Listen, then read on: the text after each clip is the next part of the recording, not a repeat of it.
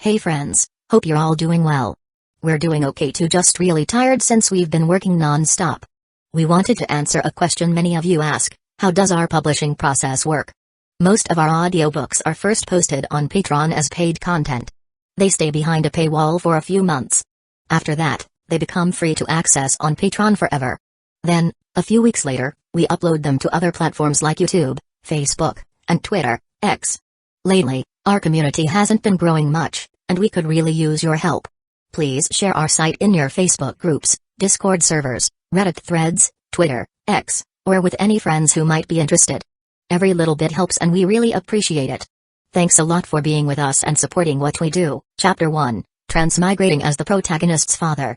Starting with 7 gorgeous daughters, I've transmigrated into a novel world. Inside a luxurious, grand office, a handsome middle-aged man with mature charm sat in an office chair, his eyes filled with complexity and a look of astonishment. After a long moment, Zhu Hao had no choice but to accept a fact. He had transmigrated into the world of a recently read urban war god novel. Good news.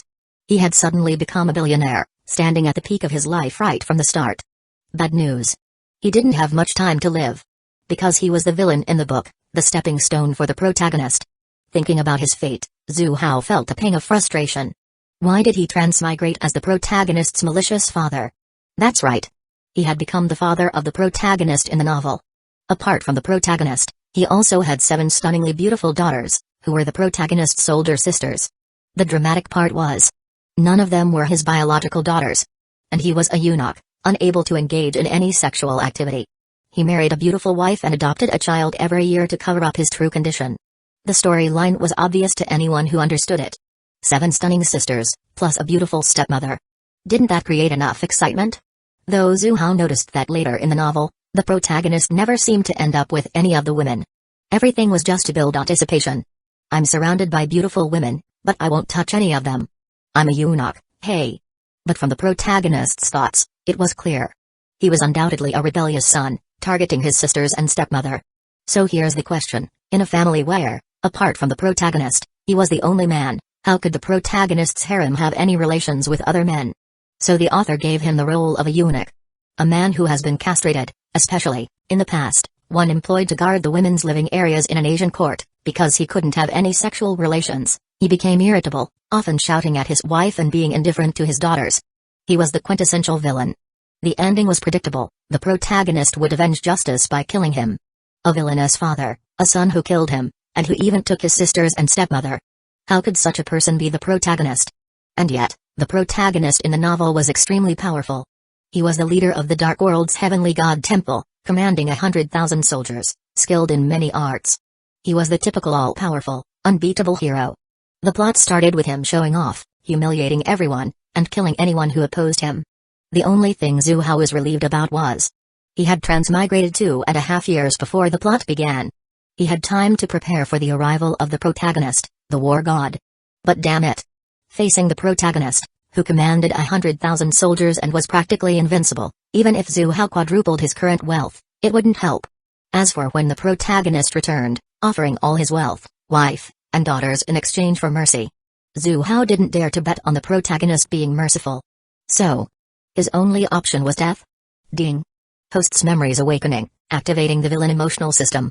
A cold, mechanical voice echoed in his mind. Zhu Hao felt a stir in his heart. Having read countless web novels, he, of course, knew about the essential golden finger every transmigrator had. A system. System, what are your functions?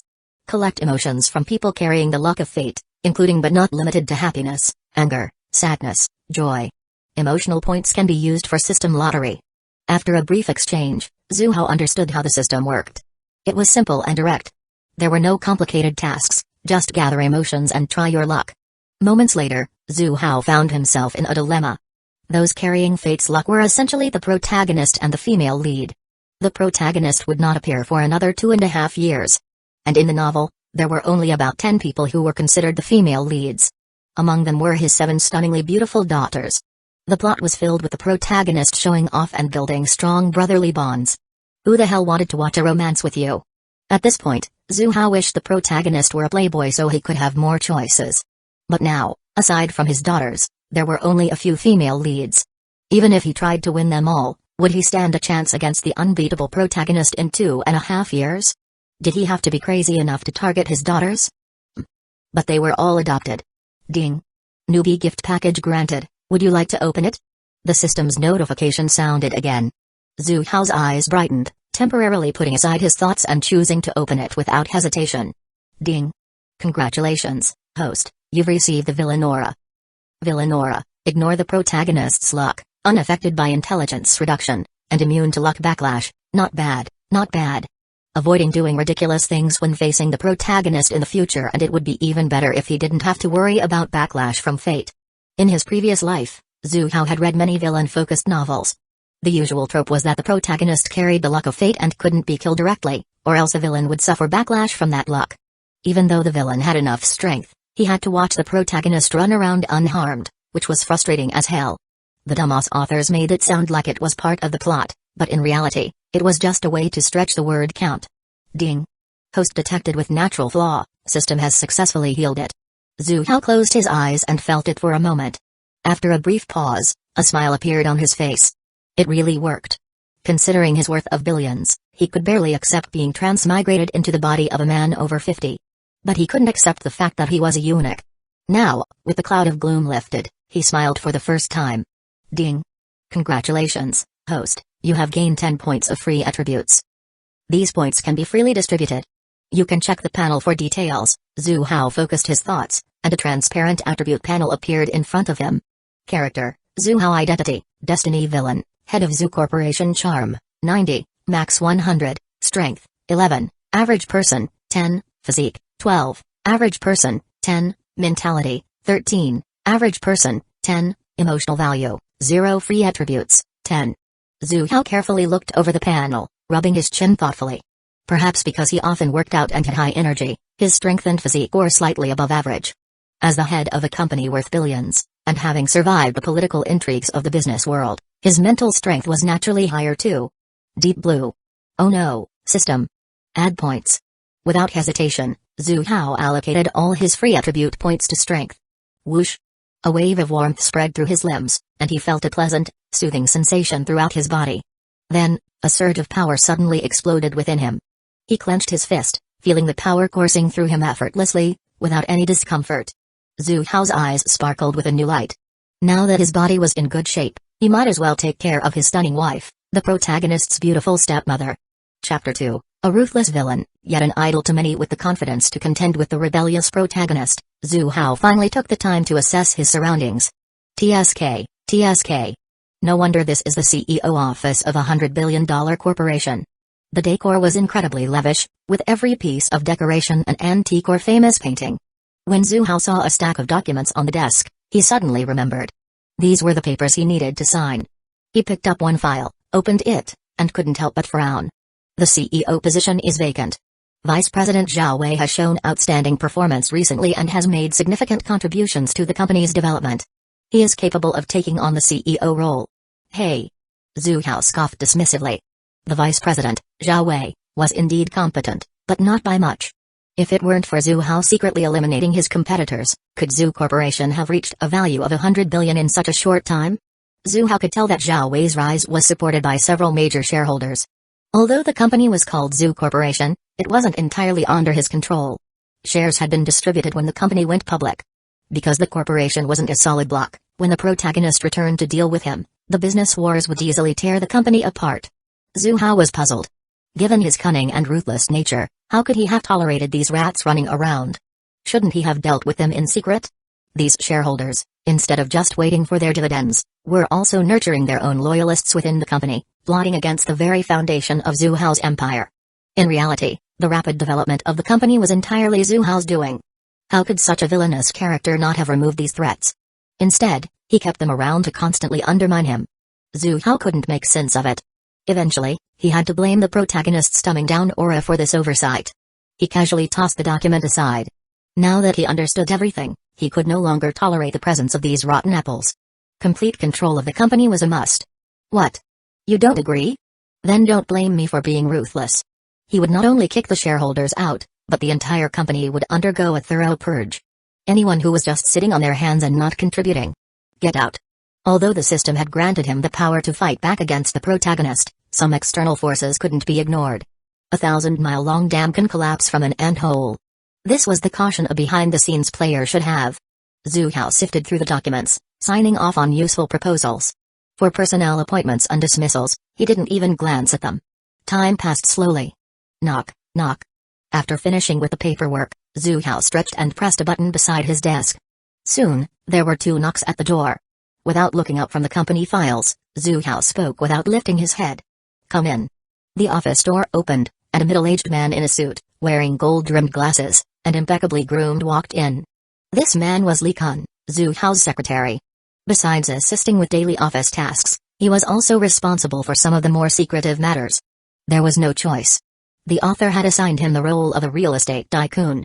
To succeed in real estate, one had to be ruthless, wasn't that right? When eyeing a piece of land, how would you deal with stubborn residents during demolition? What about workers who slack off or steal from the construction site? How would you handle competitors causing trouble? Xu Hao's methods were brutal. At best, he would break an arm or leg, and at worst, he'd send them straight to the afterlife. It was precisely his ruthless tactics that had allowed him to accumulate billions in wealth in such a short period. However, despite his ruthless, behind-the-scenes dealings and countless crimes, outwardly, he was considered a well-known philanthropist. He often participated in charity events, supported charitable causes, and donated large sums.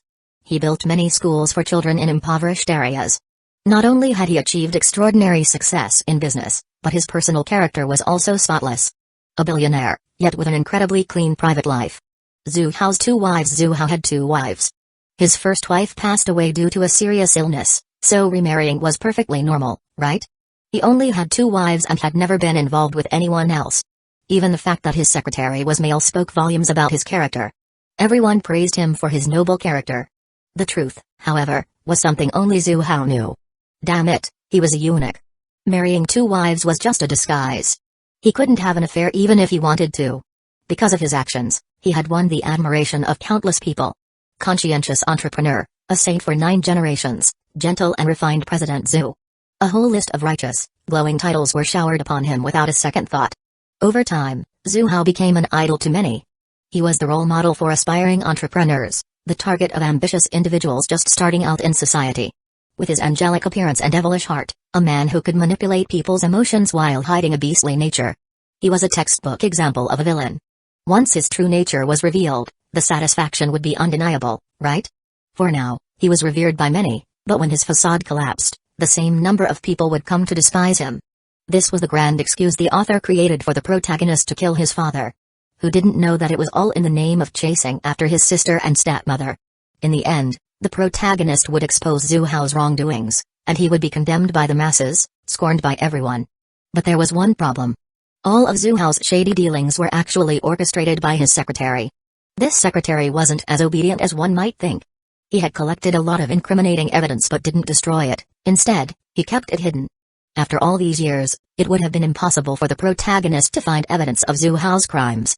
If not for this secretary. After taking a beating from the protagonist, the secretary confessed and obediently handed over all the evidence. Xu Hao glanced at Li Kun, his expression unchanged. He gave a calm, detached order, prepare the car. Understood. Li Kun replied respectfully. As he left, he quietly closed the door behind him. Xu Hao already had plans in mind for how to deal with this treacherous man. He would deal with him, of course. But right now, he didn't have anyone he could trust, so he needed to nurture someone for the future. This dog was still somewhat useful for now, so there was no need to rush replacing him. Once Xu Hao had enough power, that would be the time to dispose of him. For now, he would just use him as a tool. Chapter 3, No Ambiguous Candlelit Dinners. The fear of being controlled. Xu Hao's family home stood in the heart of the bustling city center. In this land where every inch of space was worth a fortune, building a villa spanning thousands of square meters showed just how prominent the Xu family was. After dropping Xu Hao off, Li Kun left. Looking at the massive villa in front of him, Xu Hao couldn't help but sigh. The lives of the rich really were plain and unadorned. As soon as he entered the villa, a maid came over and, somewhat apprehensively, helped him change his shoes. That's right. Apprehensively. While Xu Hao presented himself as gentle and refined in public, at home he was moody, volatile, and irritable. Unable to take out his frustrations on the world, his mind gradually twisted. Whether it was the maid at home or his stunning wife, He showed no kindness. He would yell at them at the slightest provocation, and sometimes, he even resorted to physical violence. Both of them were under his control and knew better than to expose his actions.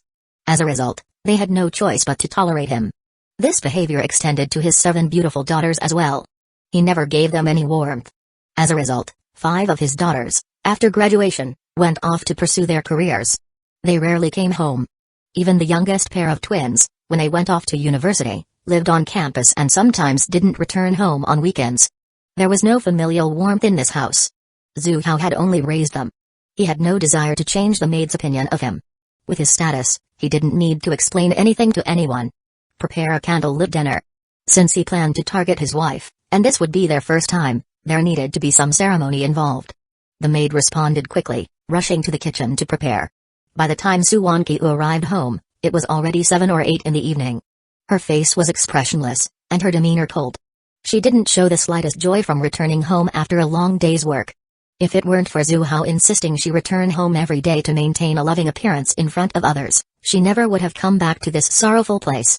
Outside, everyone envied her for marrying such a good husband. A billionaire, older but still handsome, and with good character. The truth, however, was something only Su Wanqiu knew. Zhu Hao was a complete hypocrite. The suave and friendly image everyone saw was all an act. At home, Su Wanqiu had been verbally and physically abused by him on numerous occasions. She had been deceived by Zhu Hao's outward appearance when they first met. By the time she realized the truth and wanted to leave him, it was already too late. Su Wanqiu would never forget that day. After enduring his beating and verbal abuse, she couldn't hold it in any longer and asked for a divorce. Zhu Hao, with a smirk on his face, held up a picture of her family and mockingly said to her, "I'll give you one more chance to rephrase that. If you ever reveal a single word about me, I'll ruin your family. If you doubt I have the ability to do so, feel free to try. If you don't want your family to suffer, just be a good wife and mother." It was at that moment that Su Wanqiu saw Zhu Hao's true face. From then on, she never mentioned divorce again. Zhu Hao sat on the sofa. While sipping tea, he read the newspaper. When he heard movement at the door, he turned his head and was immediately struck by what he saw. Her features were as delicate and beautiful as a sculpted masterpiece, her lips full and red, her long hair elegantly pinned up in a stunning updo. Her figure was slender and graceful, with curves where they should be, a slim waist, and long legs. Perfect proportions all around. Dressed in professional attire, her stoic expression gave off a distinct aura of a cold and aloof CEO. Though in her 30s, her face bore no traces of age, exuding an air of mature charm. When he read novels, he often doubted the author's descriptions of heroines as stunningly beautiful. How beautiful could they really be? Now, he finally understood. Even the so-called celebrities of his past life couldn't hold a candle to her. No wonder, even as a stepmother, the protagonist was drawn to her. It's no surprise he ended up psychologically twisted. Damn it, a stunning beauty was right next to him, completely at his mercy. But thanks to a natural defect, he could only watch helplessly. Who wouldn't be driven crazy? But that was in the past. Now that his body was restored, he could do as he pleased. Ding. Su Wanqiu harbors resentment toward you. Emotional value plus 123, well, damn. They just met, hadn't even exchanged a word, and he already gained emotional points. What kind of grudge was this? Zhu Hao's thoughts shifted slightly, and a panel visible only to him appeared in his vision. Character, Su Wanqiu, identity, owner of Wanqiu Beauty Salon, heroine of Return of the Warlord, charm, 95, strength, 10, physique, 9, mental, 8, favorability, -66, no wonder. A favorability of -66? That's nearing mortal enemies. But her physique is pretty weak. Could she even withstand his primal strength? Her low mental stats likely stemmed from long-term emotional distress.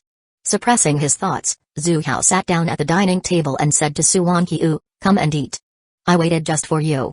When Su Wanqiu entered the house, the maid immediately served a candle-lit dinner.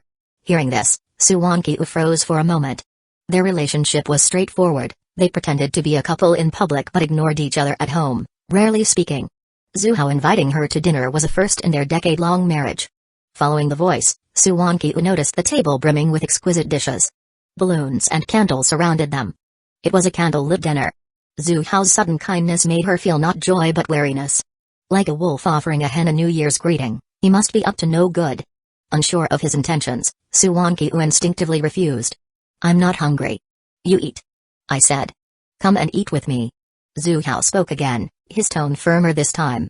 Suwankyu froze, recalling the fear of being dominated by Zhu Hao. She obediently washed her hands and sat across from him. In the corner, the maid trembled and, sensing trouble, quickly fled. Now, only Zhu Hao and Suwankyu remained in the living room. A candlelit dinner, a handsome man, a beautiful woman. Yet she felt no trace of romance. Chapter 4, The Heroine's Psychological Shadows. She's furious. Ding. Suwankyu feels fearful of you. Emotional value plus 234. Zhu Hao picked up his chopsticks and began eating. The luxurious dishes before him were irresistible. After a while, noticing Suwankyu sitting motionless across the table, he frowned. What's wrong? Not to your taste? Snapped out of her fear by Zhu Hao's words, Suwankyu quickly shook her head. No. It's not that. Then why aren't you eating? He asked, placing a piece of beef into her bowl. Skipping meals was unacceptable. Her body was already weak, without proper nutrition, how could she keep up with him? Seeing Zhu Hao serve her food, Suwankyu was both surprised and nervous. Tentatively, she picked up her chopsticks and began nibbling at her rice. Late autumn. How long have we been married? Zhu Hao suddenly asked in the quiet dining room, where only the sounds of eating echoed. Suwankyu was confused by the question but still answered. 15 years. 15 years. It's surprising how time flies, Zhu Hao sighed, though his mind was clear. After tormenting her for so many years, no wonder her affection score was so deeply in the negatives. Something felt off to Suwankyu. Zhu Hao's demeanor today was strange. His sudden kindness and question about their marriage length seemed ominous. Could it be? A sudden realization struck her like lightning. Her body trembled as she thought of Zhu Hao's first wife, who had borne him 8 children and passed away from cancer. Over the years, she had noticed subtle oddities. The youngest child had been abducted at the age of 3, shortly after she married into the family. Suwankyu had no idea what the child looked like now. However, from the appearances of the other children, none bar the slightest resemblance to Zhu Hao. Coupled with the fact that Zhu Hao had never touched her from the start, Suwankyu had her suspicions. It was likely that none of Zhu Hao's children were actually his, and he had issues in that area. She had never dared to voice this thought, keeping it buried deep within. If Zhu Hao were to find out, a shiver ran through her. She couldn't forget that his first wife had died under mysterious circumstances.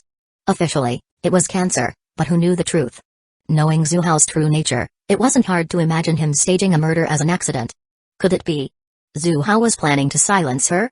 As this terrifying thought took root, Suwankyu's face turned ashen, and her body trembled uncontrollably.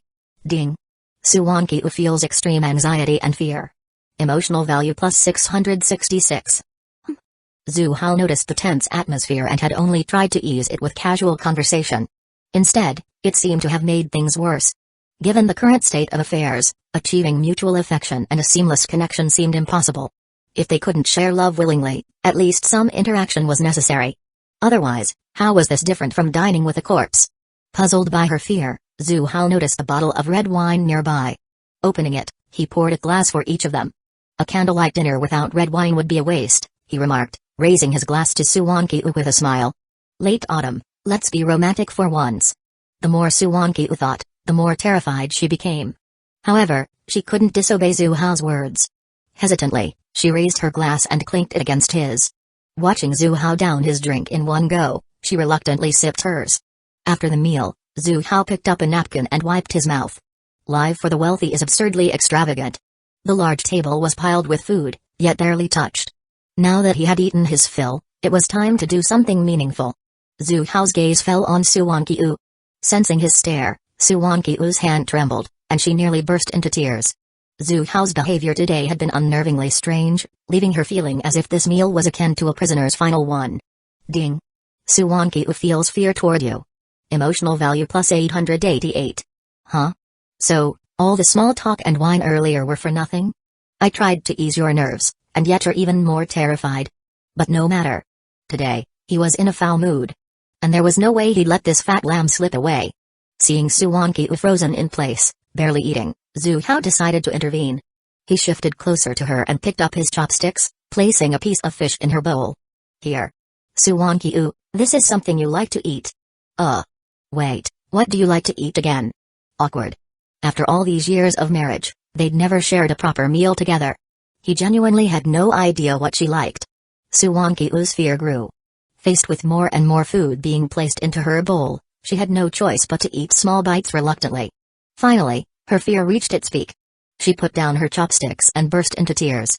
President Xu, I was wrong. I won't tell anyone your secret. Please don't kill me. What? Xu Hao was utterly baffled. I'm being so nice to you, and you think I want to kill you? How deeply had he scarred her psychologically? Still, her words piqued his curiosity. What secret do you think you know about me? He asked. Mangekyō looked up, her tear-streaked face both pitiful and endearing. She opened her mouth but hesitated, struggling to speak. Seeing Xu Hao's expression turn serious, panic overcame her, and she blurted out, You're impotent. Those children aren't yours. The moment she said it, regret flooded her, and she quickly tried to backtrack. But don't worry. I swear I'll never tell anyone.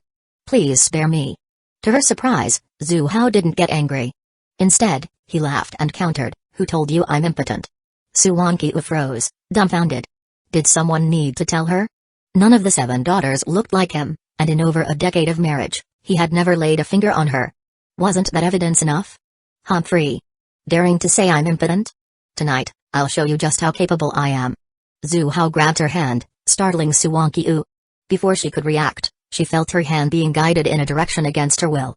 Chapter 5, Being a Polished Villain.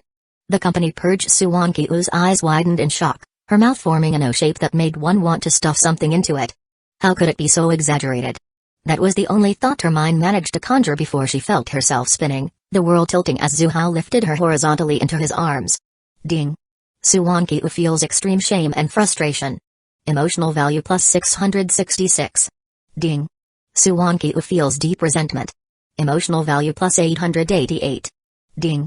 Mangekyō feels fear and anxiety. Emotional value plus 999. Several days later. Mangekyō lay with vacant eyes and a blank mind, looking thoroughly worn out. I'm such a fool. Truly. How could I have ever thought Xu Hao was impotent? The sky was already turning light. Dawn was breaking. He's inhuman. But wait, if he's this strong, why was he so indifferent to me before? Could it be he was conserving his energy, waiting for this moment to strike and catch me off guard? What a calculating man. I'm exhausted. Just let it all end. It was nearing noon when Xu Hao finally woke up leisurely and got out of bed. After a workout like that, he was feeling incredibly refreshed. Glancing at the stunning woman beside him. His gorgeous wife, the protagonist's beautiful stepmother. A sense of accomplishment surged within him. Ding. Congratulations, host. Emotional value has surpassed 10,000. The system's lottery feature is now unlocked. Xu Hao focused his attention on the system. In just one night, Mangekyō had contributed 25,698 emotional value points. This was highly promising. He couldn't help but feel eager. What treasures might the lottery yield? System, initiate a lottery, he called out internally. A moment later, a prize pool appeared before him. The sheer variety of items left him dazzled: luxury cars, real estate, advanced weaponry, even spaceships. There were also skills. Master-level combat, hypnotism, music, calligraphy, and more. There were even superpowers: X-ray vision, teleportation, resurrection, and immortality. With enough luck, anything in the pool could be his. However, each basic draw required 10,000 emotional value points, while premium draws demanded 100,000. That felt like a bit of a ripoff. Still, earning enough for 2 draws in a single night made it seem less daunting. After all, Mangekyō was just one heroine. If he managed to collect the other heroines, wouldn't the negative emotional values skyrocket even further? Not to mention, he had 7 daughters as well. Ding. Congratulations, host. You have won 10 free attribute points. More points to allocate. Xu Hao rubbed his chin thoughtfully. This time, he decided against adding to his strength and focused instead on physique. Physique was crucial, representing overall health and vitality. After all, a healthy body was the foundation of any great endeavor. Men, after all, who wouldn't want to enhance their physique for prolonged, in-depth exercise sessions? A familiar warm current surged through Xu Hao's body, transforming his physique. While the internal changes were invisible, the external ones were undeniable. His previously aging appearance seemed to rejuvenate, making him look like he was in his late 30s or early 40s again. Even his features appeared more youthful. Xu Hao's eyes lit up with excitement. Feeling the changes in his body, he was thrilled. Adding just 10 points had already made him look years younger. If he kept allocating points, wouldn't he eventually return to his peak in his 20s or 30s? Taking a deep breath, Xu Hao studied his emotions. Let's continue. Ding. Congratulations, host. You have won the Elegant and Refined Aura badge. Wearing this greatly enhances others' goodwill toward the host, making them perceive you as cultured, refined, and as pleasant as a spring breeze. Zhu Hao clicked his tongue. This was a good reward.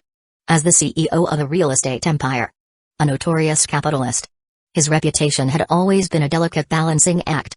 Without the charity work carefully curated to build his public image, he would have long been the target of public disdain. But relying on minor tricks to maintain a facade only worked on the average person. Anyone aware of his rise to power would see through the act as mere posturing. With the elegant and refined or buff, he could subtly alter perceptions, breaking the rules of how people saw him. This would allow him to disguise himself more effectively. The brainless villains who wore their wickedness on their faces and charged in recklessly were always the first to meet their end. The villains who made it to the endgame were usually hypocrites. Polished on the surface, yet ruthless in the shadows. They'd chat and laugh with you in public, only to stab you in the back when you least expected it. These kinds of villains not only survived longer but sometimes even managed to counter the protagonist. That is, as long as there was no protagonist halo. Zhu Hao had no desire to die and couldn't change his villainous identity, so his only choice was to play the hypocrite.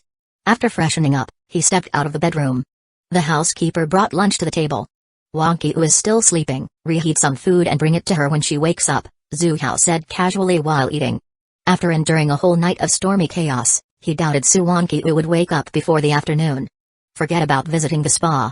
She probably struggled just to get out of bed. Yes, sir. The housekeeper replied nervously. Just as Zhu Hao finished his meal, Li Kun arrived in the car. Seeing Zhu Hao step outside, Li Kun got out, respectfully opening the back door for him. Say what you will. This dog of a man was handy to have around. Too bad he was disloyal. Today, Zhu Hao had 3 goals for the company: fire people, and fire even more people. The company had become riddled with corruption. To turn it into a tightly run ship, he needed a full-scale purge. Slackers. Fired. Those who got in through connections and did nothing. Fired. Disobedient employees. Fired. Prepare a list of all employees. Mark those who joined through connections, and send me the performance evaluations for everyone, he instructed on the way. By the time he reached the office, Li Kun had already sent him the sorted files. The purge began. Anyone hired through connections or failing to meet performance standards was fired without mercy. When many employees received dismissal notices from the chairman and CEO himself, the entire Zhu group erupted in chaos. Ordinary employees could only grumble in silence. Those who had leveraged connections to get hired started calling in favors. Several shareholders even reached out to Zhu Hao. I'm the largest shareholder, Zhu Hao replied coldly. This company runs according to my decisions. Are you trying to teach me how to do my job? Chapter 6, Zhu Hao's Authority. Gaining another little fan. After being scolded by Zhu Hao, the shareholders dared not utter a word. Though they had entered during Zhu Group's public listing, they were still somewhat familiar with Zhu Hao's rise to success. How could someone who built a multi-billion-dollar empire from scratch in just 30 years be ordinary? Usually, Zhu Hao treated them politely. They took advantage of the situation, placing a few people into the company, and that was about it. But having them unite against Zhu Hao? They simply didn't have the guts. After hanging up the phone, Xuying sneered coldly in his heart. First, I'll clean up the parasites in the company, then I'll deal with you all.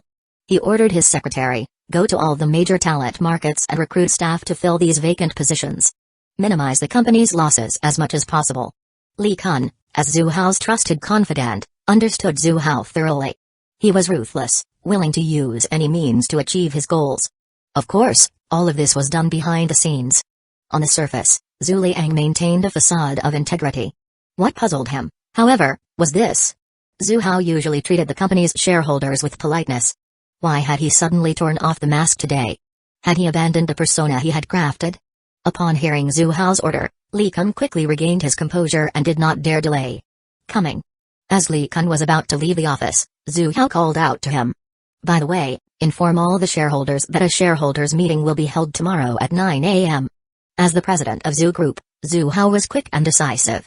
The process of cleaning up the company's parasites proceeded smoothly. By the time the task was completed, it hadn't even been half a day. Today's work was done. Zhu Hao called for his secretary, planning to go home and have a fierce showdown with the protagonist's beautiful stepmother. But unexpectedly, the secretary spoke up, Mr. Zhu, there's a scheduled appointment for you. Xuying paused for a moment. What's the matter? Manager Xuying from Valiant Steel Company has invited you to dinner tonight at the Marriott Hotel. Recalling the information in his mind, Zhu Hao remembered. Balian Steel Company had always been a partner of Zhu Group, and Xuying was their point of contact. Back when he was just starting out, he frequently interacted with Xia, and they were very close, even calling each other brothers. A few days ago, Xuying had mentioned he was unavailable, but the dinner invitation had been set for tonight. Zhu Hao glanced at the time. It was almost time to go. Marriott Hotel. At the entrance stood a middle-aged man with a square face, dressed in a suit, his expression stern. Next to him was a slender, well-behaved young woman with a pure and fresh aura. Dad. I've at least graduated with a master's degree, and my performance in every aspect is fine. I could easily join any Fortune 500 company, so why do I need you to use favors to find me a job? The girl frowned, clearly displeased as she spoke to the middle-aged man. The middle-aged man was Xuying.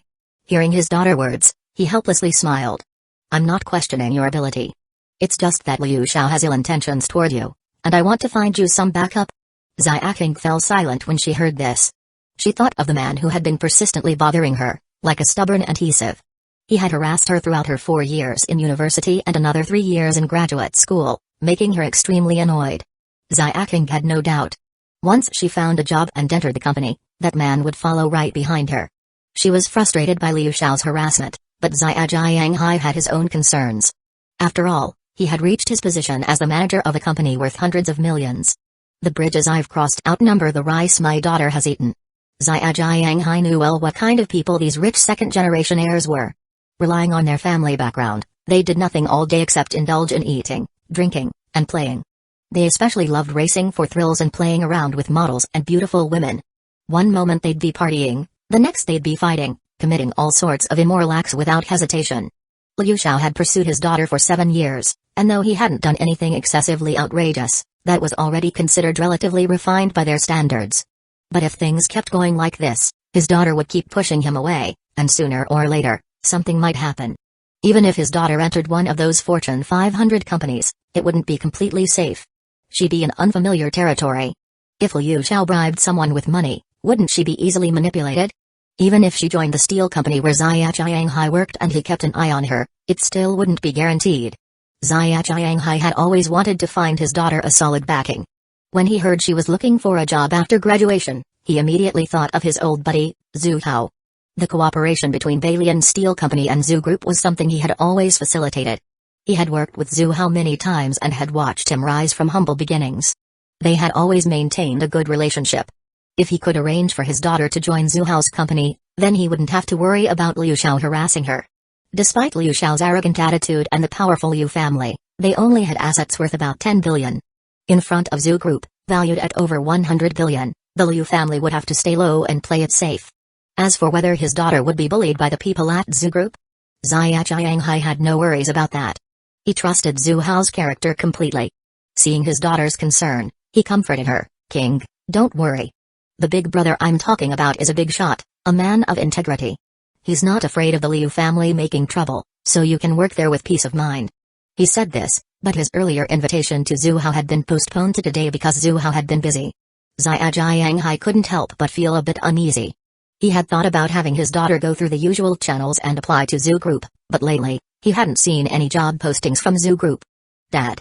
Who is this big brother of yours? Xuying gasped, curious. Xuying smiled slightly, his pride evident as he replied, Zhu Group, President Zhu Hao. Ah. Xuying covered her mouth, her eyes wide with shock. Then, her eyes sparkled with excitement as she eagerly asked, Dad. How did you get to know President Zhu? Tell me everything. He's my idol. Seeing his daughter so excited, Xuying was pleased. So he started talking about how he had facilitated the cooperation between the two companies. SHH. Just as father and daughter were enthusiastically discussing Zhu Hao, a Rolls-Royce pulled up in front of them, and Zhu Hao himself stepped out. Chapter 7, The Female Lead Has a Daughter? Zhu Hao, this brother of mine, I've decided to befriend him. Based on the memories in his mind, Zhu Hao immediately recognized Xuying. When he saw a pure-looking girl standing next to him, Zhu Hao raised his eyebrows. The girl had an exquisite oval face, with bright eyes that blinked continuously, full of vitality. Her black hair, like ink, lightly draped over her shoulders, with the ends curled into soft waves. Her bangs barely hid her delicate eyebrows, revealing half of her finely shaped face. The tight black base layer clung to her skin, perfectly outlining her graceful figure, fashionable yet innocent. Under the pleated skirt, Her legs were wrapped in black stockings, mysterious and alluring. Good heavens. Her looks could rival those of the female lead. Wait. It seemed like Zhu Hao had discovered something extraordinary, and his expression changed slightly. He actually saw a fortune halo above the girl's head, a halo that only the female lead would have. What the hell? He had read the novel before and knew that the rebellious main character had a few female leads. He was quite familiar with them. During his spare time at work, he had also checked the information on several of the women. But there was definitely no girl like the one in front of him. So, what the hell was going on? He silently murmured in his mind to check the information. Swipe. A character panel popped up. Character, Xuying, identity, female lead of the dragon returns from prison, charm, 94, strength, 10, constitution, 10, spirit, 11, affection, 40. This is the female lead from another book? After a moment of shock, Zhu Hao regained his composure. Now he understood what was happening. It turned out that this wasn't just the world from the novel Return of the Warlord that he had read. It was a world formed by the fusion of many different novels. After realizing this, Zhu Hao felt a sense of joy. Previously, he had been frustrated, thinking that the rebellious main character didn't have enough female leads. It was hindering his ability to gather emotional energy. But now, in this merged novel world, there should be plenty of female leads, right? Now, he didn't have to worry about not being able to collect enough emotional energy. Xuying, with a big smile on his face, walked over. Mr. Zhu, I finally get to meet you, the busy big shot. Hee. I've been handling some company matters lately, so I've been a bit busy. I didn't arrive too late, did I? Zhu Hao didn't act like the president of $100 billion corporation. Instead, he greeted them in a very down-to-earth manner. No, we've only just arrived not long ago. Xuying hurriedly waved his hand and called the girl behind him over. This is my troublesome daughter, Xuying. Ah, so she's my niece. Zhu Hao feigned surprise. He looked at the approaching Gu King with a meaningful gaze. Upon hearing Zhu Hao's words, Xuying secretly thought there was an opportunity and immediately reminded his daughter. King, don't you want to greet your uncle? Hello, Uncle Zhu. Xuying obediently greeted Zhu Hao, her eyes wide with curiosity as she looked him over. Zhu Hao was a very well-known entrepreneur. Starting from scratch, he built the massive Zhu Group, and his achievements were widely circulated. He was an idol for countless young entrepreneurs. Zhu Hao came from Magic City University, and he was still one of its board members. The university frequently publicized his success. Xuying was from the same school. Having heard about Zhu Hao so many times, she gradually became curious about him. When she met him in person, her eyes lit up. Zhu Hao had worked hard for years to build his business and now managed such a huge corporation. He must have put in a lot of effort. On top of that, he was the father of 7 daughters. She had thought he would be an older man with gray hair and a face full of wrinkles. But now, she realized he was a charming, mature-looking, handsome man. He was older than her father, yet looked so much younger. Zhu Hao nodded and, with a hint of dissatisfaction, said to Xuying, your niece comes and doesn't even let me know, making me unprepared and without a gift. King is all grown up, how could she accept a gift from Mr. Zhu? Xuying said, slightly flattered. How can that be? It's the first time meeting my niece, I can't just come empty-handed. Zhu Hao insisted.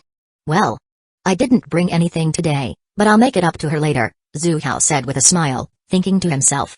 What gift should I give her? Why not? Go all out and give her a child. They continued their small talk as they walked into the hotel.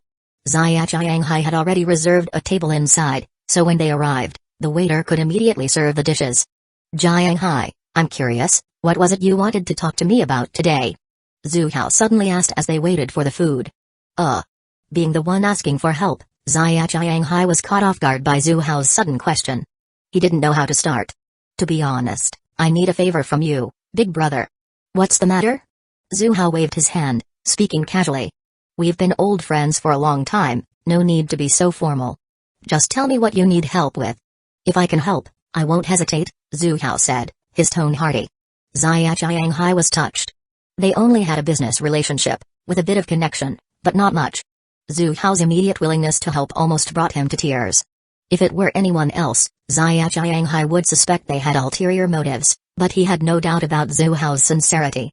Their relationship wasn't close before, and Zhu Hao hadn't been particularly interested in Xuying. But after learning he had a daughter who was the female lead, Zhu Hao decided. This brother of mine, I'll stick with him for sure. Feeling a sense of warmth in his heart, Xuying finally spoke his purpose. Actually, I'd like King to join your company. Zhu Hao was surprised for a moment but then laughed. I thought it was something serious. A job? That's no big deal, you just need to say the word. Our company is preparing for a transformation, and I've already let some people go. I'll make sure to set aside a managerial position for my niece when the time comes. Chapter 8, The Leaky Little Cotton Jacket. Sending the lamb into the tiger's mouth. Not only did he agree to let her join the company, but he also offered her a managerial position? Both father and daughter were stunned. Xuying quickly protested. No, King has just graduated. How could she be capable of holding a managerial position? How valuable is a managerial position in $100 billion corporation? Even the boss of his own steel company, Bailion Steel, had to be respectful, bowing and nodding in front of Zhu Hao.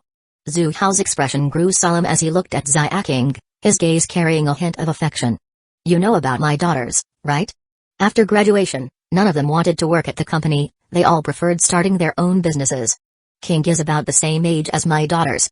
When I first saw her, I felt an instant connection. I believe King won't disappoint me. The story about his daughters wanting to start their own businesses was just an excuse. The truth was, his daughters had no real connection with him, and he'd never brought up the idea of them joining the company. Of course. They also didn't want to live under someone else's roof. Xuying felt a warm sensation in her heart upon hearing Zhu Hao's words. This was the first time someone outside her family had trusted her like this, and she felt a sense of warmth filling her chest. Ding. Xuying feels touched, emotional value plus 234, Zhu Hao had already said so much, and Xuying could no longer refuse. Seeing his daughter still standing there in a daze, Xuying, feeling a bit disappointed, said to her, What are you standing there for? Don't you want to thank Uncle Zhu? Xuying snapped out of it and seriously said to Zhu Hao, Thank you, Uncle Zhu. I won't disappoint you. Zhu Hao nodded. Just report to the company tomorrow. Start as an ordinary employee, gain some experience, and I'll promote you and give you a raise. Everyone laughed, and the atmosphere was warm and harmonious. Xuying opened his mouth, hesitating for a moment. The matter seemed settled, but Zhu Hao had agreed so quickly that Xuying hadn't had a chance to explain everything.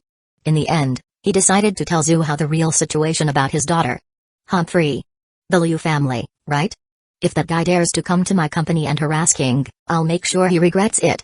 Zhu Hao snorted coldly, his tone filled with disdain, then waved his hand. Don't worry, if King comes to my company, I'll take good care of her. Zhu Hao emphasized the words take care. Neither Xuying nor Xuying noticed the underlying meaning in his words.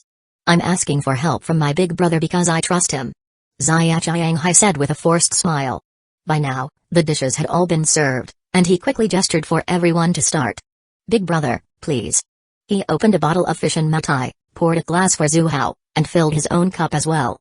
In China, matai, also called ma-o-tai, is known as the national liquor. Just as he was about to put the bottle away, he heard his daughter, Xuying, speak up. I want some too, pour me a glass. Xuying furrowed his brows. Why does a girl need to drink alcohol? Why can't a girl drink? Besides, I'm drinking with Uncle Zhu, not with you. Xuying pouted. Well, there's no rule that girls can't drink. Xuying, just pour her a glass. Let her drink a little, it's fine, but don't let her drink too much. Zhu Hao smiled and said. Uncle Zhu really understands me. Xuying couldn't help but flash a sweet smile at Zhu Hao. Since Zhu Hao had spoken, Xuying, feeling helpless, could only pour a small glass for his daughter. Seeing the drink in her glass, Xuying felt a little more cheerful. She immediately followed the workplace etiquette, lifted her glass, and toasted Zhu Hao. Uncle Zhu, I'll toast to you. Hee, alright. Zhu Hao raised his glass and clinked it with hers. Cough, cough. Xuying had always been a well-behaved girl. Since her father forbade her from drinking, she never had any alcohol. Today, she had agreed to try it because Zhu Hao was present. Plus, she was a little curious about alcohol, so she had her father pour her a glass. Xuying took a sip, nearly choking and almost tearing up from the taste. This caused both men to laugh heartily. Ding. Xuying feels a bit wronged, emotional value plus 235, Xuying put down her glass. I'm not drinking anymore, it tastes terrible. She really couldn't understand why some people liked drinking. She picked up her chopsticks and began eating. Seeing that Zhu Hao and her father were deep in conversation and her bowl was empty, she had an idea. She picked up a piece of fish and placed it in Zhu Hao's bowl. Uncle Zhu, have some fish. Ah. How can I accept that? You should eat too, Zhu Hao said politely, but then he sighed and spoke to Xuying. I really envy you for having such a obedient and well-behaved daughter. Unlike my daughters, they're all busy with their own things and never come home to visit me. Ding. Xuying feels joyful, emotional value plus 333, that's because my daughters have big goals. And I never thought King was particularly obedient. She didn't even put any food in my bowl. Xuying's tone became a bit resentful. Xuying grazed the corner of her mouth. Who told you to tease me earlier? Xuying instantly became dissatisfied. Wait, didn't both he and Zhu Hao laugh just now? Seeing how close his daughter was to Zhu Hao, he couldn't help but feel a strange sensation. It was as though Zhu Hao was her real father, and he, Xuying, was just an outsider. Shaking his head, he brushed away these thoughts. It was a good thing that his daughter was getting along with Zhu Hao. He wasn't worried about Zhu Hao causing any harm to her. After all, Zhu Hao's character was beyond reproach. Dinner was over, and the sky had completely darkened. The city lights illuminated the dark night, casting vibrant colors across the sky. As the three of them walked out of the hotel, the streets were already bustling with people. It was the time for people to go shopping in the evening. Just as Zhu Hao was about to bid farewell to the Xia family, a voice suddenly interrupted. Class monitor? Xuying? Hearing someone call her name, Xuying turned her head. She saw a young man, average in height and appearance, standing in front of her, looking at her with great excitement. You are? Xuying didn't recognize the person in front of her. She furrowed her delicate brow and asked. It's me, Chenmo. Your college classmate. You don't remember me? Chenmo, the young man, twitched the corner of his mouth. After 3 years, seeing his dream goddess again, Chenmo's heart wasn't calm at all. Chapter 9, The Protagonist's Ambition. The White Moonlight female lead. No rest until death 3 years ago, he was a senior in college, about to graduate. Xuying was beautiful, with a good figure and an innocent, pure aura, making her the object of admiration for countless people. Chenmo was one of them. But he was just an ordinary guy, from an ordinary family, with nothing special about him. He didn't have the courage to pursue the goddess in his heart. The others who admired Xuying didn't take any real action to pursue her either. It wasn't because they were insecure. It was because Xuying had a suitor with a powerful background. At the start of university, the young master of the Liu family, Liu, had taken a liking to Xuying and launched a vigorous pursuit. He even went so far as to declare that anyone who dared to pursue Xuying would be going against him. A few didn't believe in such threats and started pursuing Xuying anyway, only to face miserable consequences. One afternoon, after class, Liu showed up with gifts and a bouquet of flowers arranged in a heart shape. He confessed his feelings right in front of the classroom door. Xuying was furious. Seeing his goddess being wronged, Chenmo couldn't hold back his burning passion. He stood up, full of righteous indignation. Without hesitation, he scolded Liu harshly. He felt good at the time, but the retaliation came quickly. The next day, on his way to school, he saw a female classmate, disheveled, backed into a corner by Liu, attempting to assault her. Having slapped Liu in public the day before without any personal consequences, Chenmo wasn't so afraid of the rumors about Liu's cruelty anymore. His sense of justice flared up. Let go of that girl. He rescued her, only for the girl to turn around and accuse him of attempted rape. With Liu's manipulation behind the scenes, the charge stuck. Chenmo was thrown into prison. At that moment, his heart felt dead. The world was so dark. The idea that everyone is equal before the law was a joke. The law was only meant to restrain ordinary people. It had no effect on those with power and influence. In the right circumstances, the law became a tool for them to do whatever they wanted. Sometimes, it even served as their shield. As the rumors had said, Liu was as sinister as they came. Even after sending Chenmo to prison, he didn't let up. He had people torment him inside. Sleeping in the toilets, enduring humiliations, forced to eat feces. They even made him offer up his dignity. That time felt like a nightmare for Chenmo. He still woke up in cold sweats from it. Fortunately, the heavens didn't completely close off his path. In prison, he met an old man. It was said that the man was the leader of a brotherhood. The old man asked him if he wanted revenge. Chenmo said he did. If you want revenge, become my disciple. From that moment, the wheels of fate began to turn. The old man taught him many things. Not just extraordinary martial skills, but also the ways of the world. Now, 3 years had passed, and he had learned most of what the old man had to offer. Today, he was finally released from prison. As Chenmo stepped out into the sunlight and saw the blue sky and white clouds, he swore. Liu, who framed him, and the entire Liu family must pay a heavy price in blood. That evening, he planned to dine here but unexpectedly encountered the goddess of his dreams from years ago. He had been targeted by Liu because of Xuying, yet he held no resentment toward her. On the contrary, whenever he struggled through the suffering in prison or the grueling training that followed, he would think of that pure and unattainable image. Now, he was no longer the self-conscious man he had been 3 years ago. Under his mentor's guidance, he had honed his skills and transformed his mindset over the past 3 years. Not only would he take revenge, but he would also win the heart of the woman he loved and rise to the pinnacle of life. To revel with beauty by my side and command the world when awake. Had Shenmue not mentioned it, Xuying wouldn't have remembered someone like him. He left a vague impression, but not a strong one. After all, he had been utterly ordinary. The only memory she had of him was that he had been imprisoned for assaulting a female classmate.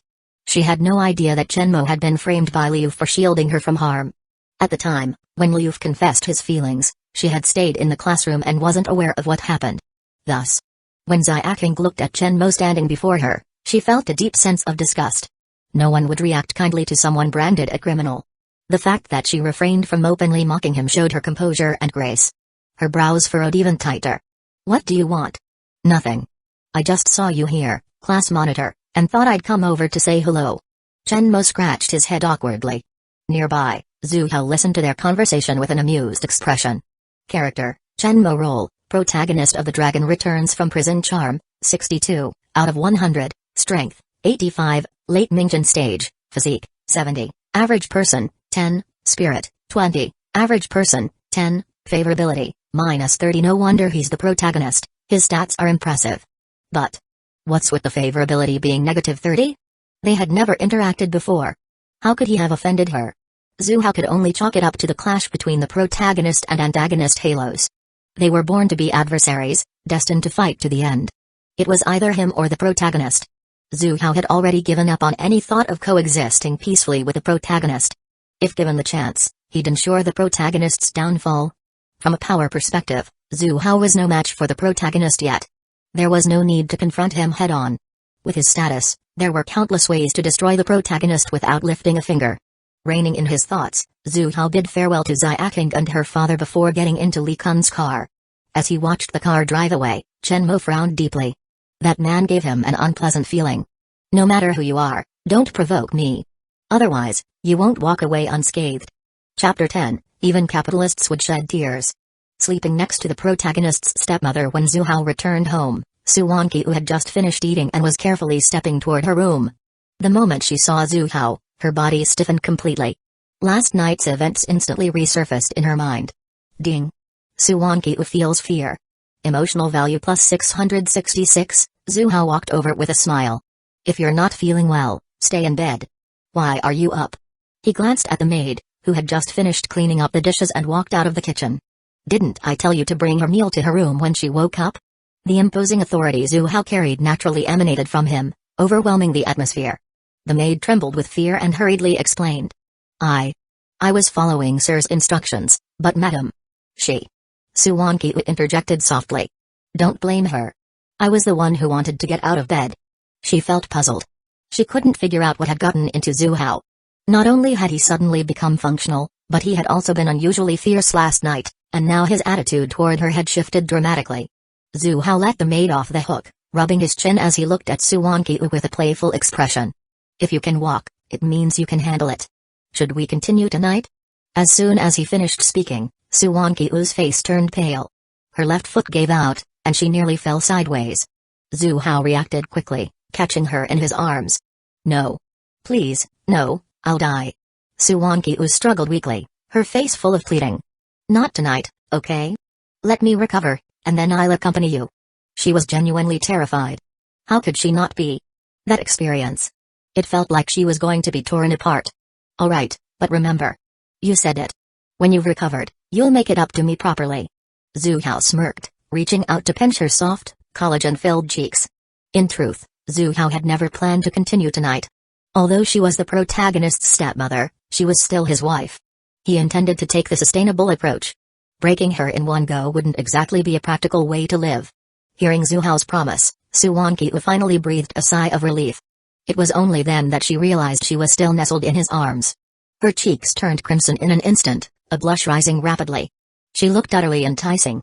Though there would be no clapping of love tonight, Zhu Hao still went to Su Wanqiu's room to sleep. From now on, there was no need for separate bedrooms. After all, who wouldn't enjoy sleeping next to the protagonist's gorgeous stepmother? The next morning, noticing Su Wanqiu hadn't fully recovered, Zhu Hao decided not to bother her further and got up early on his own. Yesterday, he had called for a shareholders' meeting. Today, he planned to confront those old-timers at the company. He was determined to reclaim all the shares and consolidate them under his control. Zhu Hao intended to start with diplomacy, but if they refused to relinquish their shares and clung to them stubbornly, he wouldn't hesitate to turn hostile. Don't blame him for being ruthless if they didn't know how to cooperate. Just as he arrived at the company's entrance, he ran into a familiar face. It was Xuying, the woman he had asked to report to the company yesterday. Xuying smiled brightly and greeted him sweetly. "Good morning, Uncle Zhu." "Good morning to you, too. Head straight to the HR department, I've already informed them." "Alright, I'll go right now." "Wait a moment." Zhu Hao pulled out a delicate little gift box from his pocket. "I didn't give you a welcoming gift yesterday, so I'm making up for it today." This small gift, something girls typically like, was purchased on his way home when Li Kun came to pick him up. Zhu Hao's keen attention to this young female lead wasn't just because she was a protagonist. Once she joined the company, he could easily manipulate her and harvest emotional value at will. But he had bigger plans. He wanted to fully claim this young female lead, in every sense of the word. He planned to groom her into a reliable right-hand ally. 100 billion yuan in assets was only the beginning. To survive and thrive in this multifaceted novel world, Zhu Hao knew he needed to become even stronger. His vision was to build a conglomerate worth trillions.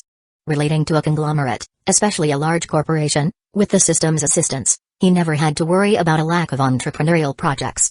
What he lacked was talent. Trustworthy talent. The growth of a corporation couldn't depend solely on him. He even entertained a grand idea. Why not recruit all the female protagonists into his company?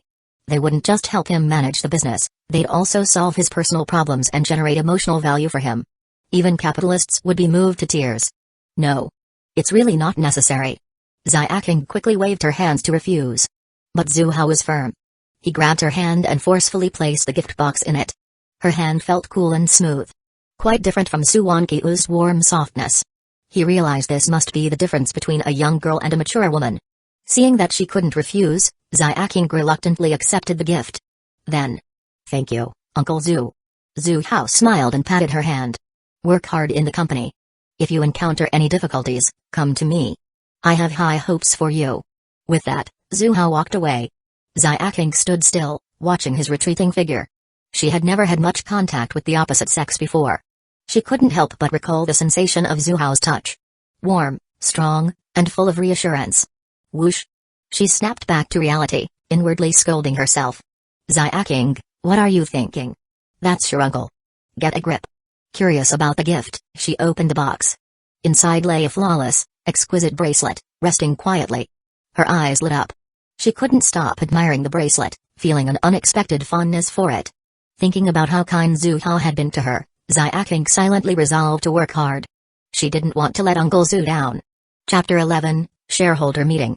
Lao Mo.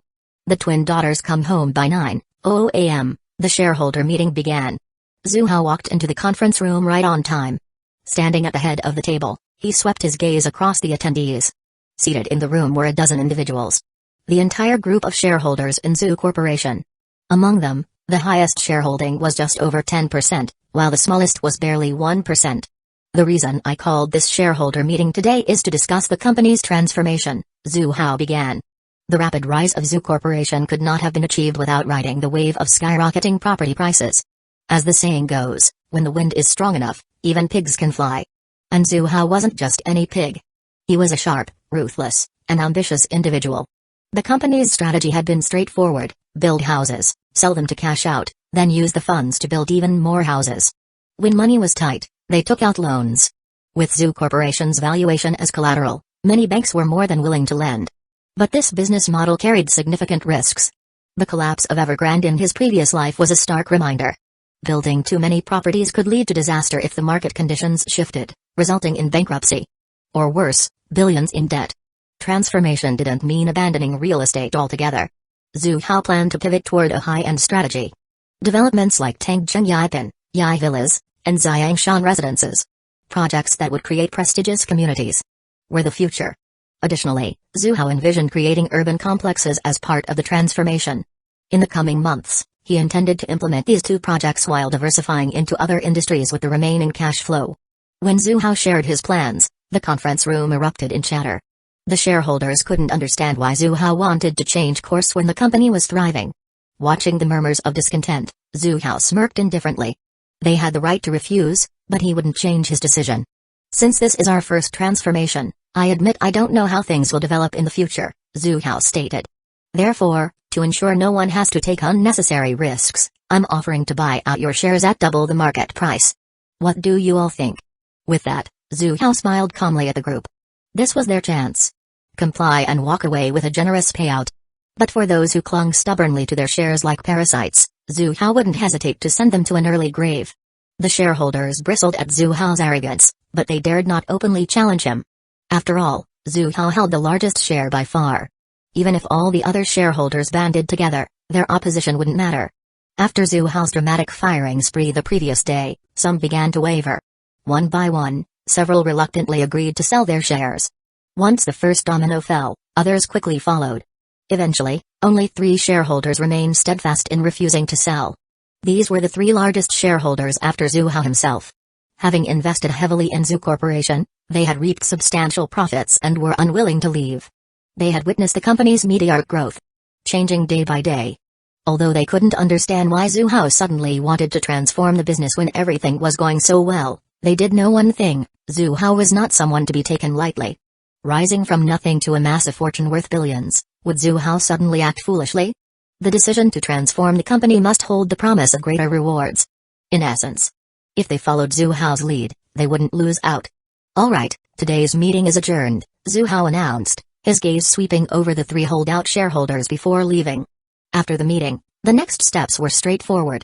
Zhu Hao instructed his team to process the share transfer agreements, which went off without a hitch. In high spirits, he took a walk around the company. The atmosphere felt heavy.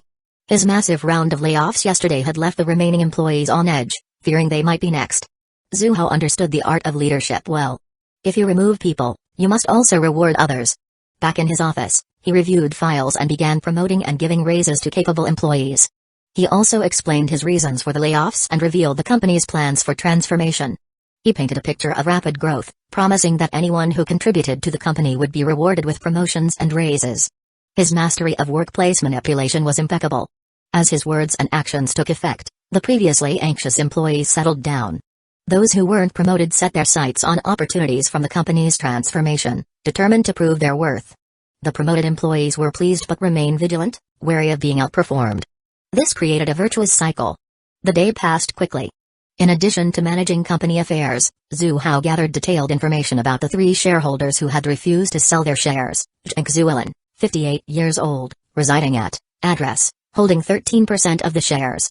Lu Qingong, holding 9% of the shares. Li Ping, holding 7% of the shares. Zhu Hao summoned Li Kun to his office. Deliver this document to Lao Mo. Tell him to keep an eye on the people listed and gather detailed information about their families. Wait for my orders. Lao Mo was Zhu Hao's trusted enforcer. He handled the dirty work Zhu Hao couldn't directly involve himself in. Eliminating threats, coercion, frame-ups. Known in the underworld as Mo the Butcher, Lao Mo had originally been a humble fishmonger. Zhu Hao had often visited his stall for meals and, upon discovering his extraordinary skills, decided to recruit him. Over the years, Lao Mo had dealt with numerous unsavory matters for Zhu Hao. In return, Zhu Hao provided funds for Lao Mo to build his network and recruit personnel. Now, the Blood Butcher Society, Lao Mo's organization, had gained a reputation in the Shanghai underworld. That evening, Zhu Hao returned home and found that Su Wanqiu had fully recovered. The sight of her reignited his desire. As the two of them ignited their passion in the bedroom. Click. The villa's front door opened. A pair of stunningly beautiful twin girls, nearly identical in appearance, walked through the door. Chapter 12, The Humiliated Heroine and the Shocked Twin Sisters. The twin sisters possessed striking, pure beauty with delicate, heart-shaped faces. Their clear, bright eyes glimmered like water, framed by crescent-shaped brows and fluttering lashes. Their flawless, porcelain skin held a faint blush, and their soft, rose-petal lips seemed ready to drip with charm. Not only did they look identical, but they also wore matching outfits, with only their hairstyles setting them apart. One wore a ponytail, exuding an air of grace and elegance. The other sported a bun, giving her a lively and mischievous appearance. Clearly the more restless of the two. That's right. This pair of twins were Zhu Hao's youngest daughters. The elder, Zhu Shixing, carried a gentle and refined demeanor. The younger, Zhu Hui, radiated playfulness and energy. It was the weekend. The sisters hadn't been home for a long time and had spontaneously decided to visit their stepmother, Mangekyō. They felt little attachment to this home and even less to their father. Zhu Hao had never cared for them as children, often resorting to harsh words and discipline. So, once they grew up and gained independence, their older sisters had all moved out and never looked back. Even though the twins were still in university and lived relatively close to home, they chose to stay in their dorms rather than return to this cold and unwelcoming house. Today's visit was solely to check on their stepmother. Their father's unpredictable temper made him unbearable. However, their stepmother had always been kind to them. She had taken them shopping, indulged their cravings without hesitation, and continued to send them pocket money even after they grew up. Such a gentle and caring woman marrying their cold, ruthless father seemed like an unfortunate mismatch. In their eyes, Mangekyō was a prized gem undeservedly trampled by a pig. Despite the formal title of husband and wife, the reality was closer to strangers living under the same roof. The twins even suspected their marriage was nothing more than a facade. With their older sisters gone, only their stepmother remained in this lifeless house. Worried for her, they made it a habit to visit her occasionally. As soon as they entered the villa, faint sounds reached their ears. Listening carefully, they realized the noises were coming from their stepmother's bedroom. The two exchanged stunned glances, their faces mirroring disbelief. Zhu Hui, the younger sister, displayed her characteristic mischief. Her expression brimmed with curiosity as she teased, "Hee hee, Su Mom is comforting herself. Let's sneak a peek." "What nonsense are you spouting?" Zhu Shixing blushed, glaring at her unruly sister. "There's nothing to see. We'll just wait here. I'm just curious." Zhu Hui's face lit up with a wicked grin. "I wonder what our gentle, elegant, and beautiful stepmother looks like while comforting herself. It must be fascinating." She tiptoed forward, attempting to sneak a look. Hearing her sister's outrageous remarks, Zhu Shixing's cheeks burned with embarrassment. Her mischievous sister had clearly grown up with no filter and no sense of propriety. Seeing Zhu Hui's bold attempt, Zhu Shixing panicked and quickly pulled her back. "You're not going anywhere. Sit down and wait here." As the younger sister tried to resist, the elder firmly pushed her onto the sofa, preventing her from making any more trouble. The identical twin sisters began wrestling with each other. They ended up waiting for over half an hour. When Mangekyō and Zhu Hao finally stepped out of the room, the sisters' eyes widened in shock. Their faces bore identical expressions of disbelief. They had assumed their stepmother was comforting herself. Instead, she had been enacting an intimate scene inside. What shocked them even more was the fact that their stepmother had been with Zhu Hao. Sure, they were technically husband and wife, so sharing such moments wasn't unusual. But to the sisters, it felt anything but normal. What was going on? Were Zhu Hao and their stepmother merely a couple in name, practically strangers under the same roof? They hardly spoke to each other. Now, seeing Zhu Hao and Mangekyō walking side by side, the sisters' minds were filled with endless question marks. The scene before them defied all their understanding. Ding. Zhu Shixing feels furious. Emotion value plus 345, ding. Zhu Hui feels indignant. Emotion value plus 345, TSK. Are twins always this in sync? Their emotion values are exactly the same, Zhu Hao thought to himself, amused. He finally gave the sisters a closer look. These were two of his daughters. Describing them as breathtakingly beautiful wouldn't be an exaggeration. Zhu Hao couldn't help but admire his own eye for potential. All 8 of the babies he had adopted had grown up to possess extraordinary looks. Wait. There seemed to be one glaring exception. 7 of his daughters were stunningly gorgeous. But his son? Not so much. Handsome wasn't a term anyone would use. At best, he was tolerably decent, with his only redeeming qualities being his height and broad physique. Shaking off the thought, Zhu Hao checked the sisters' favorability panels. Oh, great. Both of them were at -50. How were they this synchronized? You're back. Have you eaten yet? Zhu Hao asked with a friendly smile. The sisters were even more stunned. They wondered if their ears were playing tricks on them. After all, Zhu Hao had barely spoken a handful of words to them throughout their lives. And now he was asking about their meals? And smiling at them. The sisters were bewildered and instinctively shook their heads. I'll ask the housekeeper to cook something for you, Zhu Hao said, keeping his warm demeanor. Just as he was about to call for the housekeeper, Mangekyō suddenly interjected. No need to call her. They like my cooking. I'll do it myself. Before anyone could respond, she hurriedly turned and fled to the kitchen. If anyone had seen her face just then, they would have been shocked. Her cheeks were so red they looked like they might drip with water. She was utterly mortified. Judging by her daughter's reactions, they had clearly been home for some time. Which meant they must have heard everything that had happened earlier. If there were a hole in the ground, she would have crawled into it without hesitation. How could she ever face her daughters again? Chapter 13, Curious Kids. Summon the dragon by gathering 7 daughters. When Suwankyu slipped into the kitchen, Xuying and Xuhui stood frozen in place. They felt uncomfortable being around Xuhao. "We'll go help Su Mom." The two quickly ran toward the kitchen. Watching their retreating figures, Xuhao rubbed his chin, lost in thought. Why was he so intent on changing his daughter's opinions of him? It wasn't that he craved a loving father-daughter relationship. Only by improving their relationship could he keep his daughters close and better collect emotional value from them. Currently, his daughters had no emotional bond with him. They couldn't wait to stay far away. There was no way to gather emotional value like this. He couldn't possibly kidnap all his daughters to keep them close, could he? In the kitchen, Wangqiu was washing vegetables. From her absent-minded gaze, it was clear she was deep in thought. Xuhao had really changed. Since their deep conversation 2 days ago, Xuhao had abandoned his previous indifference toward her. He now treated her as a true wife, even showing care for her. Last night, when Xuhao entered her room, she was utterly terrified. But Xuhao simply held her while they slept, without engaging in any intense interactions. Well, aside from a few minor actions. And despite her arguments on other matters, her heart actually felt warm. No, no, no. Suwankyu, how could you think this way? Xuhao had forced her into this situation. This time was no exception. He hadn't sought her consent. He claimed he would just hold her without doing anything, but still pressed her head down, leaving no room to resist. How could Xuhao possibly be a good person? He was a ruthless villain, capable of every wicked act imaginable. Clatter, clatter. Footsteps echoed. Before Suwankyu could react, Xuying and Xuhui had already appeared beside her. "Su Mom, let me help you." In her daze, the vegetables in her hands were snatched away by Xuying, who began washing them swiftly. Snapping back to her senses, Suwankyu hurriedly spoke to the sisters. "The kitchen is full of smoke and grease, you two should leave. I'll finish quickly." Xuhui glanced toward the living room at Xuhao and pouted. "We don't want to stay near him anyway. Su Mom, let us help you. We've even learned cooking skills." Knowing the strained relationship between Xuhao and his daughters, Suwankyu didn't press further. She started preparing to cook. Xuhui leaned in closer, whispering mysteriously. "Su Mom, what's going on between you and him? Don't you two have no feelings for each other? He often yells at you and even hits you. Why are you still so?" Swipe. Suwankyu had rushed to the kitchen precisely to avoid such questions. She hadn't expected them to come up anyway. Why were kids so curious?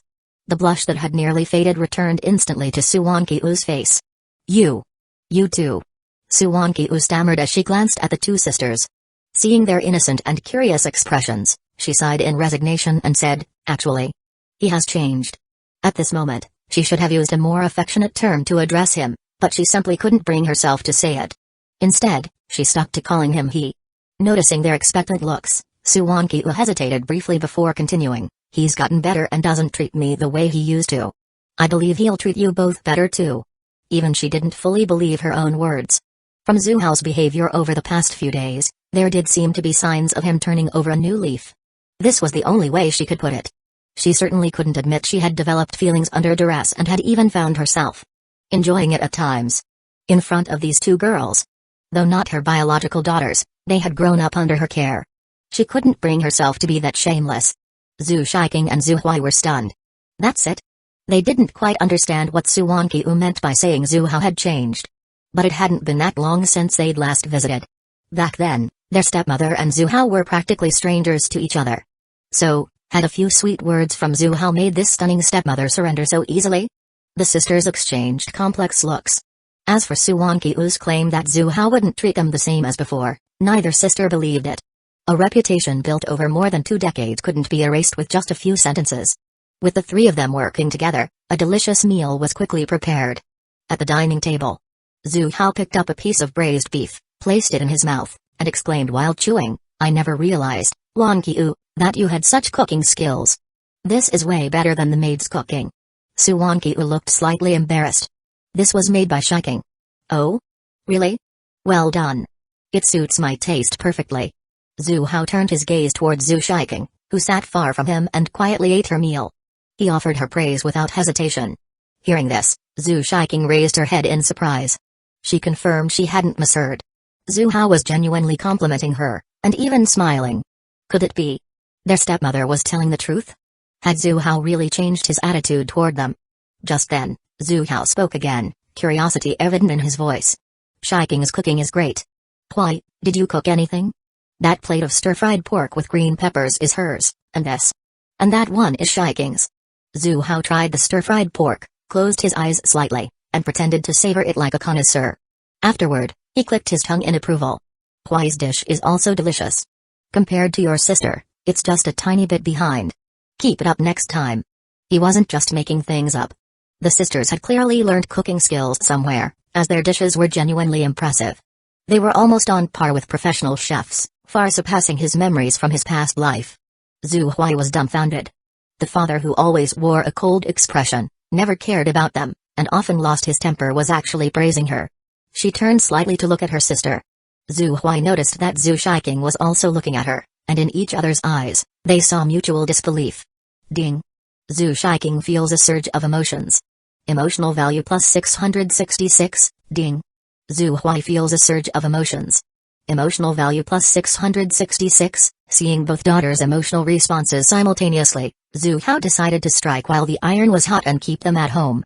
Letting them roam outside would be a waste. They're all emotional value, after all. Zhu Hao felt confident. With his vast experience, handling 2 young girls was a breeze. Once these 2 were won over, how far could the remaining 5 be? His ultimate goal. To gather all 7 daughters and summon the dragon. Chapter 14, Awaken Strange Traits. Truly Little Sweetheart's Nightfall. Zhu Hao didn't have many hobbies, but he particularly loved racing. That night, he drove alone to Mount Akina, ready to pick a car. He chose a sleek and glamorous model. The car had a body as smooth as jade, was meticulously maintained, and looked brand new. Its headlights were dazzling, its rear curves perfectly rounded. An elite urban SUV. When Zhu Hao got inside, he found the interior to be luxurious, with smooth leather and controls that felt perfect to the touch. The only downside was its cramped interior space, giving it a slightly oppressive feel. After familiarizing himself with the controls, he turned a key. As the engine roared to life, he could feel a faint tremor. However, the soundproofing left much to be desired. Slowly revving up to 3,600 RPM, he noticed the car shaking slightly and emitting some noise. This car, combined with Zhu Hao's driving skills, was a perfect match. Gripping the steering wheel with both hands, he floored the gas pedal, launching the car with a screech. The speedometer quickly climbed to 360 km per hour. The glamorous car disappeared into the distance, leaving a trail of stunned racers in its wake. None of them could make out the vehicle. Only a fleeting shadow. In their minds, a single question arose: what the heck just ran over my face? Ding. Suwankyu feels anger, emotional value plus 123, ding. Suwankyu feels extreme embarrassment, emotional value plus 999. Zhu Hao glanced at the system notifications, slightly surprised. He could understand the embarrassment providing 999 emotional value. After all, there were people at home. Suwankyu had been reluctant but couldn't resist Zhu Hao. But what puzzled him was how her anger seemed to have lessened. What's going on? Not just this instance. He noticed fewer notifications about her anger or hatred over time. Zhu Hao immediately checked Suwankyu's attribute panel and was astonished. Her favorability, previously at -66, had risen to -52. It was still negative, but wasn't that an improvement? His expression turned peculiar. He had done several things without her consent recently, yet her favorability hadn't dropped. It had even increased. Could it be she's awakened some strange traits? Ding. Xuying feels resentment, emotional value plus 555, ding. Xuying feels surging resentment, emotional value plus 555. Unexpectedly, Suwankyu contributed a significant amount of emotional value that evening. But his 2 daughters weren't far behind, proving once again why they were his little sweethearts. Zhu Hao checked the accumulated emotional value on his panel. Over 40,000 points. That meant he could draw 4 prizes. Let's do the draw. Ding. Congratulations. You've received 10 free attribute points, ding. Congratulations. You've received 10 free attribute points, ding. Congratulations. You've received the skill, Close Quarters Combat, Master Level, Skill Levels, Proficient, Master, Grandmaster, God tier. In an instant, a slight pain flickered through Zhu Hao's mind. A surge of combat-related knowledge flooded his brain, as if it had been engraved into his memory. It felt like he had spent over a decade mastering these skills. The most remarkable part? Zhu Hao felt he could utilize these techniques effortlessly, without any sense of unfamiliarity. With his skill, Zhu Hao finally felt he had some self-defense capability. Relying on external forces was unreliable. Strength was the only true security. Though Kyushu wasn't like other countries with daily shootings, where killing was rampant, you could never be too careful. Kyushu, island in Japan. What if one day, he triggered a storyline where a group of outlaws tried to kidnap him? Moreover, he also possessed the destined villain aura, fated to clash with the protagonist until one of them perished. What if the protagonist decided to break the rules and kill him outright, even if it meant violating the law? That would be absurd. Being cautious by nature, Zhu Hao had no intention of provoking the protagonist until he gained sufficient strength to defend himself. Otherwise, when he encountered a protagonist yesterday, he wouldn't have left without even attempting to probe them. With that thought, Zhu Hao's mind stirred, and he allocated all 20 free attribute points to strength. Previously, he had invested points in Constitution, assuming that the rebellious protagonist wouldn't appear for another 2.5 years. However, it turned out this was a fusion world, blending elements from different stories. He had already encountered a protagonist yesterday, whose natural favorability towards him was negative. Zhu Hao understood the priorities. Improving his constitution to make himself younger was certainly important, but staying alive took precedence. If he died, nothing else would matter. With his current constitution, even enduring a night of intense activity 7 times over wouldn't be an issue, so there was no urgent need to enhance it further. Once the threat of the protagonist passed, he could always boost his constitution later. As for becoming younger to attract the female leads, did it matter? Who was he? Why would he need to deliberately curry favor with female leads or change himself for them? That was simply out of the question. A familiar warmth surged through his body. When the sensation faded, his strength had doubled again, reaching 42. The surge in power left Zhu Hao slightly intoxicated, feeling as though he could punch through a bull with one strike. With the increased strength and his newly acquired master-level close-quarters combat skill, even if yesterday's protagonist attempted to kill him, it wouldn't be so simple. And if they failed to kill him in one blow, Zhu Hao could leverage his wealth and influence to utterly crush them. The system had informed him that raw strength values didn't fully determine one's overall power. Combat effectiveness depended on many factors: strength, constitution, mastered skills, environmental conditions during the fight, and so on. Zhu Hao's gaze sharpened. Without hesitation, he decided to use his remaining draw. Let's do this. Spin again. Ding. Congratulations. You've received the skill, painting, Grandmaster level. A sharper pain pricked his mind this time as an immense amount of artistic knowledge flooded his brain. In mere moments, Zhu Hao had mastered techniques that would take others decades to learn. And even then, they might not reach his level. Now, with just a pen in hand, he could create a masterpiece worthy of the ages. However, his expression remained stoic. Good news, he had gained a Grandmaster level skill. Bad news, the skill was painting. He was the CEO of a billion-dollar corporation, and now he was supposed to take up painting? The mental image was so ridiculous he didn't dare dwell on it. All in all, this round of rewards wasn't bad. Looking at his depleted emotional value reserves, Zhu Hao sighed. It wasn't enough. It was never enough. He'd have to keep working hard to gather more. With that, he turned his gaze to the protagonist's stepmother, still gasping for breath and not fully recovered yet. Chapter 15, Milk it while you can. Waiting for the daughters to call me dad, ding. Zhu Shixing feels anger. Emotional value plus 777, ding. Zhu Hui feels anger.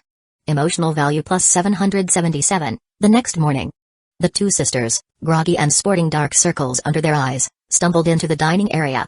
They were greeted by the sight of Su Wanqiu and Zhu Hao sitting at the table, waiting for breakfast. Their teeth clenched in frustration. Don't these two ever get tired? They'd gone to bed so late last night, and yet here they were, looking perfectly fine. Fine. Whatever they do is their business. But why the constant humming? The sisters had been kept awake by the incessant noise, leaving them exhausted and irritable. Su Wanqiu's cheeks burned with embarrassment. She avoided her daughter's gazes, her eyes darting nervously. Zhu Hao, on the other hand, pretended not to notice, his mind finding the situation amusing. He grinned and said, "What's wrong with you two? You look so drained. Girls shouldn't stay up late, it's bad for your skin." His comment only fueled their anger further. The sisters' faces hardened as they wordlessly approached the table, picked up their chopsticks, and began eating. Ding. Emotional value plus 888. Zhu Hao found the whole situation entertaining.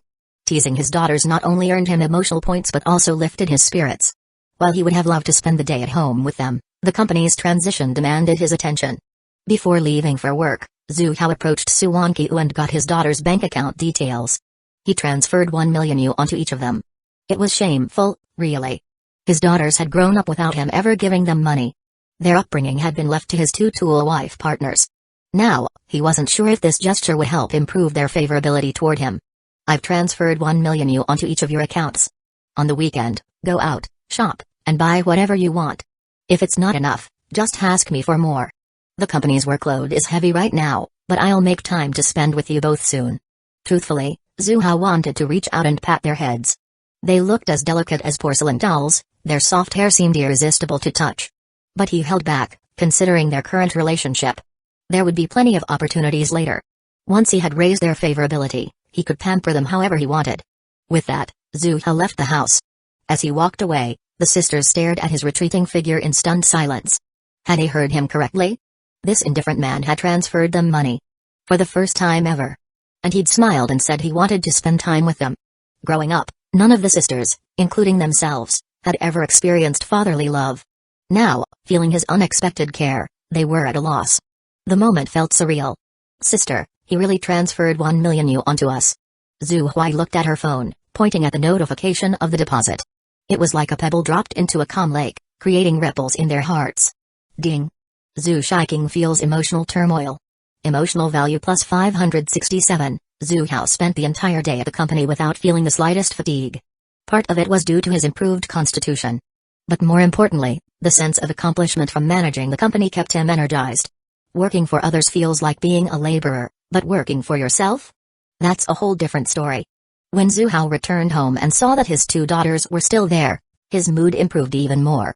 He had deliberately given them spending money to keep them around. Milk it while you can. In the past, his daughters only visited to see Su Wanqiu, staying overnight at most and leaving the next day. Sometimes, they didn't even stay the night, only stopping by briefly. But today, they hadn't left. That was a good sign. Zhu Shaiking and Zhu Hui had originally planned to return to school that day. However, Zhu Hao's sudden change in behavior had left them curious and confused. After discussing it, they decided to stay another day to observe. After all, it was the weekend, and they didn't have classes. After dinner, Zhu Hao went out to the courtyard for a walk. The Zhu family's villa was spacious, featuring pavilions, terraces, flower beds, and small courtyards.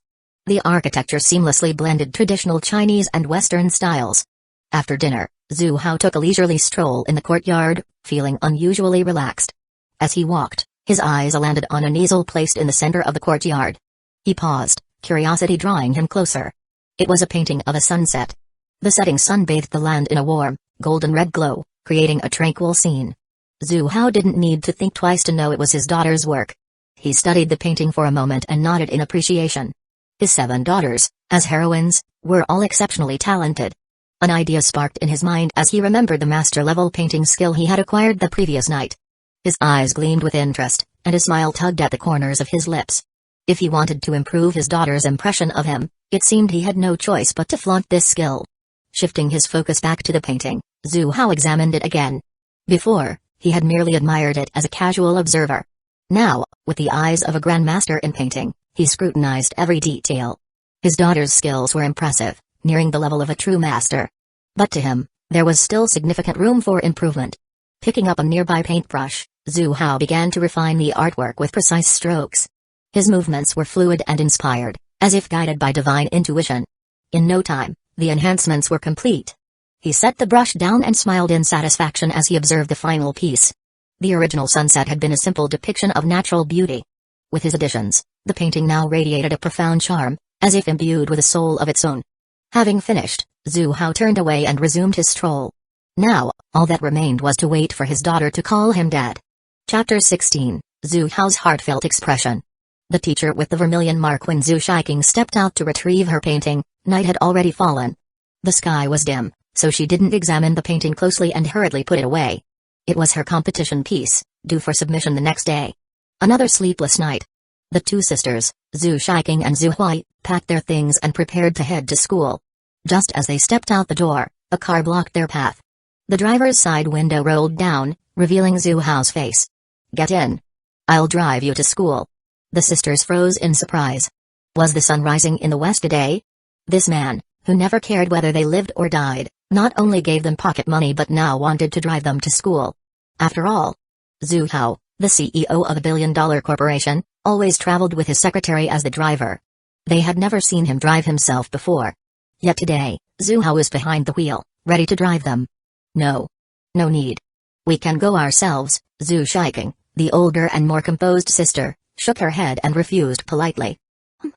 Zhu Hao frowned slightly, exuding an authoritative aura that made the sisters falter. Then, with a melancholic expression, he said, "I was a terrible father before, but now I've realized my mistakes. I want to make up for everything I owe you. Starting with driving you to school. Shixing, why, can you give Dad a chance?" As he spoke, his gaze was sincere, locking onto the sisters. Inside, Zhu Hao chuckled to himself, life is a play, and acting is the key. Feeling Zhu Hao's heartfelt expression, the sisters were flustered. The words of refusal lingered on their lips but refused to come out.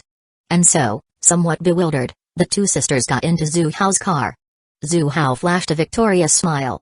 "Two naive little girls think they can outsmart me? Too green." He drove his daughters to the entrance of Mundo University. Before they left, Zhu Hao casually asked, "Shixing, why, are you adjusting well at school? Has anyone been bothering you?" Though the daughters were portrayed as pure and self-respecting protagonists in The Return of the Warlord, this was reality, and admirers couldn't be ruled out.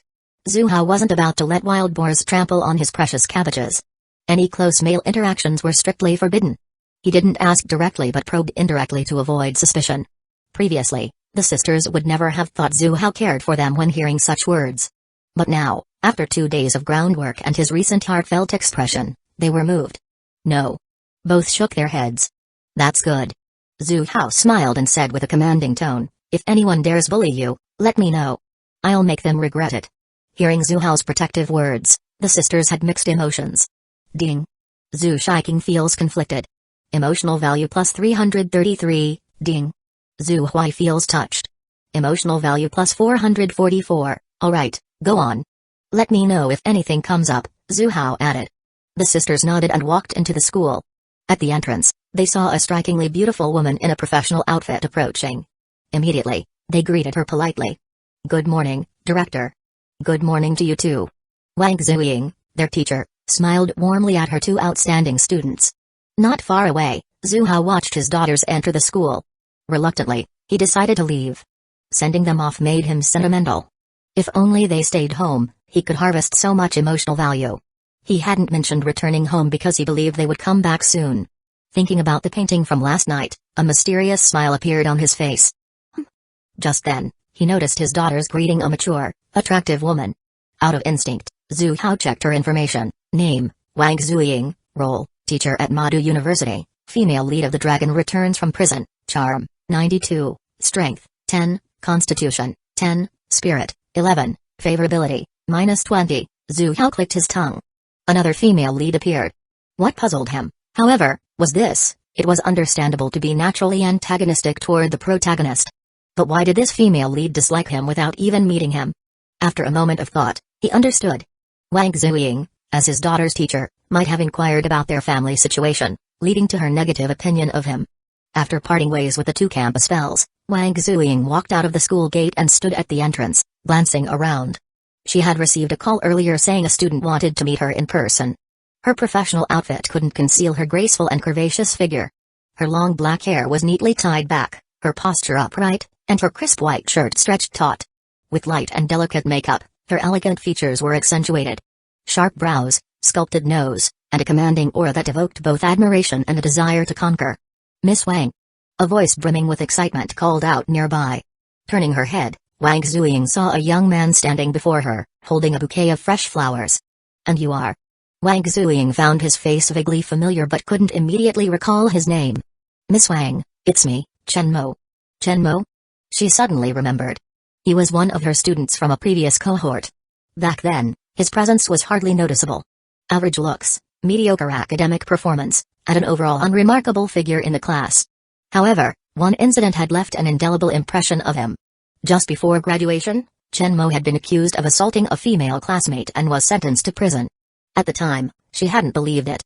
How could such an unassuming student commit such a crime on campus?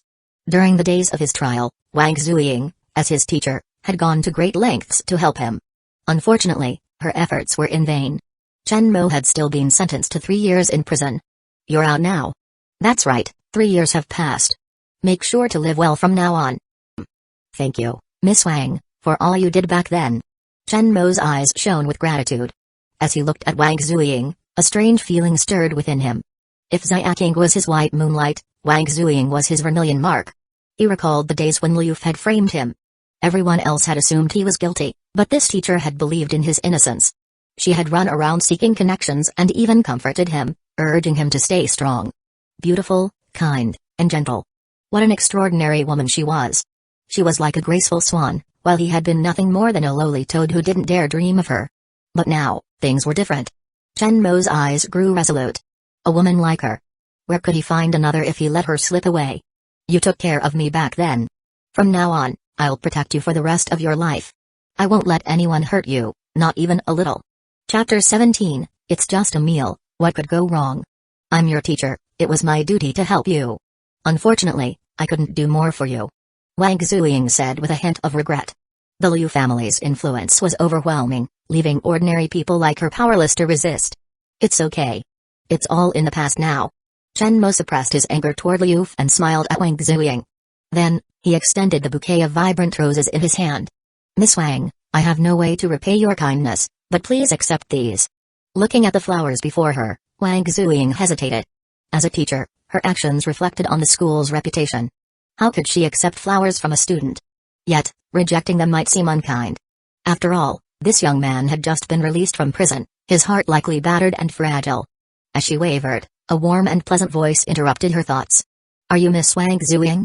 Startled, Wang Xuying turned her head and saw a man with an air of mature charm standing nearby.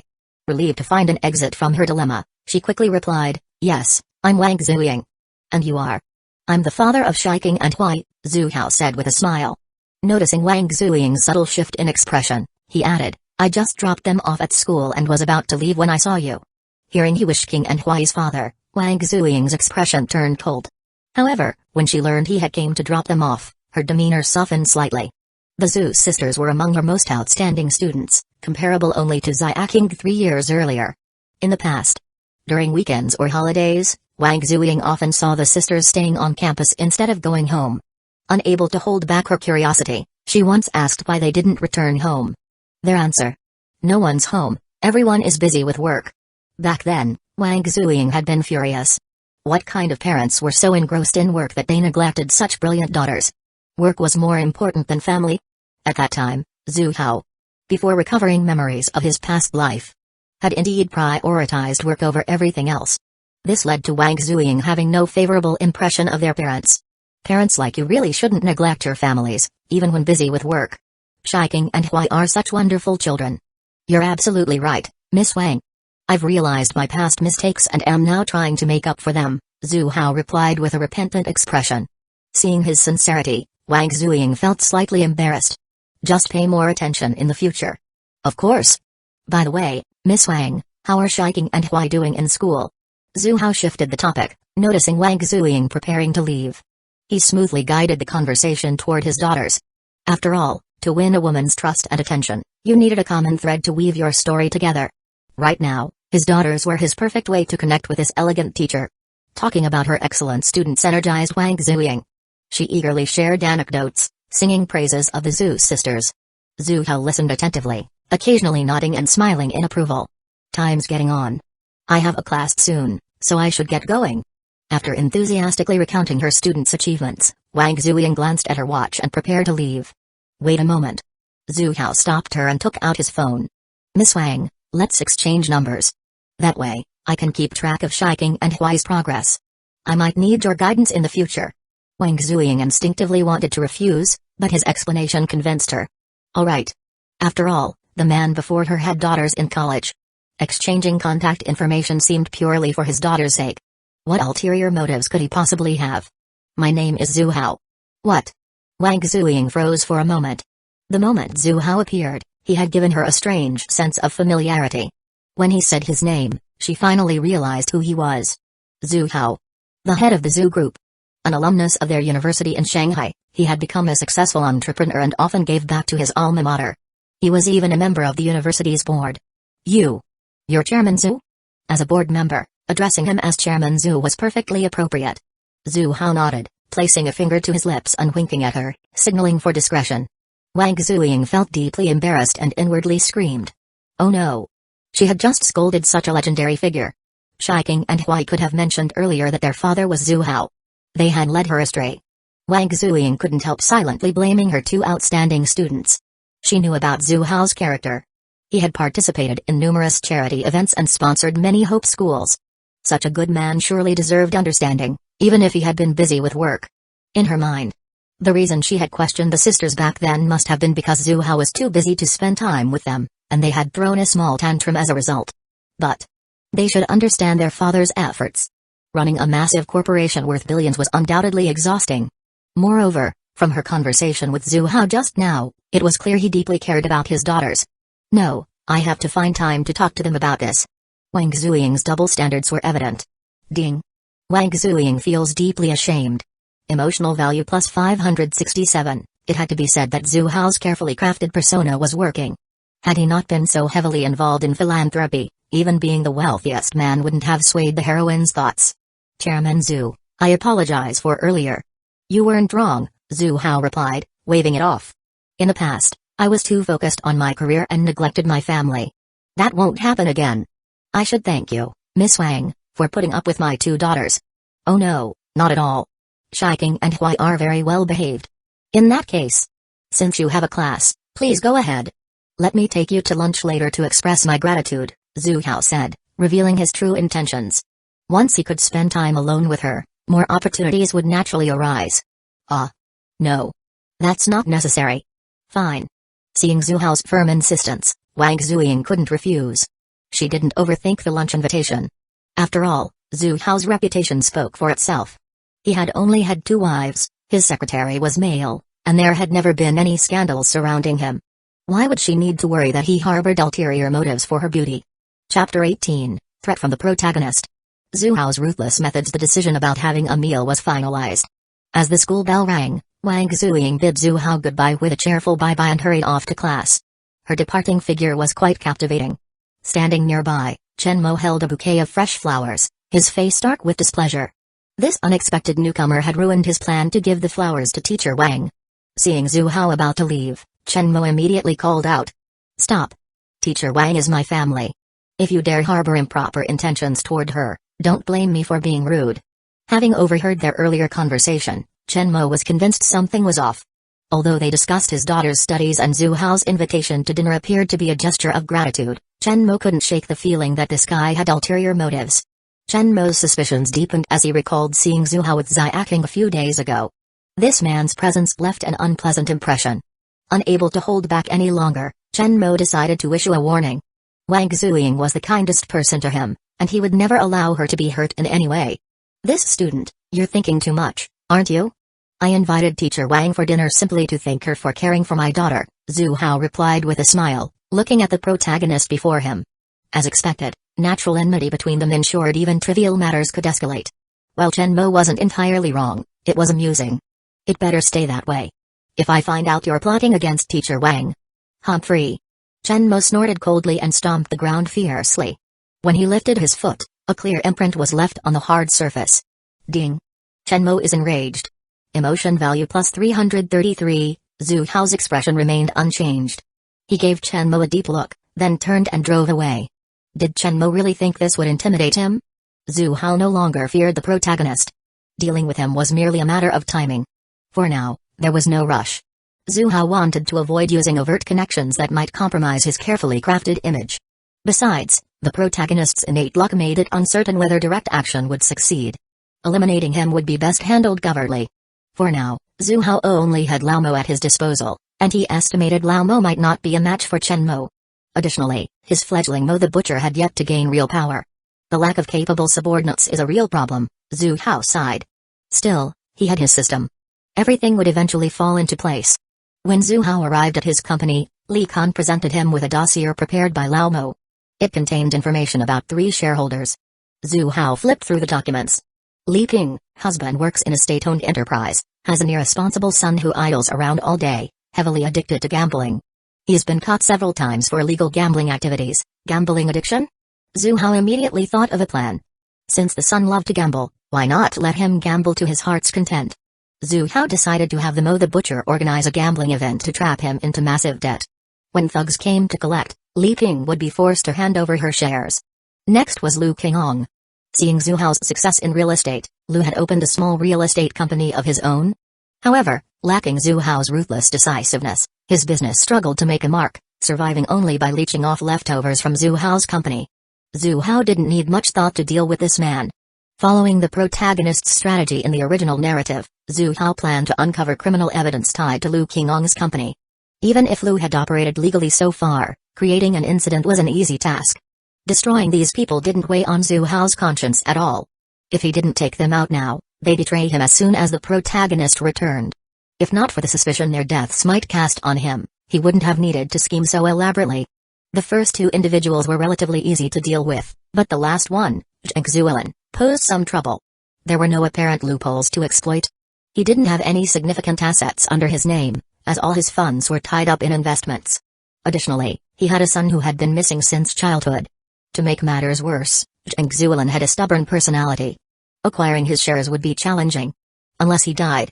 After some consideration, Zhu Hao concluded that if only one of the 3 died, it would likely not trace back to him. After all, the reputation he had cultivated over the years wasn't for nothing. Zhu Hao deemed the plan feasible. However, he decided the 3 shareholders couldn't face issues simultaneously. He resolved to handle the first 2 before moving on to Xuying. He called Li Kun and instructed him to pass the orders to Lao Mo. At Magic City University, Zhu Shaiking and Zhu Hui, carrying bags with drawing boards, arrived together at the activity center. Knock, knock. They knocked on the door of an office. A voice from inside said, "Come in," and the sisters pushed the door open and entered. Behind the desk sat a middle-aged woman wearing glasses. Seeing it was the Zhu sisters, her stern face finally broke into a smile. "Shaiking, you're here. Have you finished the painting?" The school was hosting its annual art exhibition, and she was the teacher in charge of the event. She had seen Zhu Shaiking's artistic skills before and had high hopes for her to win the championship this year. "Teacher Zhang, I brought it," Zhu Shaiking responded. She pulled the drawing board out of the bag and placed it in front of the teacher. Teacher Zhang nodded and smiled, adjusting her glasses as she looked at the painting. However, with just one glance, she froze in astonishment. It was a painting of a sunset. The moment she saw it, a majestic and awe-inspiring atmosphere seemed to leap off the canvas. The setting sun, the solitary wild duck, the autumn waters, and the vast sky. Together, they formed an overwhelmingly magnificent autumn scene.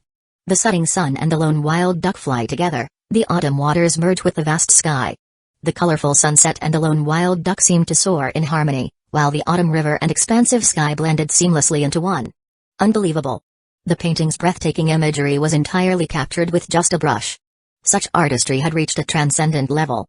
She had already been confident in the Zhu sisters securing first place, but now she realized she had underestimated them. Forget about this school. This painting could dominate any competition across the nation. Teacher Zhang, overwhelmed with excitement, clutched the drawing board tightly, her eyes wide as if to absorb every detail. Excellent, excellent, absolutely marvelous. After a long moment, she calmed her emotions and looked at the sisters as if they were treasures. There's no need to wait for other entries. I'm announcing right now that you're the champions of this event. Chapter 19, Using his daughter as a tool. The calculated hero rescues the beauty. Hearing the activity teacher words, Zhu Shaiking and Zhu Hui were stunned. Since the teacher started looking at their painting, they had noticed her unusual expression, followed by exaggerated gestures. And now, she outright declared them the first-place winners. Wasn't this too hasty? Hadn't the other contestants even submitted their works yet? Before they could react, the activity teacher turned to them with a solemn expression. Your work this time is exceptional.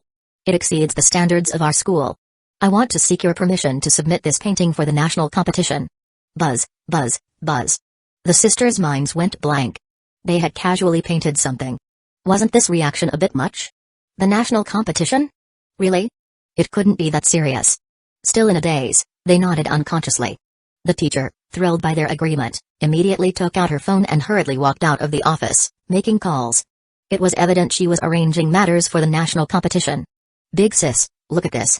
Feeling puzzled, Zhu Hui glanced at the painting out of curiosity. As soon as she did, she froze in shock. She pointed at the painting, eyes wide, signaling for her sister Zhu Shiking to take a look.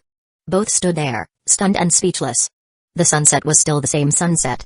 The river remained the same river. But the emotions the painting evoked were entirely different now. Sis, what? What's going on?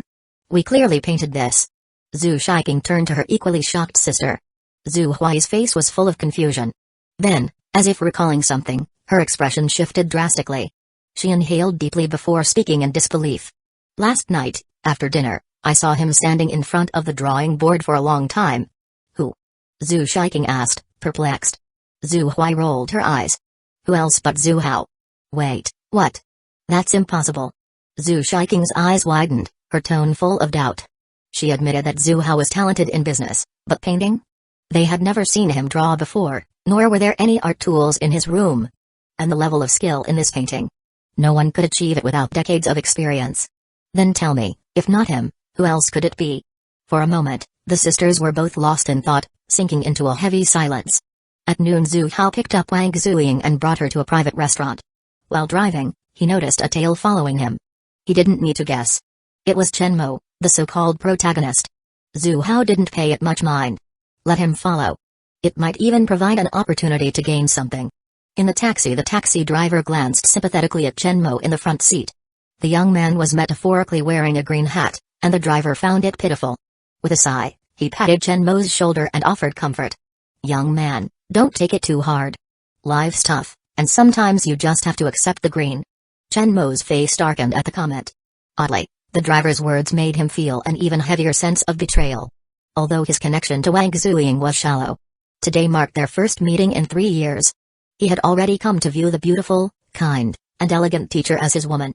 With a grim face, Chenmo paid the fare and followed without looking back. System notification, ding. Chenmo feels dejected. Emotional value plus 423, Zhu Hao smiled politely. Xuying, please feel at ease. No need to stand on ceremony. At the dining table once the waiter served all the dishes, Zhu Hao gestured for Wang Xuying to start. After a friendly conversation, their way of addressing each other had shifted from the formal Miss Wang to the more intimate Xuying. Wang Xuying smiled shyly. After spending some time together, she no longer felt as tense around Zhu Hao, the influential figure. Xuying, since you're Shiking and Hui's counselor, you should know a lot about their lives, right? Zhu Hao asked while eating, casually bringing up the topic of his daughters. I'd like to know if anyone has been bothering them at school. Though he had already asked his daughters in the morning, he wanted to confirm with their counselor to be certain. It was during their earlier conversation that he learned Wang Xuying was not only their teacher but also their professional advisor. Wang Xuying was momentarily surprised, but she quickly understood. Clearly, Zhu Hao was worried about his daughters being deceived by others. After thinking it over carefully, Wang Xuying shook her head. They're both school beauties, and they do have many admirers, but they've turned them all down. Hearing this, Zhu Hao felt completely at ease. That's good. Still, Xuying, I'd appreciate it if you could keep an eye on them for me. At their age, I'm worried they might get tricked. He paused for a moment and added half-jokingly, that goes for you too. If anyone at school bothers you, let me know. I'll deal with them for you. Wang Xuying's face lit up with a radiant smile as she nodded. Zhu Hao truly lived up to his reputation of being courteous and approachable, unlike some other big bosses who flaunted their status. Later the two continued their meal, using his daughters as conversational anchors to keep the atmosphere lively and pleasant. From time to time, Zhu Hao noticed system notifications of Chenmo's rising emotional frustration, but he merely smiled and ignored them. After the meal, they walked out of the private restaurant. Zhu Hao spotted a slope with stone steps ahead. An idea struck him, and he casually started a conversation to draw Wang Xuying's attention. By the way, Xuying. Wang Xuying turned her head, looking at him curiously. Because of my work, I've had some misunderstandings with my daughters. I'm trying to make it up to them now, and I hope you can help me say some good things on my behalf. Getting their teacher to speak positively about him in front of his daughters seemed like a good strategy. Oh, that's what this is about? Sure, no problem. Managing such a large company must take so much of your time. I think they'll understand. Ah. Before she could finish her sentence, Wang Xuying suddenly felt her foot slip. She lost her balance and started to tumble forward. In a panic, she saw the sharp edges of the steps ahead, her face turning pale with fear. If she hit those steps, disfigurement would be the least of her worries. A head injury could be fatal. As she closed her eyes, bracing for the inevitable, she felt a firm grip around her waist. Her body was pulled backward uncontrollably and finally landed in a broad, warm embrace. Chapter 20, Sowing Discord Between the Leads. The female lead's gratitude. Wang Xuying braced herself for the pain of a fall, but it never came. Opening her eyes, she realized she was still standing. Her heart, which had been suspended in fear, finally settled.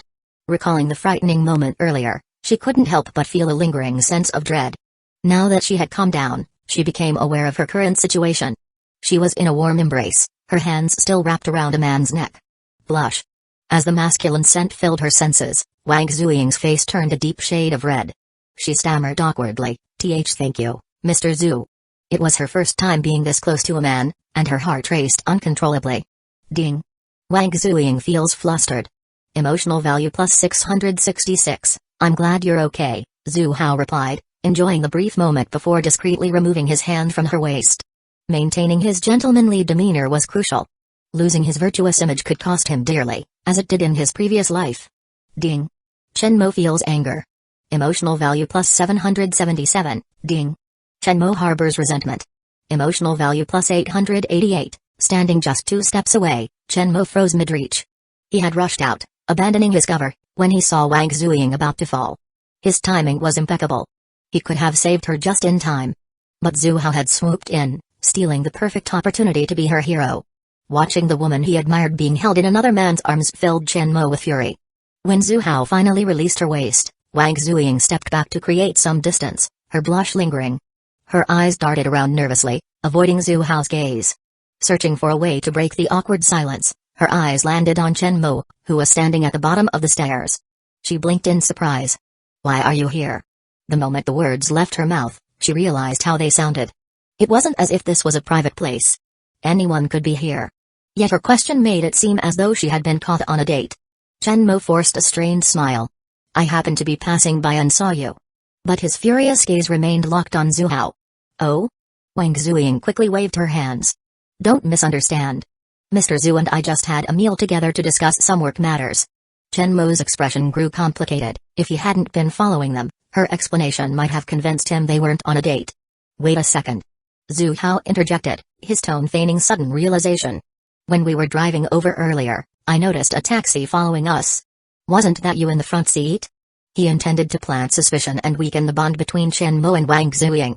As expected, Wang Xuying's expression shifted slightly, and she gave Chenmo a wary look. Chenmo clenched his fists, forcing a weak smile. It's lunchtime, so I came to eat nearby. It's purely a coincidence we ended up on the same route. Oh, Zhu Hao said nonchalantly, pretending to accept the explanation. Chenmo, however, cursed him silently. Wang Xuying's expression grew increasingly skeptical. Chenmo's explanation felt strained and inconsistent. If it wasn't a coincidence, then it could only mean Chenmo had been deliberately following them. Given Zhu Hao's status and the fact that the two men didn't know each other, it was clear who the target of the stalking was. Her. Wang Xuying shuddered slightly, stepping closer to Zhu Hao as her mind raced. Chenmo's lips twitched. Was that step really necessary? That tiny action delivered a crushing blow. Realizing Wang Xuying now doubted him, Chenmo felt a strong urge to explain but couldn't find the words. How could he say, I followed you here because I was worried about that man taking advantage of you? Their relationship wasn't even close enough to justify such actions. Chenmo shifted his gaze back to Zhu Hao, brimming with hostility. It was all Zhu Hao's fault. He had caused this rift between Chenmo and Wang Xuying. Xuying, let's go. I'll take you back to the school, Zhu Hao said gently, adding, I'm glad you're okay.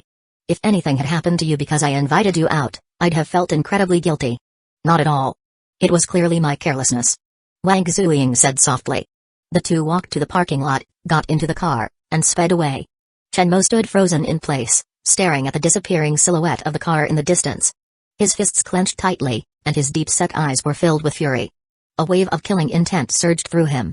The 3 years of grueling training with his master had transformed him completely. He was no longer the timid university student he once was. Those who had bullied him in prison had paid the price, every single one of them. Don't let me find an opportunity, or I'll make sure to end you. He muttered darkly. Chapter 21, A Plan That Kills Two Birds with One Stone. Zhu Hao reaps the rewards. The car arrived at the school gate. Before Wang Xuying got out, Zhu Hao stopped her and handed her a gift box. Please take good care of Shaiking and Hui. This is just a small gift. I hope you don't mind. I can't accept this. Taking care of them is my duty, Wang Xuying quickly refused. That's a separate matter, Zhu Hao insisted. Just keep it, Xuying. It's nothing expensive. By giving her the gift, Zhu Hao ensured she'd take her job seriously. Speeding up the process of his daughter recognizing him as her father relied on Wang Xuying's help. Wang Xuying genuinely didn't want to accept it. As a teacher and a beautiful one at that, she often received gifts, but she always turned them down. However, thinking about how Zhu Hao had just helped her, she found it hard to refuse this time. Hearing him say it wasn't valuable, she reluctantly accepted it. Don't worry, Mr. Zhu. I'll speak with Xuying and Hui, Wang Xuying promised before leaving, feeling a bit guilty. Zhu Hao didn't return to his company but instead called his secretary to pick him up. The company had paused many of its projects, leaving him with a large amount of funds. Zhu Hao planned to use this to explore opportunities in other industries. In the car. While driving, Secretary Li Kun reported the information he had gathered about Chen Mo. Zhu Hao, seated in the back, was also reviewing a file. Name, Chen Mo, gender, male, age, 25, address, Sunshine Street, South District, 3 years ago, convicted of assaulting a female classmate, sentenced to 3 years in prison. The incident stemmed from Chen Mo offending Liu, the young master of the Liu family, who orchestrated a planned revenge against him. In prison, Chen Mo suffered constant bullying.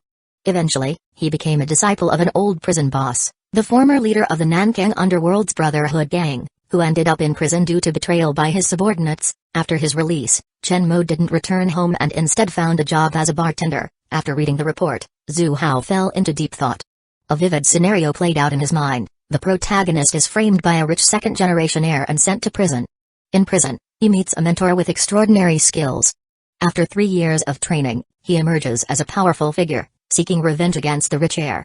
He courts a campus belle and a teacher, inherits his mentor's empire, wields global power, and enjoys life to the fullest. According to the typical web novel formula, Chen Mo's storyline is predictable. But that's assuming Zhu Hao wasn't in the picture. Since they were destined to be enemies, Zhu Hao wouldn't let Chen Mo grow stronger. However, given his current resources, dealing with Chen Mo without leveraging his visible connections wasn't entirely foolproof. Direct confrontation wasn't an option. He needed a long-term strategy. Reviewing Chen Mo's trajectory again, Zhu Hao's gaze sharpened as a plan slowly took shape in his mind. The Liu family and the Brotherhood gang are both top-tier forces in South City. The difference lies in their domains.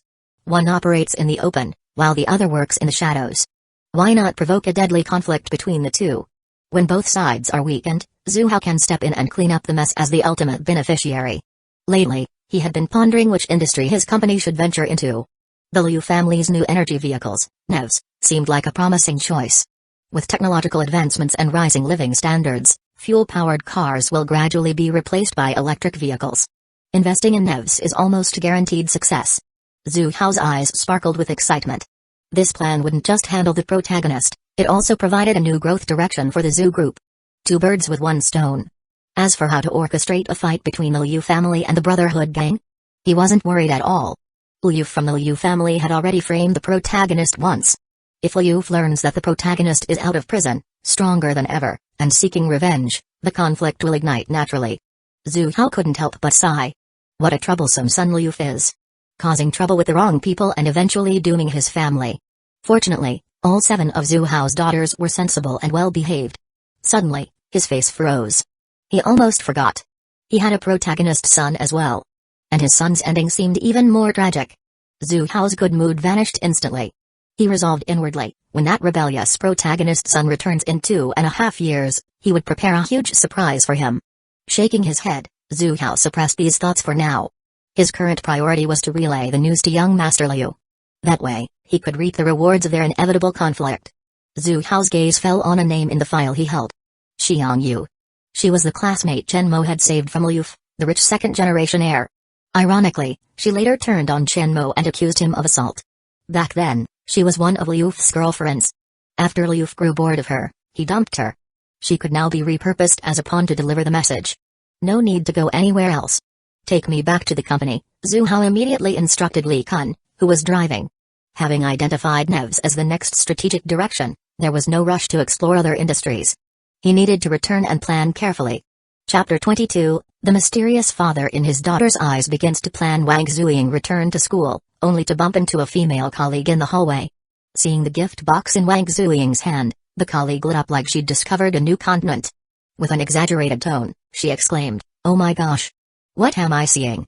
The most beautiful teacher at our university is finally taken." Life at university was monotonous, so students often found entertainment in organizing polls, including voting for the most beautiful female student. Naturally, they extended the rankings to female teachers as well. Unsurprisingly, Wang Xuying topped the most beautiful teacher list. She already had plenty of admirers, but the title drew even more suitors. Every day, people queued outside her office, bringing gifts in the hope of winning her favor. Yet, Wang Xuying never accepted any of those gifts. Today, however, her colleague caught her holding a gift box. What did this mean?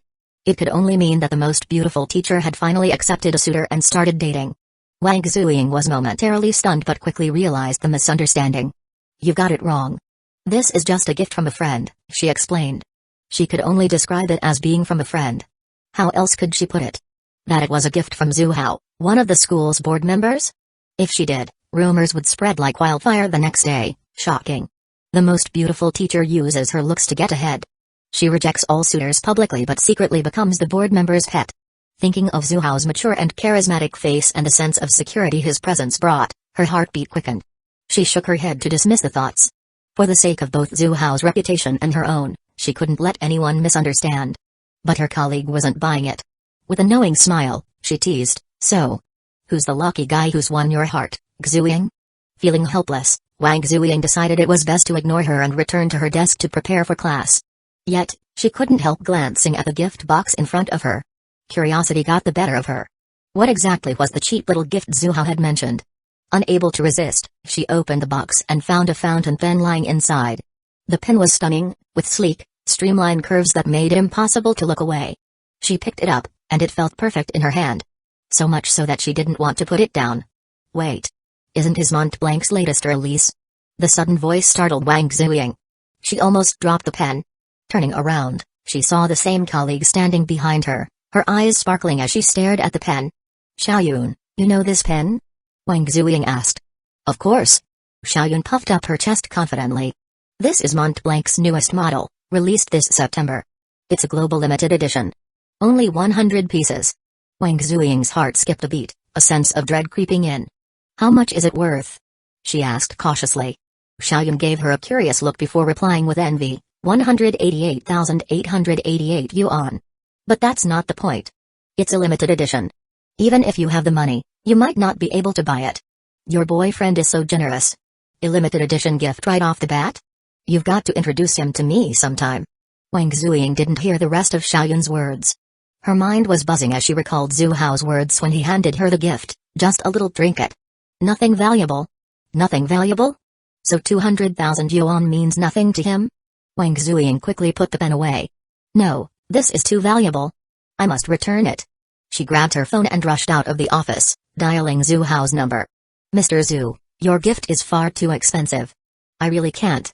Before she could finish, Zhu Hao interrupted her. "A gift I've given doesn't come back. If you don't like it, just throw it away." Hearing this, what else could Wang Xuying say? And Zhu Hao wasn't wrong. Compared to his billion yuan fortune, a 200,000 yuan gift truly wasn't much. "If you feel bad about it, you can do me a favor and take care of Shaiking and Hui for me." He refused to take the gift back but gave her a reason to accept it. With this balancing act, Wang Xuying abandoned the idea of returning the pen altogether. After hanging up, Zhu Hao's words echoed in her mind. Wang Xuying decided to go check on the two students, Zhu Shaiking and Zhu Hui. Unlike other students, they didn't live in the dormitory but stayed in a campus apartment. Knock, knock. Hearing the door, Zhu Hui opened it with a puzzled expression. Seeing Wang Xuying, she asked curiously, "Miss Wang, what brings you here?" "I heard you two are participating in the school's art exhibition. I wanted to check in and see how it's going." "How's it looking? Do you think you'll win first place?" Wang Xuying was invited inside, and Zhu Shaiking poured her a glass of warm water. "Didn't Miss Zhang tell you?" Shaiking asked. "Tell me what?" "My sister showed her painting to Miss Zhang, and she's already decided it'll win first place. She even wants to submit it to the national art competition." Wang Xuying was stunned. Did her student have such incredible artistic talent? Enough to enter a national competition? Though shocked, she sincerely congratulated her. "Being recognized by Miss Zhang means your painting must be exceptional." Congratulations, Xuying. In her heart, she couldn't help but marvel. Truly, like father, like daughter. The Xu family's 7 daughters were all extraordinary in their own way. However, despite the praise, the sisters looked a little uneasy. If the paintings were truly theirs and being entered in a national competition, they'd be thrilled. But they hadn't painted them. Taking a sip of water, Wang Xuying got to the point of her visit. By the way, the reason I came to see you is that there's something I need to discuss. Chapter 23, the mysterious father in his daughter's eyes begins to plan ahem. Wang Xuying cleared her throat as the 2 sisters looked at her curiously. Previously, when I asked about your family situation, you mentioned your parents were too busy with work to care for you, and your tone carried some resentment. I wanted to tell you that your family might have their reasons, and you should try to understand them. At first, the sisters listened seriously, but soon their expressions turned strange. Did Xu Hao really have his reasons? They didn't feel that way at all. Since Xu Hao became a renowned entrepreneur, he had indeed been busy with charity events and good deeds, always presenting a refined and gentle image to the public. But at home, he was entirely different. Moody and quick to anger, often scolding or even hitting them. To them, Xu Hao's public demeanor was a facade, and his true nature showed at home. The daughters were perceptive and saw through him. Yet, recently, their view of him began to waver. Xu Hao had suddenly changed, showing concern for them. What shocked them most was the painting he had revised. He exhibited the poise of a cultured man in public, the unpredictability of a volatile personality at home, and the skill of an artist superior to seasoned professionals. Such a complex mix of qualities made him appear mysterious to his daughters. As Wang Xuying continued praising Xu Hao, the sisters couldn't help but interrupt. Miss Wang, have you met him? They still couldn't bring themselves to call him dad. Wang Xuying paused and then nodded. After saying goodbye to you 2 this morning, I saw your father. Her eyes showed a hint of grievance as she spoke. Those 2 little troublemakers hadn't explained things clearly, causing her to criticize the school board director right to his face. A moment of deep embarrassment. We talked for a while. He expressed regret for being preoccupied with work and neglecting his family. He said he won't do it anymore and promised to make up for it. He even asked me to look after you both at school. The sisters froze, their thoughts racing. Xu Hao's recent actions were puzzling enough. Giving them pocket money, driving them to school, and now even involving their teacher in looking after them. Could it be? They exchanged glances. Was Xu Hao really changing for the better? Hiss. A van screeched to a stop outside a residential area. In the driver's seat sat a burly man, his towering frame reaching nearly 2 meters. His muscles bulged, radiating raw power. This was Xu Hao's enforcer in the shadows. Old Mo, also known as Mo the Butcher. Today, following Xu Hao's orders, he was here to persuade a woman. His eyes stayed fixed on the residential entrance, his patience unwavering. Finally, he saw a heavily made-up woman step out. Comparing her face with the photo, he confirmed her identity. It was Xiang. As she passed the van, the door slid open, and a massive hand yanked her inside. Before Xiang could react, she found herself in the van, staring at 2 hulking men. Fear filled her eyes as she opened her mouth to scream, only to have a hand clamp over it. Make a sound, and we'll kill you, one of the men growled, his eyes fierce and unyielding. Both men were members of the Blood Slaughter Guild, subordinates of Old Mo. Terrified and unsure of their intentions, Xiang quickly nodded, keeping silent. Don't scare the young lady, came a calm voice from the driver's seat. The 2 men immediately softened their demeanor. Xiang looked toward the driver and saw an even more intimidating figure. Old Mo himself. Her fear deepened. Don't be afraid, little lady, Old Mo said. We just need you to do something for us. As long as you cooperate, this will be yours. He pulled out a black plastic bag, opening it slightly to reveal stacks of cash inside. Roughly estimating, there was about 500,000 yuan in the bag. Xiang almost burst into tears. Who asks for help in such a terrifying way? They nearly scared her to death. But when her eyes landed on the bag filled with cash, they lit up with an intense desire. Old Mo then relayed Xu Hao's instructions to her. The unlucky guy has been released from prison? Xiang was shocked upon hearing this. From the burly man's words, she learned that the man she framed and sent to prison 3 years ago had been released. And had apparently learned some serious skills during his time away. Back then, she was simply following Liu's orders. But if Chen Mo sought revenge, he definitely wouldn't spare her. The task the burly man gave her was simple: inform Liu, the young master of the Liu family, about Chen Mo's release. And while delivering the news, she was to exaggerate. Paint a vivid picture of how powerful Chen Mo had become, how much he hated them, and how he might even plan to kill their entire family in revenge. Hearing this, Yu couldn't help but feel anxious about the possibility of retribution. Even without the promise of money, she would have gone to Liu. Her own safety was at stake. With the incentive of payment, she was even more motivated. She nervously promised, "Big brother, don't worry. I'll handle this perfectly." "Good. Here's 100,000 yuan as a deposit. You'll get the rest once the job is done." Yu accepted the money, feeling a mix of disbelief and relief. She had just received cash from these intimidating men. It felt surreal. As she was about to leave, a chilling voice echoed from behind her. "Remember what to say and what not to say. If you dare reveal anything about this, not only you but your entire family and anyone close to you will face our wrath. Big brother, I swear, I'll never breathe a word of this." Yu couldn't suppress her fear any longer. Tears streamed down her face as she began to sob uncontrollably. Old Mo gestured to his men to release her. Only after the van disappeared into the distance did Yu collapse to the ground, utterly drained. The outside world was far too dangerous. She decided that after completing this task, she would stay at home and never step out again. Chapter 24, When the Villain Confronts the Protagonist. All pieces on the chessboard. Yu, though abandoned by Liu, still remembered the places he frequently visited for entertainment.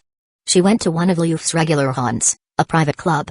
After waiting at the entrance for an entire day, she finally spotted Liu himself. Her eyes briefly flashed with hatred when she saw him holding a woman in his arms. It was this detestable man who had heartlessly cast her aside. When Yu agreed to help the burly man, her reasons went beyond fear of Mo's revenge, the intimidation of those brutes, or even the money. Her hatred for Liu was also a significant factor. From the plan those men had shared, targeting Mo and setting him up, it was clear that Mo wasn't someone ordinary. She couldn't help but wish for Mo and Liu to clash, tear each other apart, and meet a miserable end. Determined to execute the plan, Yu steeled herself. With a loud slap, she struck her own face, creating a disheveled, pitiful appearance.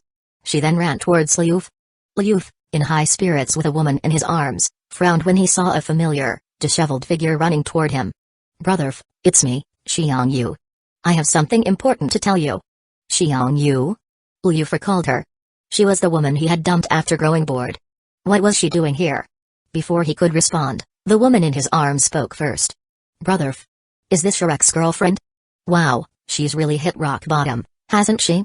She mocked Yu with a contemptuous glance, then snuggled closer to Liu. Yu sneered internally. "What are you flaunting for? Soon enough, you'll be discarded too."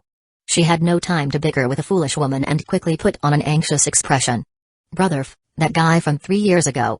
He's out, and he beat me up." Liu didn't immediately understand what she meant. With his arrogant and reckless personality, he often forgot about the people he wronged. Only after Yu's reminder did he recall the incident. His lip curled with disdain. 3 years ago, that idiot ruined his plans to confess and ended up in prison. A punishment that was far too lenient. "I ran into him yesterday, and he beat me up badly," Yu said, pretending to tremble. "He said it's not over yet. He's learned some skills inside and is suddenly very dangerous. He's out for revenge and said." She hesitated, glancing at Liu's face, which had already darkened. "What else did he say?" Liu demanded. "He said he's out for revenge. That if he doesn't destroy your entire family and make your life a living hell, he won't stop." Boom. The words exploded in Liu's mind like thunder. His expression turned grim. He had stepped on plenty of people in his time, and none had succeeded in retaliating against him. But threatening to annihilate his family and make him suffer? That crossed the line.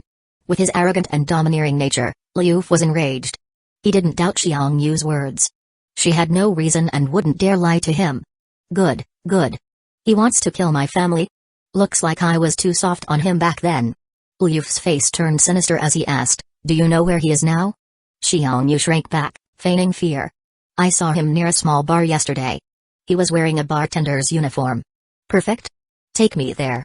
I'll deal with him myself." Liu quickly picked up his phone and made a call. "Uncle Xuying, I need some backup. Send over a dozen guys." Under Yu's guidance, Liu led a group of men, marching aggressively toward a small bar. Meanwhile, Mo, who had recently been released from prison, hadn't returned home or joined the Brotherhood as his mentor suggested. Although he had changed significantly over the past 3 years, he still felt averse to the underworld. He decided to find a regular job instead. By chance, he came across a job opening at a bar and got hired. Suddenly, a chubby figure rushed toward him in a panic. "Brother Chen. Someone's looking for you. Did you offend someone?" Chen Mo frowned. What's going on? The chubby man opened his mouth to speak but abruptly stopped, his face paling in fear as he looked ahead. The group had already stormed in. Chen Mo's pupils narrowed as he instantly recognized Liu at the forefront. Behind the group, cowering in the back, was the same woman who had betrayed him years ago. A wave of killing intent surged within him.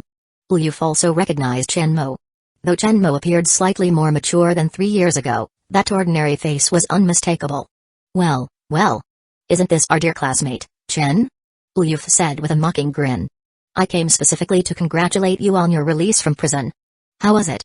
Did you enjoy your 3 years inside? Thanks to young Master Liu, it wasn't too bad, Chen Mo replied coldly, suppressing his murderous intent as his lips twitched. Not too bad, huh?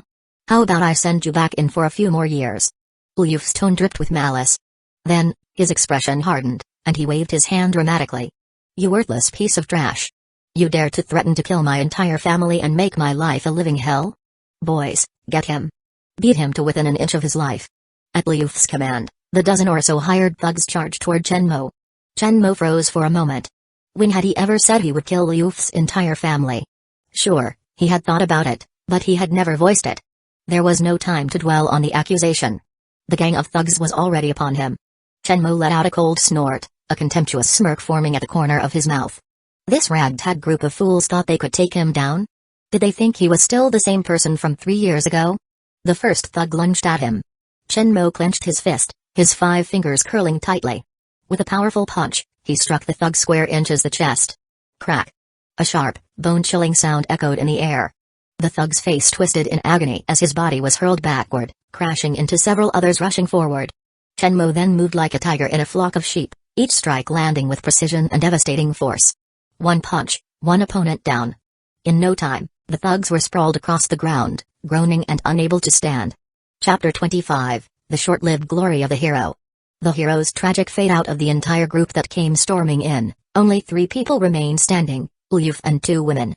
Step by step, Chen Mo advanced toward Liu, his eyes blazing with murderous intent. He had waited a long time for this moment. Seeing the mastermind behind his framing trembling before him filled him with satisfaction. What are you doing? Don't come any closer. As Chen Mo approached, Liu retreated, his face pale with terror. Never in his wildest dreams had he imagined that the naive young man from 3 years ago would become so formidable. His hired thugs lay incapacitated, groaning on the ground. The words from Xiang echoed in his mind. Chen Mo was out for revenge, planning to kill his entire family and make him suffer a fate worse than death. Fear overtook Liu. His body trembled uncontrollably. With every step Chen Mo took forward, Liu took 1 step back until his back pressed against the wall. Cornered, he was at a complete loss under Chen Mo's overwhelming aura. A cold sensation in his pants betrayed him. He had wet himself in fear. Chen Mo sneered at the sight, his disdain growing. He reached out and grabbed Liu by the throat with a ferocious grip. Weren't you acting tough just now? Go on, show me how tough you are. Smack. A resounding slap landed on Liu's face. Then another, with the back of Chen Mo's hand. Liu's cheeks swelled rapidly, turning crimson.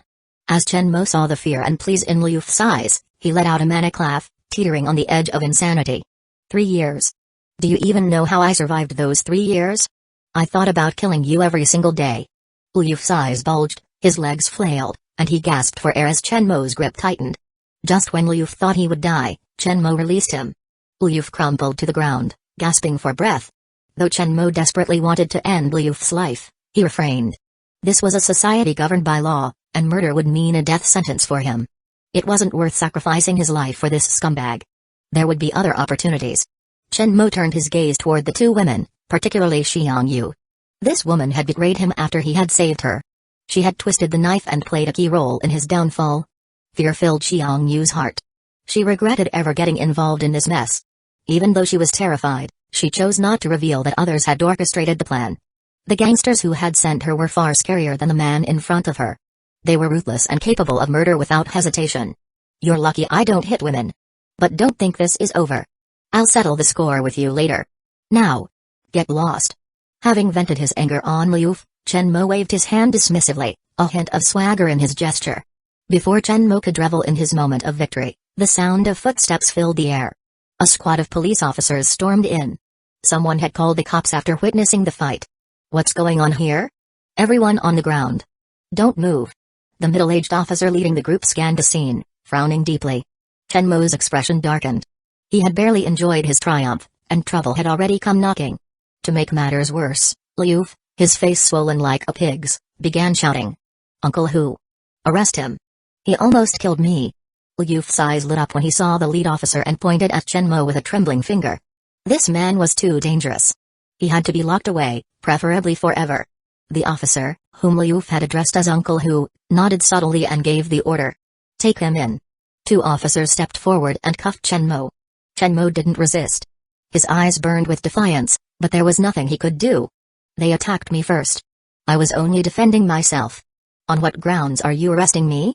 "We'll investigate thoroughly to determine who's at fault." "Everyone is coming with us," the officer replied coldly. Chenmo gritted his teeth in frustration but had no choice. Resistance wasn't an option. If he fought back, they might just pull their guns on him. As Chenmo was being led to the police car, Liu, his face still swollen and grotesque, approached. Leaning in close, he whispered in a voice only the two of them could hear, "You'll rot in there, Chenmo. This time, you won't be getting out. You're done for, kid," Liu spat venomously. "From childhood until now, no one has dared to hit me. You're the first. Don't worry, I won't let you off easily. I'll make your life worse than death." His eyes burned with malice. Chenmo's heart tightened, sensing an ominous turn of events. Both were shoved into the police car shortly afterward. "Can I borrow a phone?" "I need to make a call," Chenmo asked, attempting to find a solution. Regret gnawed at him. He realized he had acted too impulsively earlier. If they took him to the station, Liu's family connections could easily turn him into a helpless victim, completely at their mercy. At that moment, he thought of the Brotherhood gang. The gang wielded significant influence in South City and had a vast network of connections. Surely, they could find a way to get him out of this mess. He kicked himself for not reaching out to the Underworld's Brotherhood gang the moment he was released. Now, they didn't even know he was back. "You're still thinking about calling someone?" one officer scoffed. "After what you did to young Master Liu, you should be praying for your life instead." Chenmo's heart sank further. These officers clearly worked under Officer Hu was in cahoots with Liu. Chenmo's unease deepened. Back at the police station, the group was separated. Chenmo was taken straight to the interrogation room, while Liu walked away unscathed. Taking advantage of Chenmo's helplessness, Liu savagely beat him, inflicting torturous pain. The blows were relentless, designed to repay Chenmo 100-fold for the humiliation he had endured earlier. Ding! Chenmo's fury surges. Emotional value plus 666, ding. Chenmo is filled with grief and indignation. Emotional value plus 888, Chapter 26, The Overwhelmed Stepmother and the Heroine's Favor. 5 days passed in the blink of an eye. Zhu Corporation, CEO's office. Zhu Hao sat at his desk, reviewing the reports sent by his secretary, Li Kun, about 3 shareholders. For Li Ping, the first shareholder, the Blood Butcher gang had already set a trap by luring her son into gambling. He racked up billions in debt, signing IOUs he couldn't possibly repay. Now, debt collectors were preparing to visit. "What? You're refusing to acknowledge the debt even though the IOUs are right here? Decide. Do you want your arms broken first, or your legs?" Li Ping and her family couldn't fight against a group of ruffians, and calling the police wouldn't help. The debts were signed and sealed, with clear evidence. They had no choice but to concede. Desperate, she turned to Zhu Hao for help. Zhu Hao sent a single text, "Close the net." Next, he turned his attention to Lu Qingong, the second shareholder. The plan was straightforward: orchestrate an accident at one of his company's construction sites and then flood the internet with negative publicity. Arrange for accusations of forced demolitions, unpaid wages, and disgruntled workers to tarnish his reputation. Lao Mo had the team ready, they only needed Zhu Hao's signal. As for the third shareholder, Zheng Zuelin, Zhu Hao had yet to make a move. He didn't want to attract undue attention, but reclaiming those shares was inevitable. Zhu Hao couldn't tolerate any factor beyond his control. Knock, knock. 2 soft knocks broke the silence. Zhu Hao put away the reports and said calmly, "Come in." The door clicked open, revealing not his secretary, Li Kun, but the graceful figure of Xuying. Today, Xuying wore a professional suit, sheer stockings, and high heels, exuding mystery and allure. As a recent graduate of a prestigious university, her adaptability was impressive. She had transformed from a fledgling student into a competent white-collar worker in just a few days. Noticing her dedication, Zhu Hao had promoted her to a financial supervisor position after recent layoffs left vacancies. She had came to report on the company's financial status. "Mr. Zhu, here's the financial expenditure report for the past month," she said, closing the door gently before starting her presentation. Despite addressing him as uncle in private, she maintained professionalism at work, devoid of personal emotion. Zhu Hao listened attentively as she detailed the financial situation. Satisfied, he grew increasingly confident in his plans. The heroines in his life were not only capable but also indispensable assets. If he could recruit them all into the company, they'd undoubtedly become his strongest allies. Zhu Hao yawned and stretched, feeling the fatigue from the previous night's efforts. At 50, he was more vigorous than most young men, often working or indulging late into the night. His relentless stamina had even worn down Su Wanqiu, a workaholic who used to spend her days at beauty salons. Now, she barely managed to work in the afternoons. Though mature and experienced, even she found it overwhelming. More than once, she had hesitated before suggesting, "Could you lower the frequency? Or maybe find someone else to share the load? Please, don't rely on me alone." After finishing her report, Xuying noticed Zhu Hao's wariness. Concerned, she offered, "Mr. Zhu, I've learned some massage techniques to relieve fatigue. Would you like me to give it a try?" "Oh? King, you can do massages too?" Zhu Hao asked, intrigued. "A little," she replied modestly, having picked up the skill from online tutorials. Seeing no objection, she set down her documents and moved behind him. Her delicate hands rested on his shoulders, kneading gently. Zhu Hao exhaled deeply, relishing the moment. Having a beautiful woman massage him after a tiring day was a luxury he could get used to.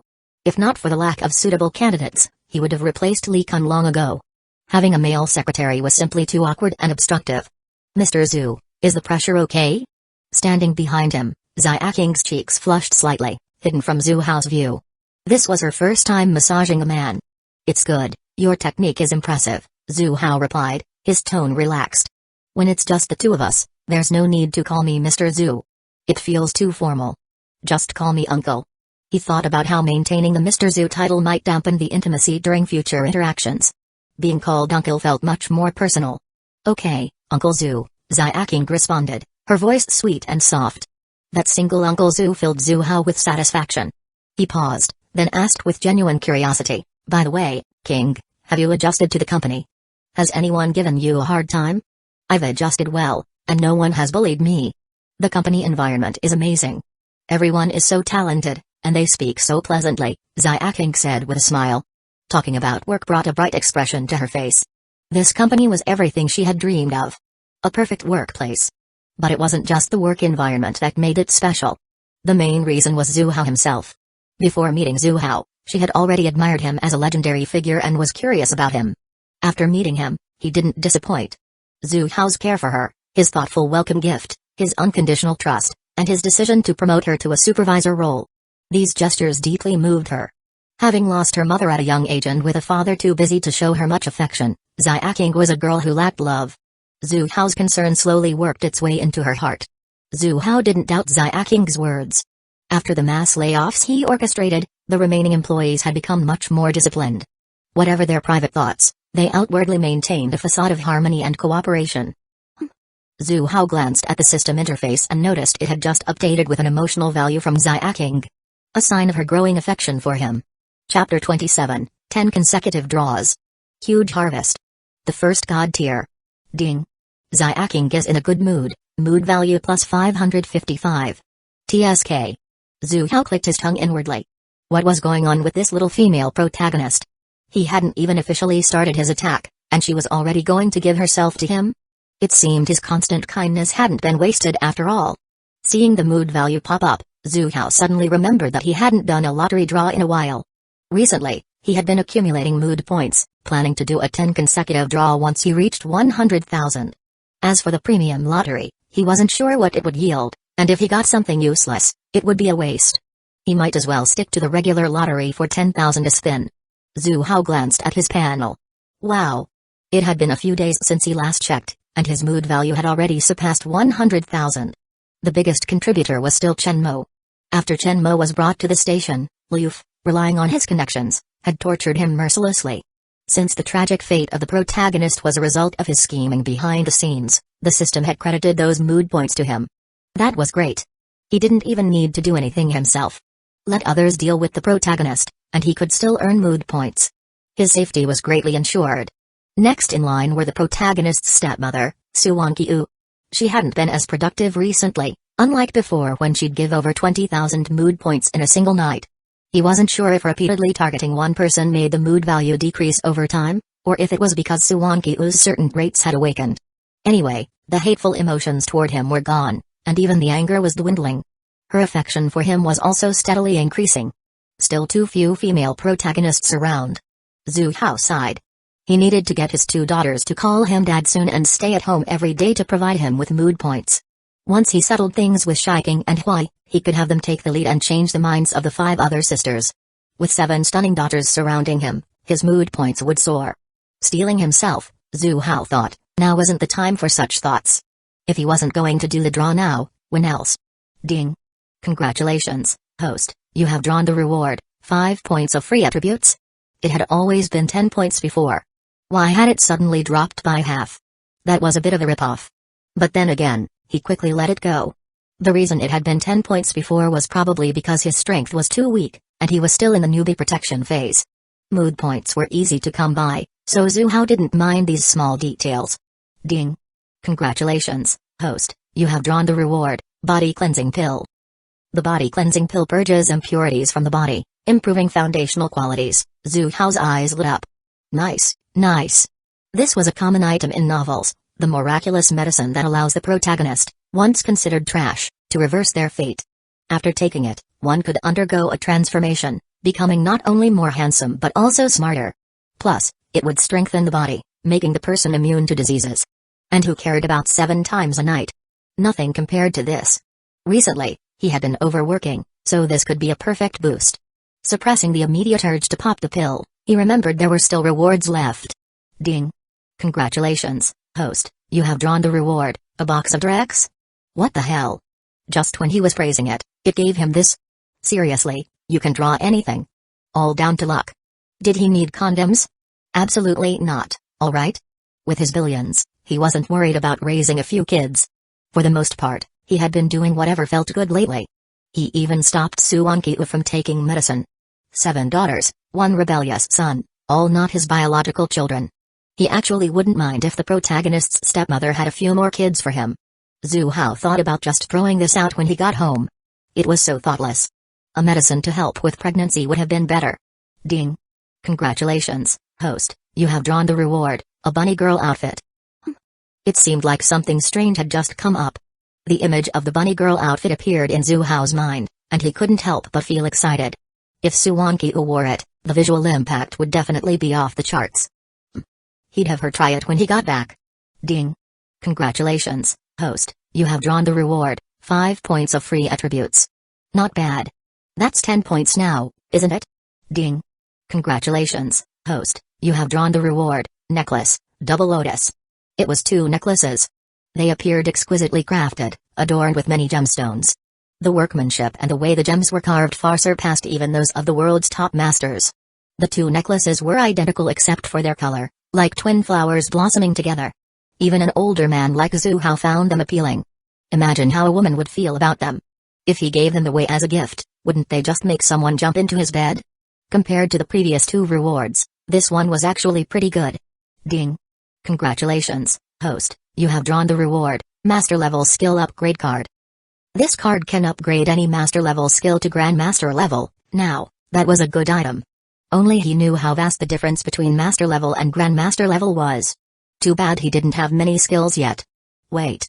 Didn't he already have a Master Level skill? Close combat. That was a real guarantee of strength.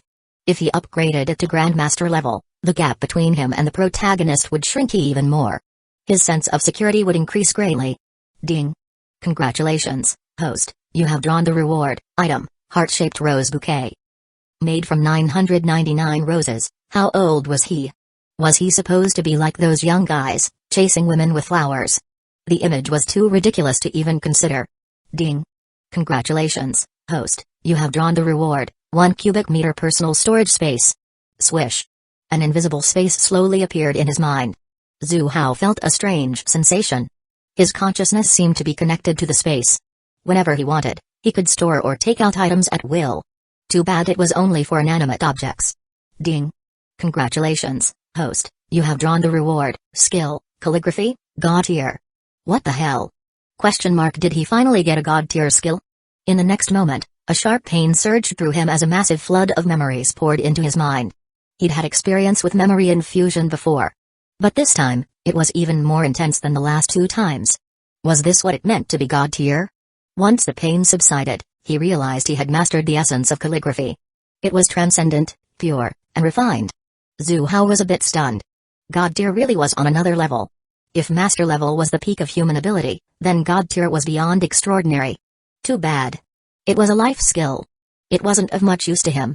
Chapter 28, A Complete Transformation. No losing prestige, uncle, are you okay? Did I press too hard? A concerned voice came from behind. Xuying.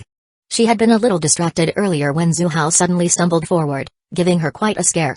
Zhu Hao turned around and smiled. No, it's fine. It's just that your massage felt so good that I almost fell asleep.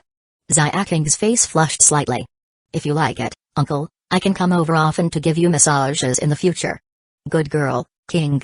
You're much better than my own daughters. Each one is more rebellious than the last. Zhu Hao's praise made Xuying feel warm inside, and she smiled contentedly. Just as she was about to continue the massage, Zhu Hao stopped her. Let's stop here for today. You've been massaging me, but you haven't had a chance to rest yourself. You still need to work this afternoon. Go home and take a rest. Okay, Uncle Zhu, I'll go now. Xuying hesitated, unwilling to leave, but knowing it was for her own good, she agreed obediently. After sending Xuying off, Zhu Hao went back to check the results of his latest lottery. He added the 10 free attribute points. All of them went into strength. His strength instantly increased to 51. Wait a minute. Does this now show the level? Strength, 51, early stage Mingjin. If he remembered correctly, when he checked Chen Mo's information earlier, it had shown late stage Mingjin. The gap between him and the protagonist had narrowed once again. Keep going. Zhu Hao didn't hesitate and used the skill upgrade card on master level Close Combat. Close Combat instantly leveled up to Grand Master. A rush of memories surged in his mind. With the previous god level skill infusion, this time the mental sting was much lighter. If this continues, the subsequent memory infusions wouldn't hurt anymore. Lastly, it was the bone-washing pill. With a flick of his wrist, a fragrant pill appeared in his hand. After taking a deep breath, he felt refreshed. Its effects indicated that it would purge impurities from his body. Zhu Hao went to a bedroom connected to his office. This room was specifically for his rest. He used to not go home often, preferring to rest here. It couldn't be helped. Seeing his stunning wife at home but being unable to touch her was the worst kind of torture. After swallowing the bone-washing pill, a warm flow surged through his body, flushing through his limbs and bones. Zhu Hao felt as though he were bathed in soft sunlight, the warmth filling his entire body. Half an hour later, Zhu Hao came out of the bathroom. His skin was slightly whiter, more toned, and his appearance seemed to have aged backward by 10 years. Although Zhu Hao had always looked young for his age, appearing closer to 40 despite being 50, now, with a rejuvenation of 10 more years, he looked like he was in his prime at 30. He had truly turned into a handsome man. If he went out to flirt with girls, any of them would likely fall for him. Zhu Hao felt light and renewed, as though he had undergone a complete transformation. On top of that, his mind felt clear, and the world around him seemed brighter. Many vague memories had become clearer. As expected of the bone-washing pill, it truly lived up to its reputation of rebirth. A character panel appeared. Character, Zhu Hao. Identity, Head of Zhu Corporation. Charm, 92. Strength, 55. Constitution, 33. Spirit, 25. Skills, Close Combat, Grandmaster, Painting, Grandmaster, Calligraphy, God Level. Items, Twin Lotus Flowers. Special, Personal Space, 1 cubic meter. Emotion Value, 9,527. Free Attributes, 0. A total overhaul. Compared to before, the panel looked much more impressive. After the bone-washing pill's purification, his charm, strength, constitution, and spirit had all been significantly boosted. His inventory no longer contained just one item, as many of his belongings had been stored in his personal space. Displaying them on the panel would only lower his prestige. 5:00 p.m. Zhu Corporation's employees finished their workday. The financial department's job was easy, but Xuying still held herself to high standards. She quickly learned everything about the finance department. After a busy afternoon, Xuying was ready to head home. As she stepped out of the corporation, she stopped, her expression darkening. That annoying guy had shown up again. Ahead, a Lamborghini sports car was parked, and a young man, looking overly flashy, leaned against it, holding a large bouquet of bright roses. Seeing Xuying emerge, Liu's eyes lit up, and he flashed a smile he thought was charming. He stepped forward with a few confident strides. King, I know you like roses, so I ran around all of Magic City's flower shops today and collected 999 of them just for you. Here, for you. Happy birthday. Liu's tone was gentle, and his gaze towards Xuying was filled with admiration. Wow. Am I witnessing a live confession? 999 roses, how romantic is that? Look at the Lamborghini sports car behind him. It's worth millions. If you were to go for a ride in it, you'd feel like you were flying. Money doesn't matter. I just think this guy is really handsome, and I'd like to be friends with him. Confessing with a supercar and flowers, how romantic. I wonder what the girl thinks. She must be covering her mouth in surprise, right? If it were me, I'd definitely react that way. Liu's extravagant actions quickly drew the attention of the people around him, sparking lively discussions. Xuying furrowed her brows, clearly annoyed by the noise. Liu, how many times do I have to tell you? It's not possible between us. Can you stop bothering me? After years of being relentlessly pursued by Liu, Xuying was close to losing her patience. The fact that she was able to speak calmly was already a sign of her restraint. Liu had long been prepared for her rejection, and his expression didn't change in the slightest. He was used to being turned down.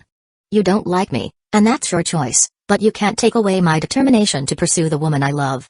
You don't like me now, maybe I haven't done enough, but I believe one day, I'll change your mind. Xuying was silent. Chapter 29, Zhuhao's Intimidation. A carbon copy. Pretentiousness gets struck down by lightning. Am I seeing this right? She actually turned him down. He's so infatuated. It even moved me. Plus, he's rich and not bad looking. Why wouldn't she accept? Haha. Not every woman is like you, throwing herself at a guy just because he's wealthy. Exactly. Honestly, I don't think he's all that romantic.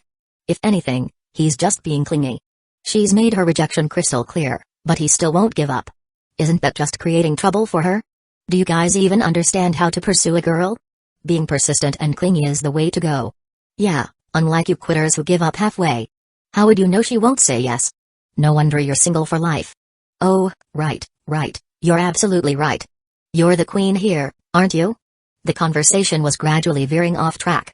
What started as light-hearted gossip turned into a chaotic quarrel between the women. Xuying felt utterly helpless against this pest who just wouldn't let go. Just as she was about to ignore him and leave, a mocking voice interrupted. Haha. I've seen shameless people before, but none as shameless as you. She's already rejected you clearly. Why keep pestering her? Is it fun?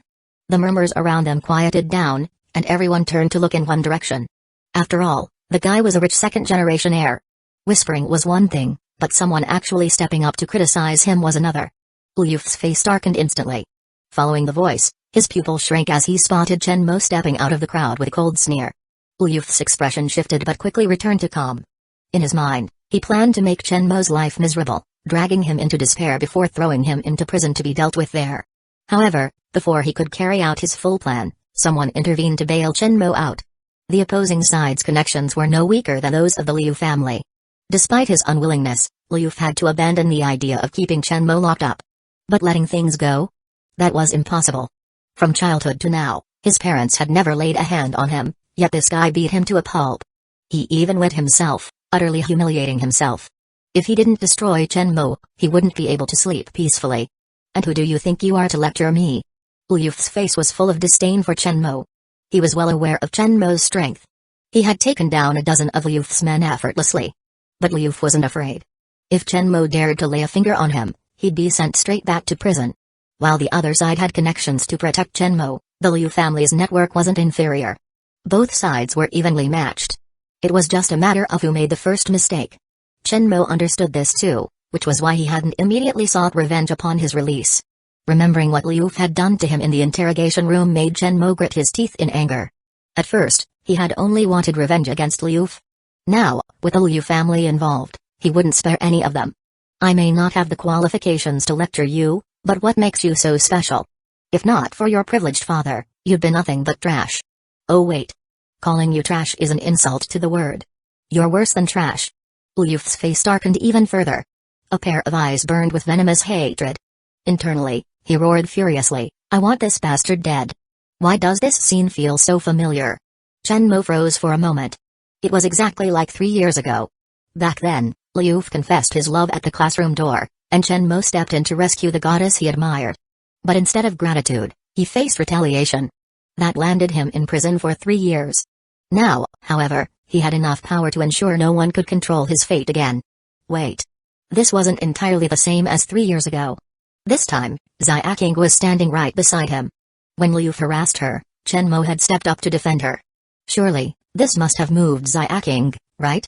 Chen Mo took a step forward, intent on striking up a conversation with her. Maybe, just maybe, things would escalate, and she might even throw herself into his arms. But before he could get close to Xuying, another figure had already reached her side. Chen Mo's eyes nearly spat fire. Zhu Hao. Why was it this guy again? In fact, Zhu Hao had noticed the commotion long ago. When he saw Liu pestering Xuying, he initially intended to step in and send him away. But then, he spotted Chen Mo in the crowd. He changed his mind. He decided to let the two clash and deepen their hatred for each other. King, what's going on? Zhu Hao asked Xuying, feigning confusion. Xuying immediately explained the situation, detailing how Liu had been bothering her. Finally, she lowered her head and apologized. I'm sorry, Mr. Zhu. I've caused trouble. This isn't your fault, Zhu Hao replied with a smile. His gaze shifted to Liu.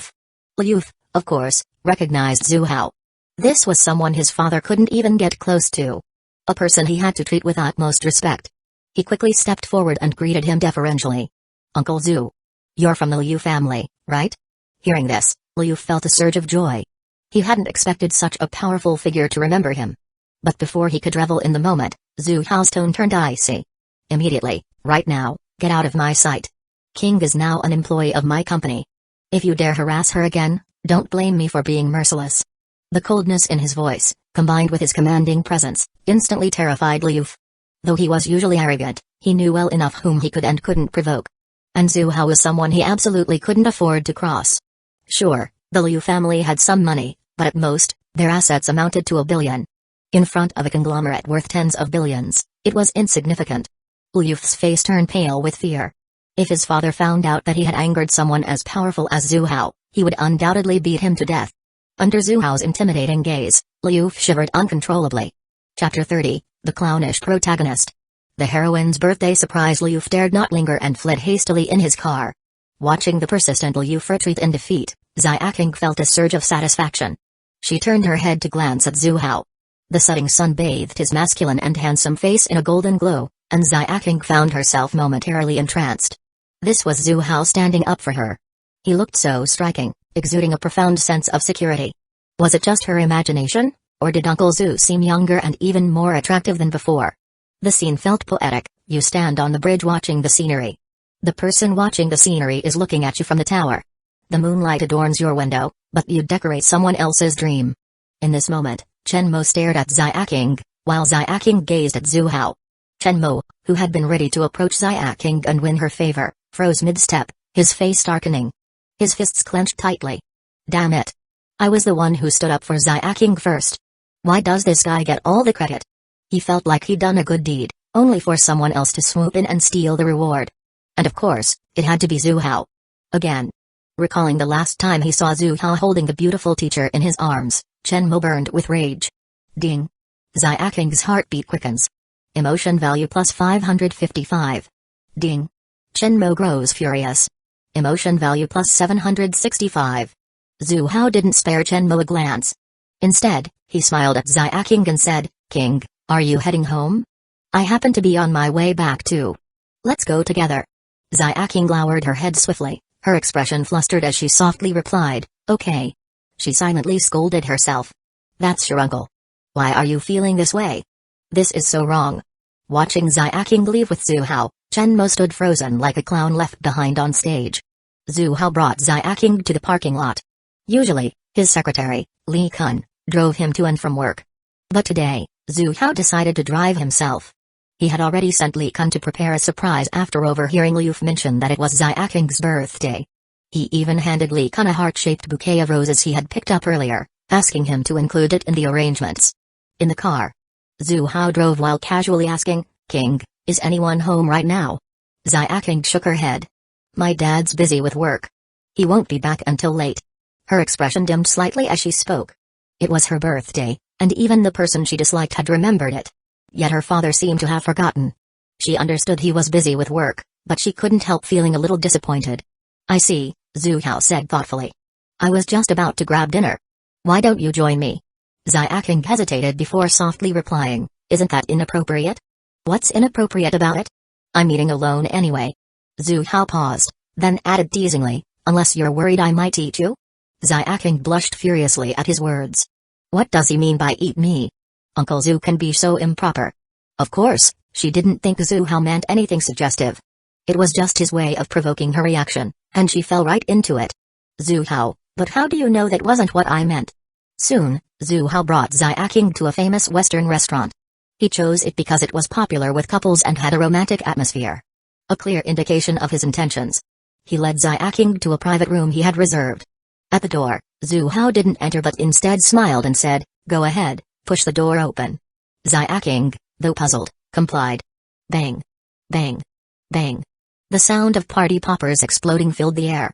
Caught off guard, Xuying jumped in fright.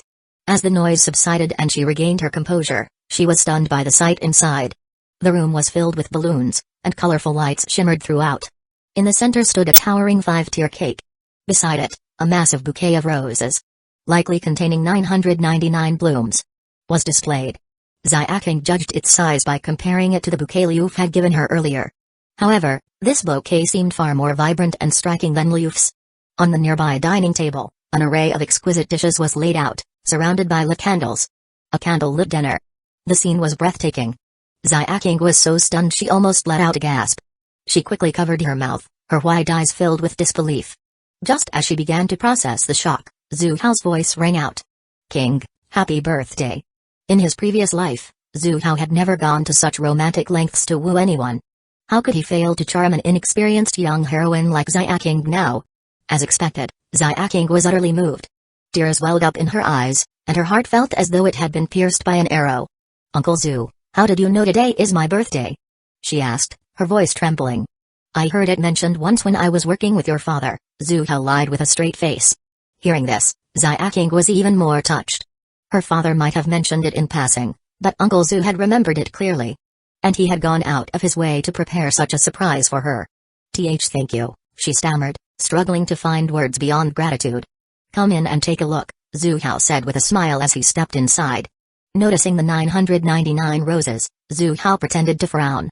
"My staff really doesn't know how to handle things. I told them to set up a birthday scene, and this is what they came up with." Li Kun, feeling unfairly blamed, could only silently protest. "Weren't you the one who asked me to bring these flowers?" Xuying followed Xuying's gaze and saw the 999 roses arranged neatly into a heart shape. Roses symbolize love, and a heart made of 999 roses carried a deeply meaningful gesture.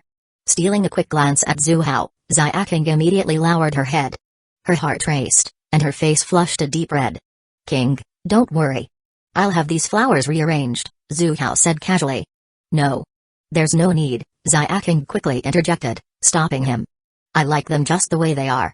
As she spoke, she kept her head down, too shy to meet Xuying's gaze. Ding.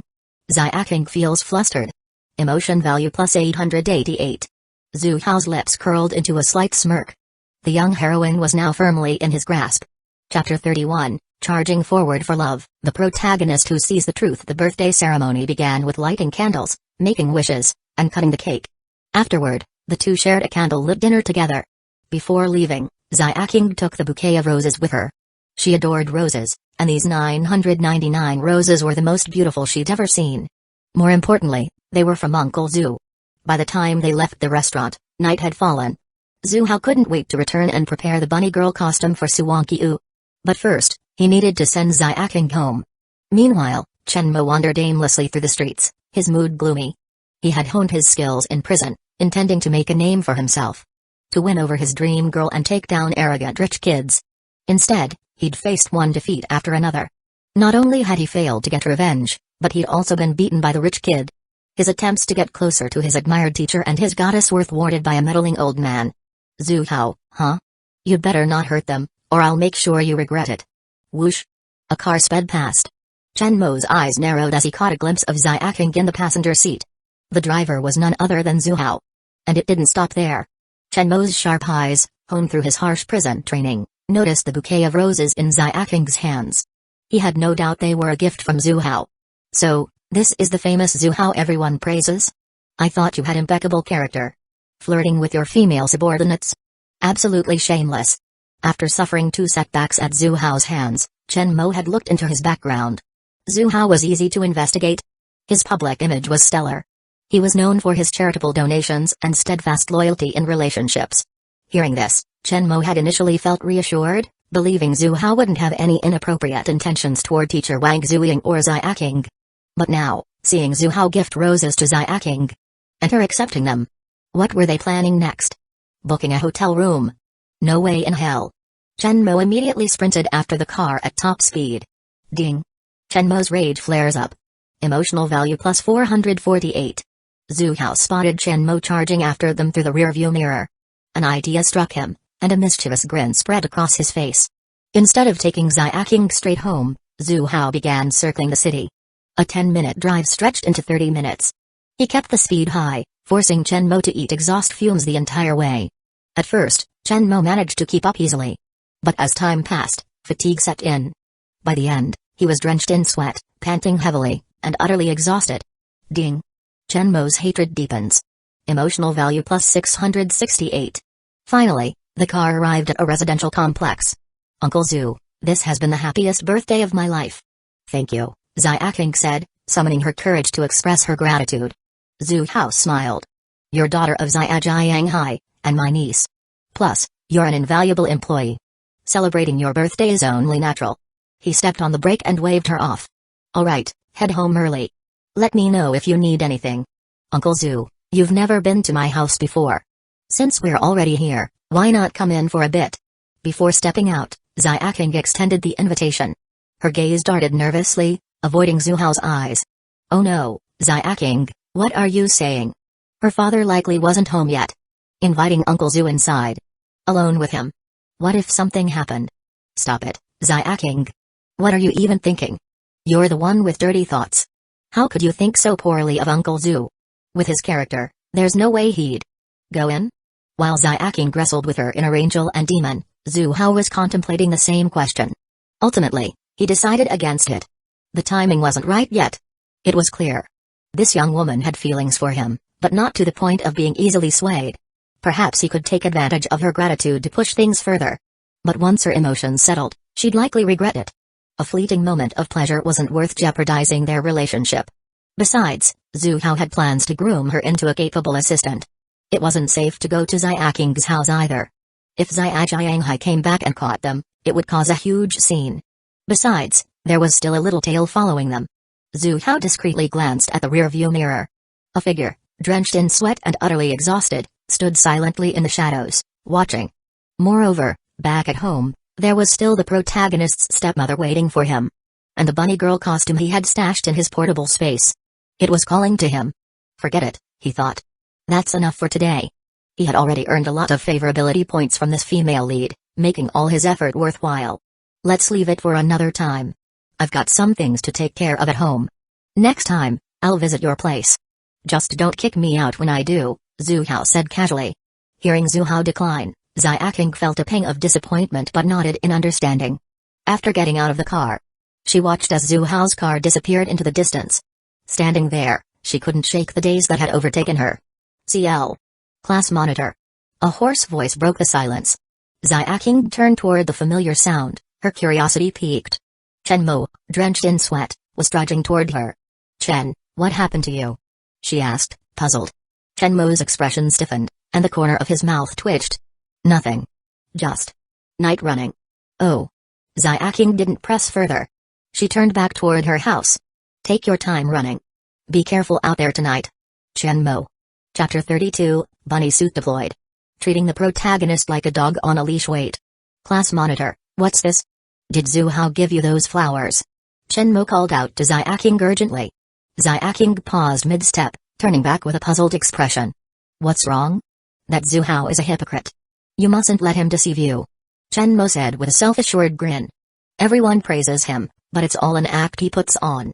Think about it. He's much older than you, yet he gives you flowers. His intentions are definitely not pure. Chen Mo spoke confidently, feeling smug that he was the only one who could see through Zhu Hao's facade. However, he failed to notice how Xuying's expression grew colder and darker as he continued. "Are you done?" Xuying asked icily, her tone sharp. If it weren't for the fact that he had helped her earlier that afternoon, she would have already lashed out at him. Today, Zhu Hao had given her the most memorable birthday she'd ever had. His image in her heart had grown to an almost untouchable height. She wouldn't tolerate anyone tarnishing it. Moreover, the bouquet of roses Zhu Hao gave her had a reason behind it. His subordinate had taken the initiative, and Zhu Hao had simply gone along with it. Strangely, though, a hint of disappointment lingered in her heart. Seeing Xuying's grim expression, Chen Mo was baffled. Shouldn't she, upon hearing his warning, realize Zhu Hao's true colors? Why was she defending him instead? "King, I'm telling the truth. Zhu Hao is two-faced." Acting all kind while secretly being manipulative, Chen Mo pleaded, growing anxious as he tried to explain. "He's playing nice with you while flirting with other women. Even our teacher, Wang Xuying. I saw them having dinner together, hugging intimately," he added, desperate to win her over. Xuying's expression flickered briefly, but she quickly calmed down. Zhu Hao couldn't possibly be such a person. Chen Mo was likely making up stories to slander Zhu Hao. Even if what he saw was real, it didn't prove anything.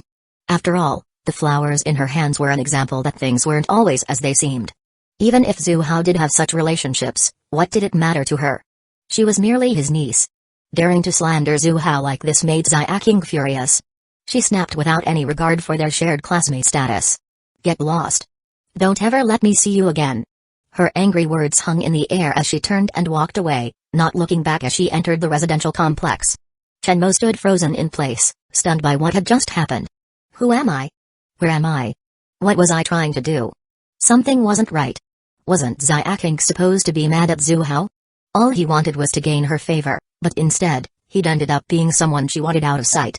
Suddenly, from the corner of his eye, Chen Mo noticed a car approaching from a nearby turn. It was Zhu Hao's car. He hadn't left after all. Zhu Hao, after saying goodbye to Xuying, hadn't driven off immediately. He knew Chen Mo, the protagonist, was lurking nearby. Leaving too soon might activate some ridiculous protagonist halo, causing him to reconcile with the female lead. So Zhu Hao decided to stick around and observe the situation. Now, seeing that Chen Mo and Xuying had completely fallen out, he felt immensely satisfied. With a smirk, he floored the gas pedal and sped off. Ding! Chen Mo is enraged. Emotional value plus 888. Seeing Zhu Hao's car speeding away, Chen Mo cursed under his breath and angrily gave chase. He had thought himself powerful, yet here he was, unknowingly being played like a fool by an ordinary man. And it had taken him this long to realize it. Reflecting on the situation, Chen Mo understood that Zhu Hao had noticed him long ago. The fact that Zhu Hao had circled the city for half an hour, effectively treating him like a dog on a leash, only made Chen Mo's blood boil. Chen Mo's rage exploded as he mustered every ounce of energy to chase after the car. He needed an explanation. However, his earlier half-hour sprint had already drained him. He was utterly spent, his strength completely depleted. After running a short distance, Chen Mo had no choice but to stop, panting heavily as he watched Zhu Hao's car vanish into the distance. When Zhu Hao returned to his villa, Mangekyō was still awake. She sat on the sofa in a silk nightgown, reviewing some documents. Every now and then, she'd glance toward the door. The moment Zhu Hao entered, she quickly lowered her head, pretending to focus on her work. "Your file is upside down," Zhu Hao's voice came from behind her, startling her.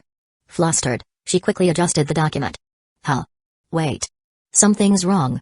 Now the document was truly upside down, it hadn't been before. Blushing with embarrassment, Mangekyō shot Zhu Hao a glare. This man. He was always teasing her. But that glare froze as her gaze locked onto him. The scene, a heart-pounding moment with Mangekyō. Mangekyō found herself unable to look away from Zhu Hao. He seemed younger, more handsome, and undeniably more charming. Her heartbeat inexplicably quickened. Ding. Mangekyō was flustered.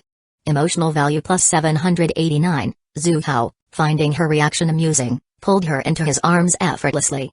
"Mangekyō, were you waiting for your husband to come home?" he teased, a smug satisfaction lighting up his face. Not long ago, Mangekyō had been cold and even hostile toward him. Yet, in just a few days, she had softened entirely under his influence. This transformation was the result of his relentless efforts day and night. In the past, being embraced by Zhu Hao would have left Mangekyō stiff and awkward. But now, she was used to it. After numerous intimate moments, they had come to know every side of each other, leaving no secrets between them. I wasn't. Suwankyu stammered, her voice tinged with nervousness as he hit the nail on the head. Zuha leaned closer, his breath warm against her ear. Don't pretend. Dressed like this, you've been thinking about it, haven't you? Her mind went blank for a moment before her face turned red with embarrassment and anger. She had been waiting for him to come back, yes, but not for that. What did he take her for? Did he really think her thoughts revolved solely around that 20 centimeters of his? Fine, if you say you haven't, I'll take your word for it. Let's get started now, Zuhao quipped. I wasn't thinking about it. Suwankyu was on the verge of tears, overwhelmed by his teasing. But then, something shifted in her mind. Clenching her teeth, she resolved to prove herself. If he insists I was thinking about it, then I'll let him see just how much. In the past, Zuhao always came out victorious. However, last night, she had managed to fight him to a draw. Tonight, she was determined to make him admit defeat. Seeing her determination, Zuhao took his time, deliberately slowing the pace. What's wrong? Are you scared now? By this point, Suwankyu had already knelt before him, looking up with a mix of determination and inquiry in her eyes. Scared? Me? She scoffed internally. Tonight, you'll see what I'm capable of. Zuhao smirked, his expression dismissive. He reached for a bag and pulled out a bunny girl outfit, placing it on the sofa. Before we officially begin, you'll put this on, he said, his tone calm yet commanding. Suwankyu froze, her gaze falling on the outfit. Her face flushed crimson as she recoiled. The thought of wearing something so revealing almost made her want to bite him out of sheer frustration. She shook her head furiously. No, absolutely not. This isn't up for negotiation, Zuhao replied, his voice firm. Chapter 33, Weakening the Protagonist's Power, orchestrating everything from behind the scenes in the upscale Jiayin neighborhood. One of the most famous affluent districts in Magic City. Every home was worth at least tens of millions. In front of one luxurious property, a middle-aged woman, Li Ping, clutched a promissory note in her trembling hands. She was livid, her voice shaking with rage. This is fraud. I'm calling the police. Opposite her stood a group of thuggish men, their expressions dripping with disdain. Don't talk nonsense, one of them sneered. The terms are written in black and white. Your son even left his fingerprint on it. He laughed derisively. You can go ahead and report it to the police. Or to heaven itself. It won't make a difference. Li Ping's face twisted with disbelief. Impossible. My son could never have borrowed this much money. The note demanded 800 million. A staggering figure that no ordinary person would ever contemplate. The thug shrugged nonchalantly. What's so impossible? Your son had some bad luck. He gambled in our casino for a full day and night. Losing that much is entirely normal. Casino? Li Ping's voice broke. Her face paled as realization struck. You set him up. This whole thing is a scam.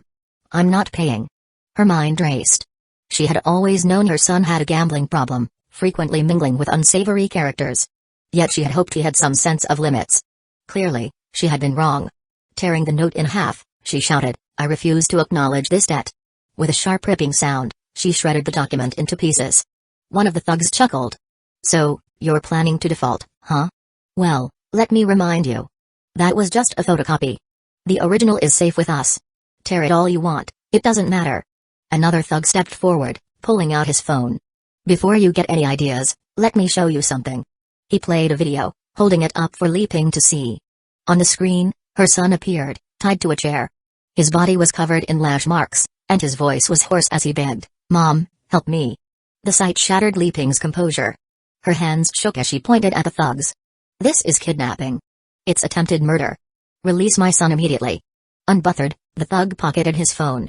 You have 1 day to transfer the money to this account. Otherwise, we can't promise your son will stay unharmed. He smirked. Oh, and don't even think about calling the police. We have connections. He leaned closer, his voice dropping to a cold whisper. If we find out you've reported us, don't blame us for taking a few pieces off your son. He whistled sharply, signaling his gang to leave. They laughed and jeered as they walked away, leaving Li Ping frozen in place, clutching a slip of paper with a phone number and bank account details. As time passed, Li Ping and her husband grew increasingly desperate. Their son was in the hands of dangerous people, and they felt utterly powerless. They debated their options. Calling the police risked their son's life, but paying the ransom demanded an impossible sum. 800 million. We'll pay them first, Li Ping's husband finally decided. Once we get Zhao back, we'll report this to the authorities. The couple agreed. Their family wasn't short on wealth, they could manage 800 million if necessary. Money could always be earned again, but a life couldn't be replaced. They began scrambling to gather the funds, only to find themselves falling short. Despite their vast resources, they could only pool together just over 100 million. Most of their assets were tied up in investments, which couldn't be liquidated quickly. It was then that Li Ping remembered the shares they held in Zhu Corporation. She recalled Zhu Hao's previous offer to buy them back at double the market price. At the time, she had declined, confident in the corporation's bright future. Now, with no other options, selling those shares became her last resort. The phone rang incessantly. By the time Zhu Hao received Li Ping's call, it was already the next day. Last night, Su Wanqiu, dressed as a bunny girl, had provided him with an unforgettable experience. Her overwhelming sense of shame had caused her emotional value to skyrocket. Noticing the caller ID, Zhu Hao's expression turned amused as he pressed the answer button. President Zhu, this is Li Ping, she began, explaining her willingness to sell her shares. Oh, so it's about that, Zhu Hao replied casually. To be honest, Director Li, the shares I currently hold are already sufficient. I don't really need more. Although Zhu Hao's ultimate goal was to regain full control of the company, he deliberately masked any urgency. He wasn't about to offer double the market price like before. After all, it wasn't him who was desperate now. Li Ping was stunned. Just some time ago, Zhu Hao had been eager to buy her shares at double the price. Why was he suddenly uninterested? Well, he added with a tone of indifference, if Director Li insists on selling, I can purchase them at the market price. Li Ping felt a bitter pang in her heart. While the offer was fair by market standards, it was a significant drop. Half of what he had originally offered. Regret hit her hard. If only she had sold the shares earlier. But there was no use lamenting now. In the end, she accepted his terms. At Zhu Corporation, the paperwork was finalized, and Zhu Hao transferred the funds to Li Ping. As soon as the money arrived, Li Ping rushed home and wired it to the account provided by the thugs. Then she called the number they had left. After some back and forth, Li Ping and her husband were finally directed to a secluded alley where they found their son in a pitiful state. The sight was too much to bear, and the couple immediately called the police. A kidnapping and extortion case involving 800 million yuan was no small matter. It was a shocking crime. A large police operation ensued, leading them to Happiness Street, where they shut down an underground casino and arrested a number of people. However, none of the thugs Li Ping had described were among those captured. The casino turned out to be a property of the Brotherhood gang. Believing the gang was hiding the culprits, the authorities launched an extensive crackdown in the Southern District as part of their anti-crime initiative. At the Brotherhood gang's headquarters, the gang leaders were in the middle of a tense meeting. Chen Mo sat among them, his expression dark and furious. Still no news of Asan and his crew? He asked coldly.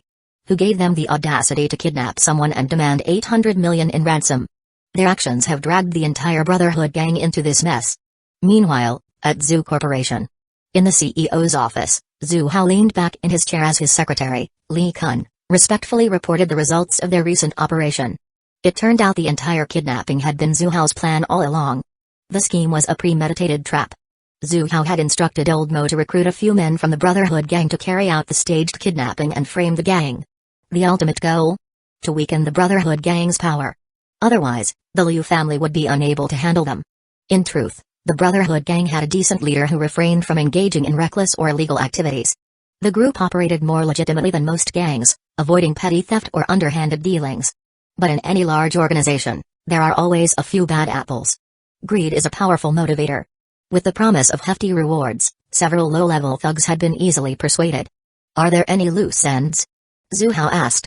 Li Kun replied with utmost deference, Old Mo and the team boarded a yacht immediately after the job. By now, I'd say the sharks have been well fed. Chapter 34, The Artistic Dilemma. The protagonist's stepmother seeks a companion at Magic Capital University. Inside the activity center office. Miss Zhang, the teacher overseeing the art exhibition, called Zhu Shiking and Zhu Hui back into her office. She handed over an honor medal to the sisters. Shiking, your painting won first place in the national competition. Congratulations. Zhu Shiking took the medal in a daze. The sisters had seen the painting before and had been amazed by its brilliance. While they had mentally prepared for the possibility of winning an award, holding the champion's medal in their hands still left them stunned. They were especially shocked by Zhu Hao's skill. To put things into perspective, when the sisters worked on the Sunset Glow painting, it had taken them over 10 days to complete. Yet Zhu Hao had only stood in front of the canvas for a short while, made a few adjustments to the original painting, and casually clinched the national first prize. What would happen if Zhu Hao put real effort into a painting? Noticing the surprise on their faces, Miss Zhang chuckled. There's no need to be so shocked. Honestly, Xuying, I wasn't surprised at all that your painting took first place. Your work captured a unique mood and essence. It's clear you put a lot of effort into it. The sisters snapped out of their thoughts. Xuying looked a bit embarrassed, while Zhu Hui suppressed a laugh. Now, aside from presenting this medal to you, there's another important matter. Miss Zhang continued, in 3 months, there will be an international art exhibition. This isn't just a national competition, participants will come from all over the world. Xuying, I have high hopes for your artistic foundation. You may not win first place, but earning a spot is certainly achievable. Winning an international award will be incredibly beneficial for studying abroad, applying for graduate school, or securing a job. I hope you will consider participating. Xuying froze, her mouth opening as if to speak, but she stopped herself. If the painting had been her own work, she would have eagerly agreed to participate in the international competition. But it wasn't her painting, and she didn't have the skill to replicate it. Alright, take your time to think it over. If you need anything, don't hesitate to reach out to me, Miss Zhang said, interpreting their hesitation as mere nerves and giving them space to decide. The sisters left the office feeling lost. Congratulations, sis, on winning first place in the national art competition. Zhu Hui teased with a grin. I'm so stressed, and you're making fun of me. Xuying shot her sister a frustrated look, her brow furrowing with worry. What's there to stress about? It's just an international competition. Just enter and win first place internationally. It'll be a huge deal. Easier said than done. I'd need the skills to back that up. Well, you can always go to Zhu Hao. With his level of skill, a couple of pointers from him should be more than enough. Zhu Hui said with a sly grin, looking every bit like a scheming advisor. The mention of Zhu Hao brought his image to Xuying's mind. After some thought, she said, no matter what, he helped me. Let's go home together today to visit him. If you want to go home, go by yourself. Why drag me along? Zhu Hui protested immediately. Her mischievous eyes sparkled as she teased, sis, don't tell me his painting moved you so much that you can't wait to go home and start calling him dad. You little brat, what nonsense are you spouting? Snapped Xuying, her cheeks turning red. The sisters started playfully squabbling again. Nearby, a male student passing by was captivated by the sight of the two campus beauties laughing and joking. The result? Bang. He walked straight into a metal railing in front of him. Evening. The sisters returned to Zhu Hao's villa. During dinner, the family gathered at the table. Xuying opened her mouth several times, but each time, she swallowed her words. Since childhood, Zhu Hao had never shown them care or concern. They, in turn, had never initiated a conversation with him. Now, as they faced the prospect of speaking to him first, they didn't know where to begin. Zhu Hao observed their expressions, amused but silent. Let the situation simmer a little longer, he thought. After dinner, Zhu Hao wiped his mouth and finally addressed the sisters. Work at the company has slowed down, so I have free time. Tomorrow, I'll take you two to the amusement park. He figured amusement parks were perfect for daughters. Building a better relationship with them had to start somewhere. Xuying and Zhu Hui stared at him in surprise. Was Zhu Hao really planning to take them out? Could he have genuinely changed? Was this his way of making amends? The sisters found themselves starting to believe him. But was it really appropriate for them to go to an amusement park? They weren't kids anymore. Unlike those carefree and sometimes silly university students, they had matured early after realizing their father didn't love or care for them. They initially wanted to refuse, but considering Zhu Hao had recently helped them, they couldn't bring themselves to say no. Later that night, in the bedroom, Mangekyō appeared in a bunny outfit, blending cuteness with seduction in a way that was utterly irresistible. Recalling last night's events, she felt a shiver of trepidation. Zhu Hao. How'd? She stammered. I admit it, you're incredible. I give up. Can you ease up a little? This every day. I'm struggling to keep up. Her words, a plea for mercy, were laced with shame. Shame or not, what hadn't Zhu Hao already seen of her at this point? Absolutely not, Zhu Hao replied with a grin. With a wife as beautiful as mine, how can I simply admire without indulging? On the verge of tears, Mangekyō bit her lip and suggested, you could find someone else. I wouldn't get jealous. No way, Zhu Hao declared with unwavering sincerity.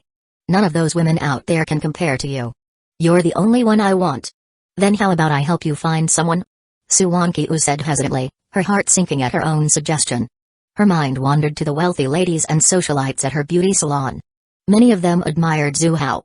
Still, finding someone as beautiful as her, or even remotely comparable, would be no easy task. Chapter 35, The Awestruck Sisters. Zhu Hao steals the spotlight early the next morning. Despite their reluctance to visit the amusement park, Zhu Shaiking and Zhu Huai obediently changed into new dresses and took the time to dress up. The sisters had always been close. Even when they quarreled, they reconciled quickly. As a result, they often bought matching outfits, differing only in color.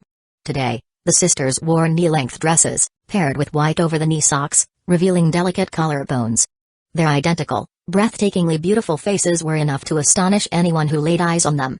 However, at the moment, both sisters stood frozen, staring ahead. Zhu Hao was waiting for them. Since their return last night, they had noticed Zhu Hao's transformation.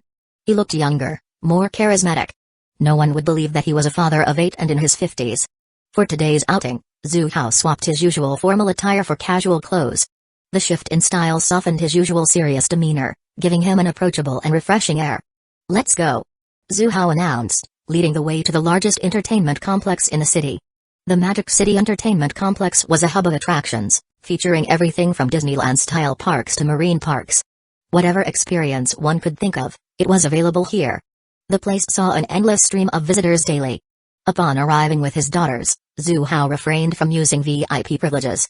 Instead, he chose to line up and buy tickets, hoping to spend more quality time with them. Although Zhu Shaiking and Zhu Huai agreed to come because Zhu Hao had recently helped them, they didn't plan on playing along with him. Zhu Hao walked ahead, while the sisters trailed behind, occasionally whispering to each other and curiously glancing around. Having never been to an amusement park before, they were fascinated by the novelty of everything around them. Suddenly, the sisters froze in their tracks, their gazes locked on a row of claw machines. Several couples stood around the machines. Some fed coins into the slots and pressed the buttons, watching as the claw ascended to grab a plush toy. However, luck didn't seem to favor most of them. Attempt after attempt ended in failure. When someone finally managed to grab a toy, they cheered and celebrated as if they had won the lottery. Noticing the curiosity in his daughter's eyes, Zhu Hao suggested, "That looks fun. Let's go check it out." Already intrigued by the claw machines, the sisters didn't object and followed Zhu Hao to the row of machines. The two stood by, watching others attempt to grab toys, while Zhu Hao headed to the counter to buy tokens. Damn it! What a scam! Nearby, a young man cursed loudly after dozens of failed attempts to grab a single toy. He vented his frustration by banging on the machine and swearing. Others around him chimed in. "You'd be lucky if you actually managed to grab something. If people could win easily, how would these businesses make money? These machines are rigged. The chance of grabbing something is less than 1%. Don't expect to win anything. Just think of it as a novelty." The group's complaints painted a bleak picture of the claw machines, blaming the operators for being exploitative. Suddenly, a jubilant cry broke through the crowd.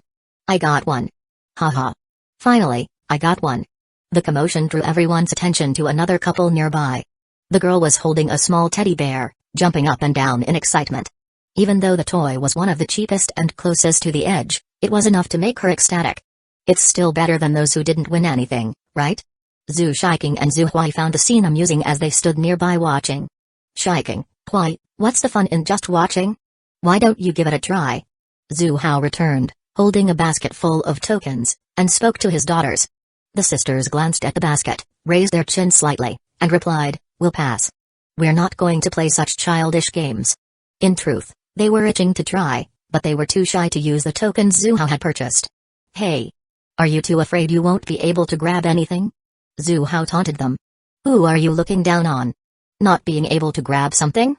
These little toys are nothing. Anyone with hands can do it." Zhu Huai immediately shot back, refusing to back down.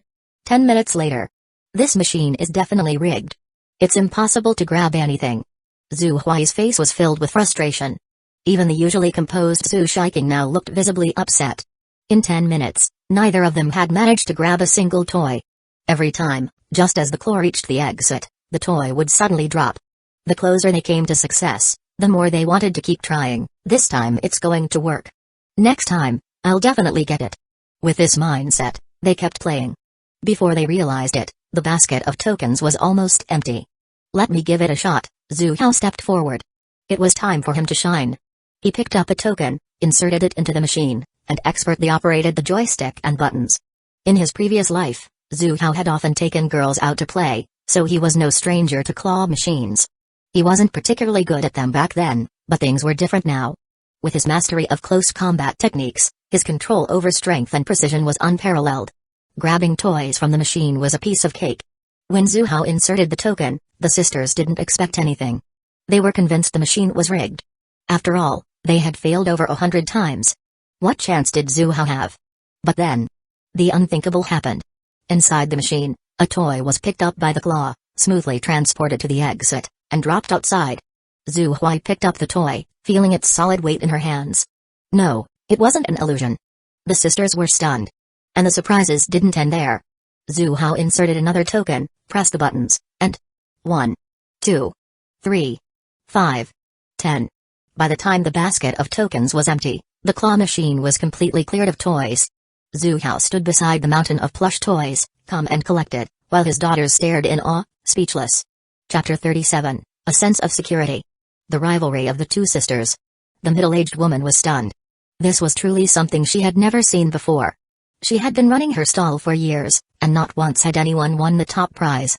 In fact, even winning the second or third-tier prizes was rare.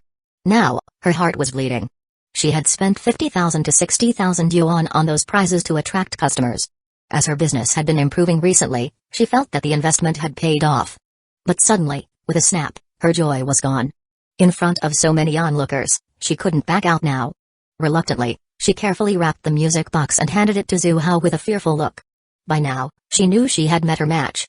She was worried that if Zhu Hao came back and bought more rings, he would win all her valuable prizes. She could only hope he would show some mercy. Zhu Hao wasn't even interested in the trinkets at her stall. The only reason he stepped in was because his daughters wanted them. That was it. He handed the music box to the two girls. Thank you. Xuying stammered her gratitude as she took the bag. Although they had their frustrations with Zhu Hao, he had been treating them well recently, and their impression of him had changed somewhat. Plus, this time, he had acted to help them. Otherwise, given Zhu Hao's worth of billions, why would he care about these trivial things? The two sisters expressed their sincere thanks. Ding. Xuying is moved, emotion value plus 331, ding. Zhu Huai is touched, emotion value plus 333, let's go. Zhu Hao smiled slightly. There's more fun waiting for us. Standing in front of a series of amusement park rides, Zhu Hao turned to his daughters and asked, which one do you want to try first? The carousel or the Ferris wheel? Xuying and Zhu Huai exchanged looks. Please. They were both in their 20s, not kids anymore. Did he really think of them as little girls? I want to try the roller coaster. Zhu Huai suggested. After seeing Zhu Hao's impressive skills earlier, they didn't feel as distant from him as they once had. And that was exactly what Zhu Hao had hoped for. His gaze turned to Xuying. She rolled her eyes at her sister, then nodded. The three of them made their way to the roller coaster line. The roller coaster zoomed by, and the screams of the riders filled the air. Xuying couldn't help but feel nervous. But when she saw her sister's eager expression, she steeled herself to go along with it. Soon, the roller coaster slowly came to a stop. Riders began disembarking. Some looked exhilarated, others staggered, and some were still gagging. It was their turn to board. A few people were rushing forward, trying to squeeze into the seats. One particularly bold young man, full of youthful energy, seemed almost frantic as he tried to push toward the sisters. His eyes were filled with greed. The two sisters were too beautiful. Especially as twins. Anyone who saw them would be in awe. While most people could control their impulses, some could not. Zhu Hao quickly pulled the two sisters close to him, shielding them from the crowd. Soft warmth pressed against him. Could it be that they were really twins? The sensation was identical on both sides. He was curious about the subtle differences between the two. He lightly nudged his elbow toward the young man who had been the most aggressive. A surge of force shot through his elbow and into the young man. Whoosh! An indescribable pain hit the young man's body, causing his face to twist in agony as he doubled over. The sisters stiffened when Zhu Hao suddenly hugged them. They had been about to struggle free, but then they saw the chaotic crowd around them. They immediately realized Zhu Hao was protecting them, and any resentment they felt vanished in an instant. Snuggling against Zhu Hao's broad chest, the sisters' hearts raced. They felt an overwhelming sense of security. Ding. Xuying feels flustered, emotion value plus 456, ding. Zhu Huai, under Zhu Hao's protection, the sisters were unharmed. They sat down in the three-person seat of the roller coaster. I'll sit in the middle, Zhu Hao said. That way, if anything goes wrong, I can react quickly. He explained his reasoning for choosing the middle seat. Not to hold both of them, but in case of an emergency, he could save them. When there was an opportunity to instantly win their favor, how could Zhu Hao possibly let it slip by? The sisters were indeed touched. From this small gesture alone, they could see how much Zhu Hao cared for them. A fleeting smile flickered in Zhu Hao's eyes. He could tell that his daughters no longer rejected him. With just one opportunity, they would call him dad. And he had already prepared that opportunity. He just needed to wait for the right moment. After the roller coaster ride, the three of them disembarked. Zhu Hui felt refreshed, completely unfazed, as if she hadn't been scared at all. Seeing her sister with the same calm expression, she couldn't help but be a little puzzled. Sis, you looked pale before we got on. How come now you're not scared at all? Aren't you the one who's always been so scared? Pa. You're the scaredy cat. Xuying spat lightly, clearly annoyed. Hey. Really? Then, do you dare to go on a giant swing with me? What's there to be afraid of? Xuying shot her sister a glare. Then, she cautiously glanced at Zhu Hao. She had been a little scared before getting on the roller coaster, but once Zhu Hao had held her hand, she felt surrounded by an overwhelming sense of security. At that moment, all fear had disappeared. Chapter 38, the hero who has everything under control rescues a beauty. The daughter calls out to her father before coming here. The two sisters had no interest in the entertainment city, but by the end of the day, they were having a blast. The day slowly passed by. At some point, the sun began to set. I'm going to buy a few bottles of water. As the father and daughter were about to head back, Zhu Hao glanced in a certain direction. He found an excuse and left. The two sisters waited for Zhu Hao to return. By the end of the day, they had completely lost their previous aloofness towards Zhu Hao. The distance between them was gradually disappearing. Aside from not having called him dad yet, their relationship was almost the same as any ordinary father-daughter bond. Big sis, I told you were scared, but you still wouldn't admit it. Let's see how you act tough in front of me from now on. The sisters were chatting about their experiences at the amusement park. Zhu Hui spoke to her older sister Xuying with a very dismissive tone. Don't talk nonsense. When did you see me scared of any ride? Xuying didn't want to be looked down upon by her little sister and retorted. You weren't scared? Then why did you grab his hand? Don't think I didn't see it. TSK. You really looked like a frightened little girl hoping for her dad's protection.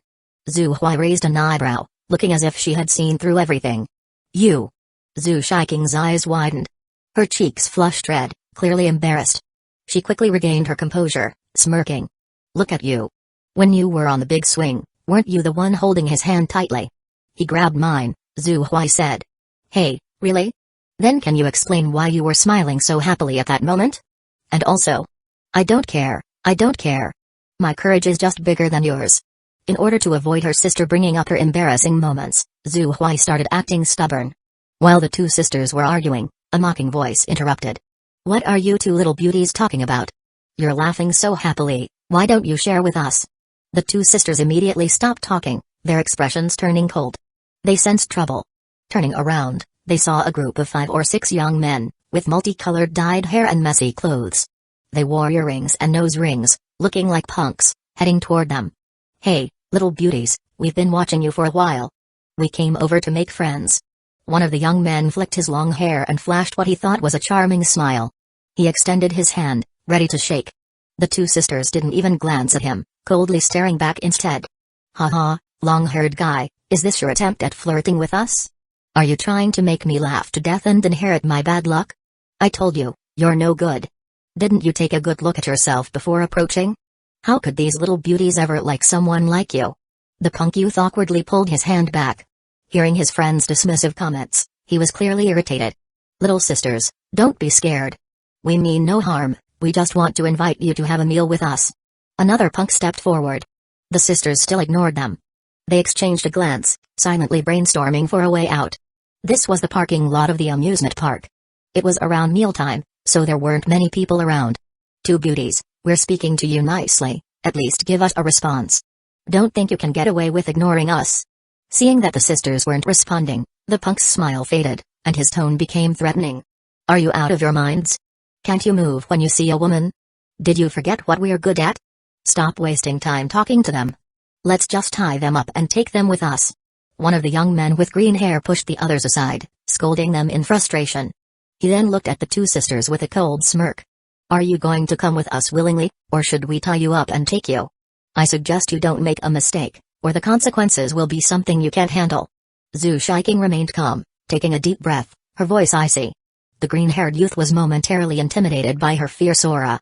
He quickly recovered, sneering. Consequences we can't handle? Who do you think you are?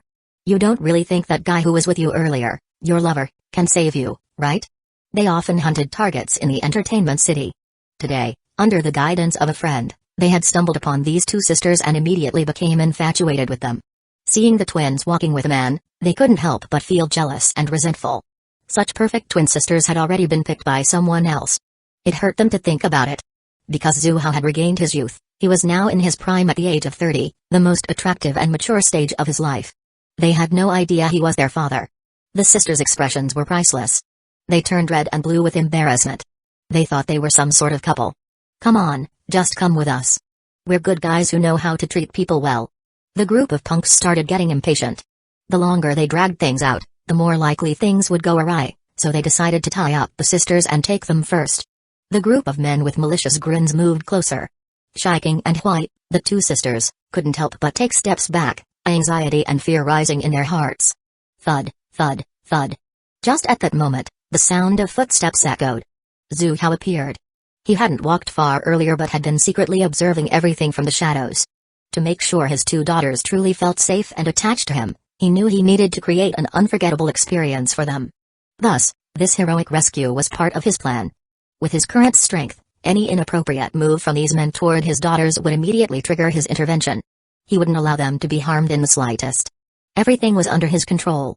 Xu Hao, holding a few bottles of drinks taken from his space, saw the sisters retreating to the corner of the wall. His expression changed dramatically. With a single swift step, he rushed toward them and positioned himself in front of the two girls. Seeing the man rush over without hesitation, standing firm to protect them, both sisters were deeply moved.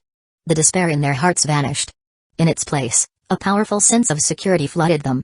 Dad, there are so many of them, be careful. Xuying couldn't help but worry for Xu Hao. Although Xu Hao was the CEO of a multi-billion-dollar group, these punks didn't care about his identity. Hui, standing beside Xuying, glanced at her sister and then also turned to Xu Hao. Dad, be careful. Xu Hao, standing in front of them with a calm face, couldn't help but feel pleased on the inside. He had been wondering whether to pretend to be struggling to protect them. But now, it seemed unnecessary. The goal had been achieved. Xu Hao's expression turned cold, his eyes slowly sharpening with danger. These guys no longer held any value for him. Chapter 39, Xu Hao, want to learn? I'll teach you. What the hell? Are they playing this kind of game? When the two sisters addressed the man in front of them as Dad, the punks were instantly stunned. They couldn't connect the image of the handsome man in front of them with the father of these two young girls. Once they ruled out the wrong answers, there could only be one truth. The twins were definitely being kept by this guy. They even called him Dad. Clearly, these girls were living a wild lifestyle. A group of young men started feeling jealous. Bro, you. One of the punks tried to say something, but before he could finish, a punch landed in his stomach. His eyes bulged as he bent forward and flew backward, crashing to the ground. Don't villains die from talking too much? Xu Hao didn't want to waste any time with these guys. With a flash of movement, he appeared in front of another punk and kicked him hard. There was a loud crack sound. The unmistakable sound of a rib breaking. The next moment, the punk collapsed to the ground, letting out a heart-wrenching scream. Then, it was the third, the fourth. This was the first time Xu Hao made a move. He had intended to test his strength, but these guys were too weak. With his martial arts mastery, he didn't even need to use his full power. With just a bit of force, he could take them down one by one. And this was him holding back. If he went all out, a single punch would have killed them. Xu Hao didn't hold back much. Even though he wasn't using full strength, based on the severity of their injuries, the six punks were completely done for. These guys weren't his subordinates. They were brought here by Lao Mo. He could deal with them however he wanted. Besides, if he didn't go a little harder, his clever daughters might think this was all part of an act. So, these punks were in for a tragic end. Xuying and Hui stood frozen, watching Xu Hao effortlessly take care of the punks. They were clearly getting beaten senseless. They were sure now. It really was their father. When had he become this strong? He could grab anything with precision, throw a ring without missing, and still fight like this? Xu Hao's image in their hearts grew taller and taller. While they were shocked, they couldn't help but feel a stirring in their hearts. Xu Hao's beating of these punks was all for them. Seeing how badly they were hurt, it was clear how angry Xu Hao was for letting these thugs harass his daughters. This feeling of being cared for, protected, and looked after. It warmed the sisters' hearts. As soon as Zhu Hao stopped, the sisters rushed to him. Dad, are they okay? They're not dead. They dared to harass you, so beating them up was too kind. Zhu Hao's face was still full of anger, but he turned to the girls and checked on them with concern. Are you two alright? Did they hurt you? The two sisters were deeply moved. Ding. Xuying is deeply touched, emotional value plus 789, ding. Zhu Hui is deeply touched, emotional value plus 890, seeing the skyrocketing emotional points, Zhu Hao couldn't help but smile with satisfaction. His efforts weren't in vain. Zhu Hao took his two precious daughters home, leaving the mess to his secretary, Li Kun, to handle. From the moment they called him dad, the distance between father and daughters had completely vanished. On the way back, Xuying finally couldn't hold back any longer and asked the question that had been on her mind. Dad. About that painting earlier. Although she suspected it was her father who had altered her artwork, she still wanted a definitive answer from him. That painting? I thought it looked pretty good, well done. It just wasn't perfect, so I made a few adjustments. It didn't cause you any trouble, did it? Trouble? Xuying was about to speak, but her younger sister, Hui, cut in. Dad, you don't know. She entered your altered painting into a national competition and won first place. Xuying quickly covered her sister's mouth with both hands to stop her from saying more. Her little sister had no sense of propriety, even mocking her older sister. Was it because she was getting carried away, or was she just not able to pick up the knife herself anymore? I really need to find a good time to properly discipline my sister. Oh? Really? Not bad. Zhu Hao affirmed. That painting was Xuying's. I just made a few minor adjustments to it. It really has little to do with me, it was Xuying's work to begin with. Dad, stop teasing me. Without your changes, I would have only gotten first place in school. There's no way I could have entered it into a national competition. Xuying sighed with a bitter smile. She knew exactly where her skill level stood. Don't be too modest. I can tell your art is almost breaking through, and you're still young. It's only a matter of time before you surpass me. Really? I could paint as well as you, Dad. Want to learn? I'll teach you, Zhu Hao smiled. Dad, she's been waiting for you to say that. At that moment, Hui wriggled free from her sister's hold and spoke up. After she won first place in the national competition, our activity teacher wants her to enter an international competition. She's not quite there yet and wants to learn from you, Dad. Xuying felt a little embarrassed. Her little sister was so good at teasing. Seeing the drinks Zhu Hao had bought for them, she twisted off the bottle cap and kept pouring it into Hui's mouth. Gulps. Gulps. You like to interrupt, huh? Let's see how much more you have to say. An international competition, huh? When we get back, I'll train you for a while. I'll help you win first place again. They'd seen Zhu Hao's art skills firsthand. If he entered a competition, there was no doubt he would win first place. But teaching herself how to do it, painting on her own. Xuying started to feel a little less confident. Zhu Hao, want me to teach you step by step? The two sisters were completely moved by Zhu Hao today. Back at home, they served tea, poured water. When Mangekyō came back from the beauty salon and entered the house, what she saw was the picture of fatherly love and filial daughters. The two daughters, who had been so indifferent before, were now calling out Dad over and over again. Mom, you're back. Just in time for dinner. Hui spotted Mangekyō and immediately pulled her to the dining table.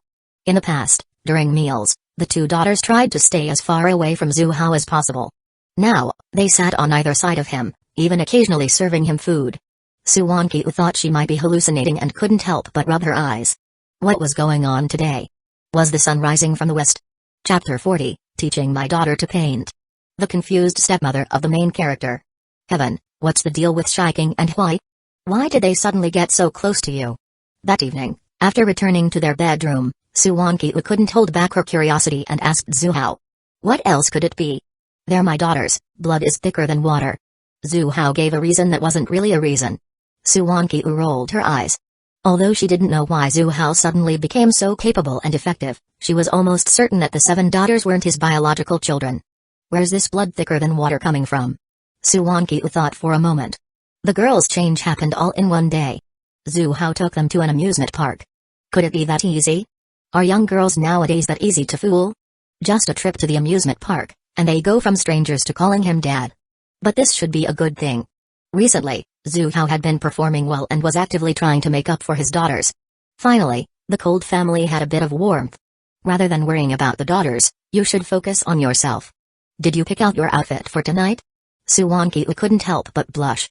Ever since Zhu Hao made her wear the bunny girl costume, he became quite fond of the allure of uniforms. He even made her go out and buy whatever she liked. Today doesn't work, my relatives are coming over. Su Wanqiu bit her lip.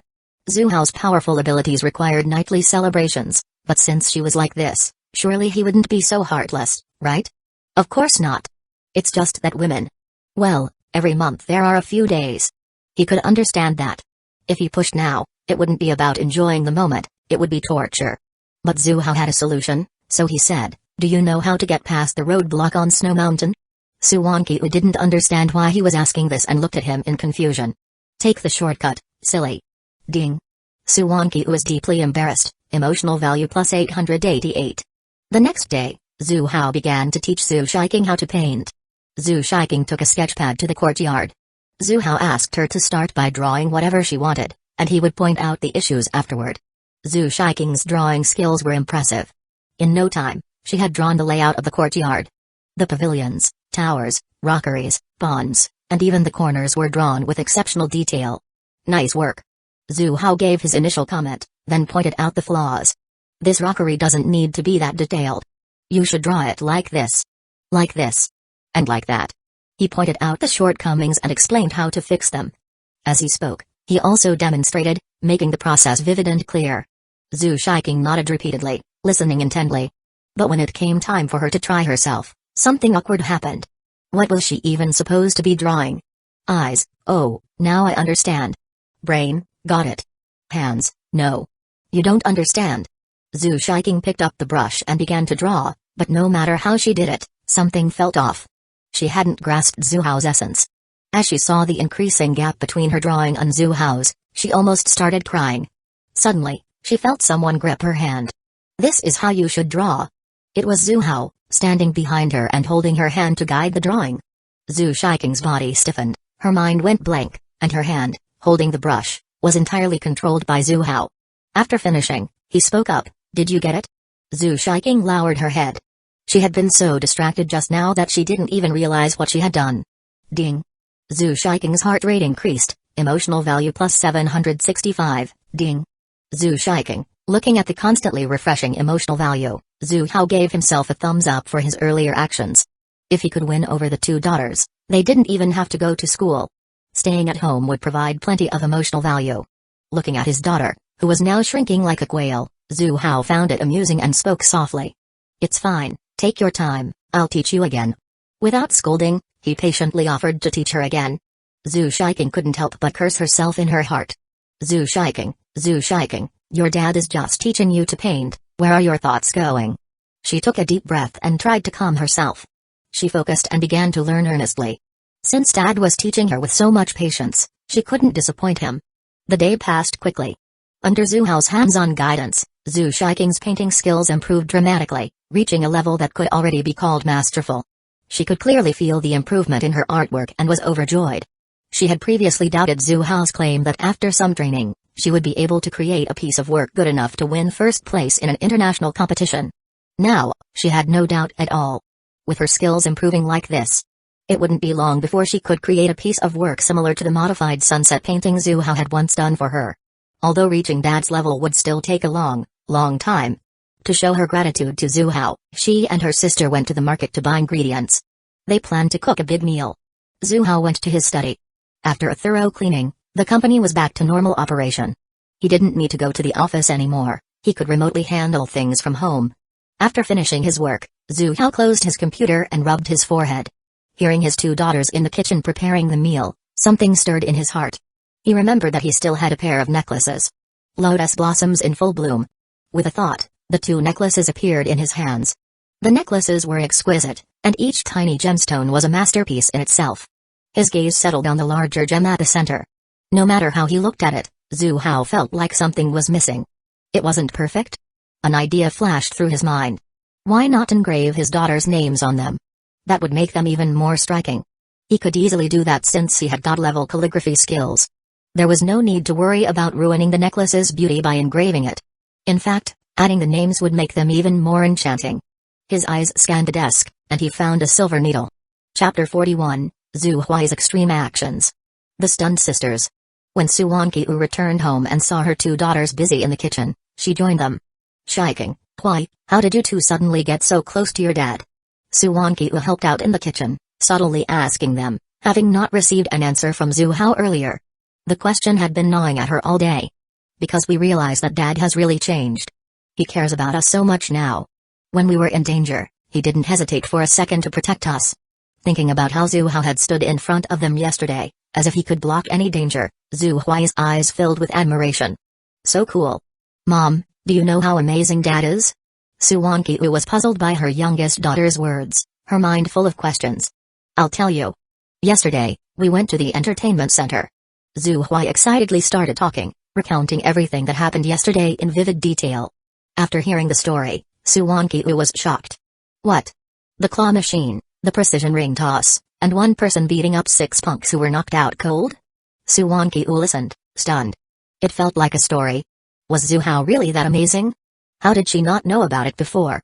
Taking them out, showing off, flying them high, being a hero rescuing the girls. No wonder her two daughters had such a drastic change in attitude toward him. Suwankyu furrowed her brow, deep in thought. At that moment, Zhu Huai asked her with curiosity, Mom, how did you and Dad get together? Suwankyu froze for a moment. She thought about those wild nights and felt a rush of warmth spread across her face. Zhu Huai noticed her mother's changing expression and remarked with a confused tone, strange. You should know how amazing Dad is. We can hear you two every night. You must have been conquered by Dad, right? Whoosh! Suwankyu's heart skipped a beat. She instantly flushed bright red, her face burning as if it were radiating heat. Inside, she screamed. Oh no. When the girls were at home, she had been very careful, but every night, she just couldn't control herself in the end. And now, it turned out the girls had heard everything. Suwankyu quickly diverted her gaze, feeling like she wanted to dig a hole and bury herself in it. Zhu Huai. Really? Why couldn't she keep her mouth shut? She's a little kid, yet she acts like she knows everything. During dinner, Zhu Hao came out of the study. What he saw was quite the scene. Suwankyu had her head down, face flushed, avoiding eye contact with the two daughters. After dinner, Suwankyu eagerly began cleaning up the dishes. She seemed to want to keep a distance from the girls as much as possible. Zhu Hao noticed it and couldn't help but smile in his heart. This felt like home. As the two girls were pushed out of the kitchen, Zhu Hao waved them over. Shyiking, why, come here, I have gifts for you. Ah. What good stuff does Dad have now? Zhu Huai bounced over eagerly, asking with curiosity. Zhu Shyiking, however, seemed more reserved, giving her sister a playful eye roll. Her sister's mind was always wandering, and after fully accepting Zhu Hao, it was like she had finally been freed. Zhu Hao took out the 2 necklaces. Wow. They're so beautiful. Whoosh! The world seemed to fade around them as both sisters were transfixed by the 2 necklaces. Zhu Huai's eyes sparkled as she took one of them. The necklace was exquisitely made, with sparkling gemstones that shone brightly. It radiated elegance and nobility. Dad. Is this for us? You 2 girls each get one, Zhu Hao said with a smile. Zhu Huai was extremely excited. Unable to hold herself back, she rushed forward and hugged the necklace like a child on a rocking horse. Thank you, Dad, you're so good, love you. She said her thanks and immediately began playing with the necklace, unwilling to put it down. Meanwhile, Zhu Shyiking was stunned by her sister's behavior. When she saw the necklace that Zhu Hao had handed her, she couldn't help but admire how beautiful it was. No wonder her sister had reacted like that. Thank you, Dad. Zhu Shyiking also took the necklace. As she was admiring the perfect piece of art in her hands, she suddenly heard her sister gasp in surprise.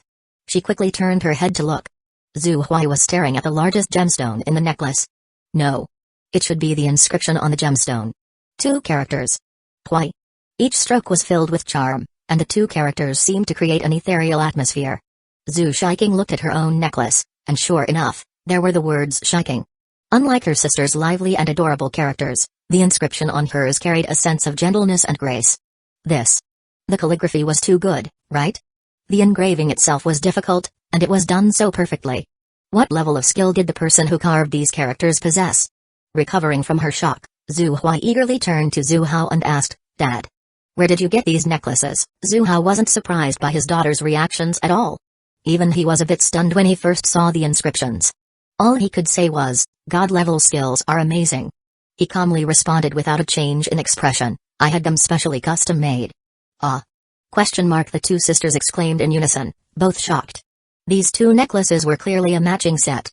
Zhu Hao must have had them made in advance and was only now giving them to them. Ding. Xuying is deeply touched, emotional value plus 677, ding. Zhu Hui, now isn't the time for emotions, though. Zhu Hui quickly composed herself and asked again. Dad, who did you have help you with the engraving? The characters are so beautiful.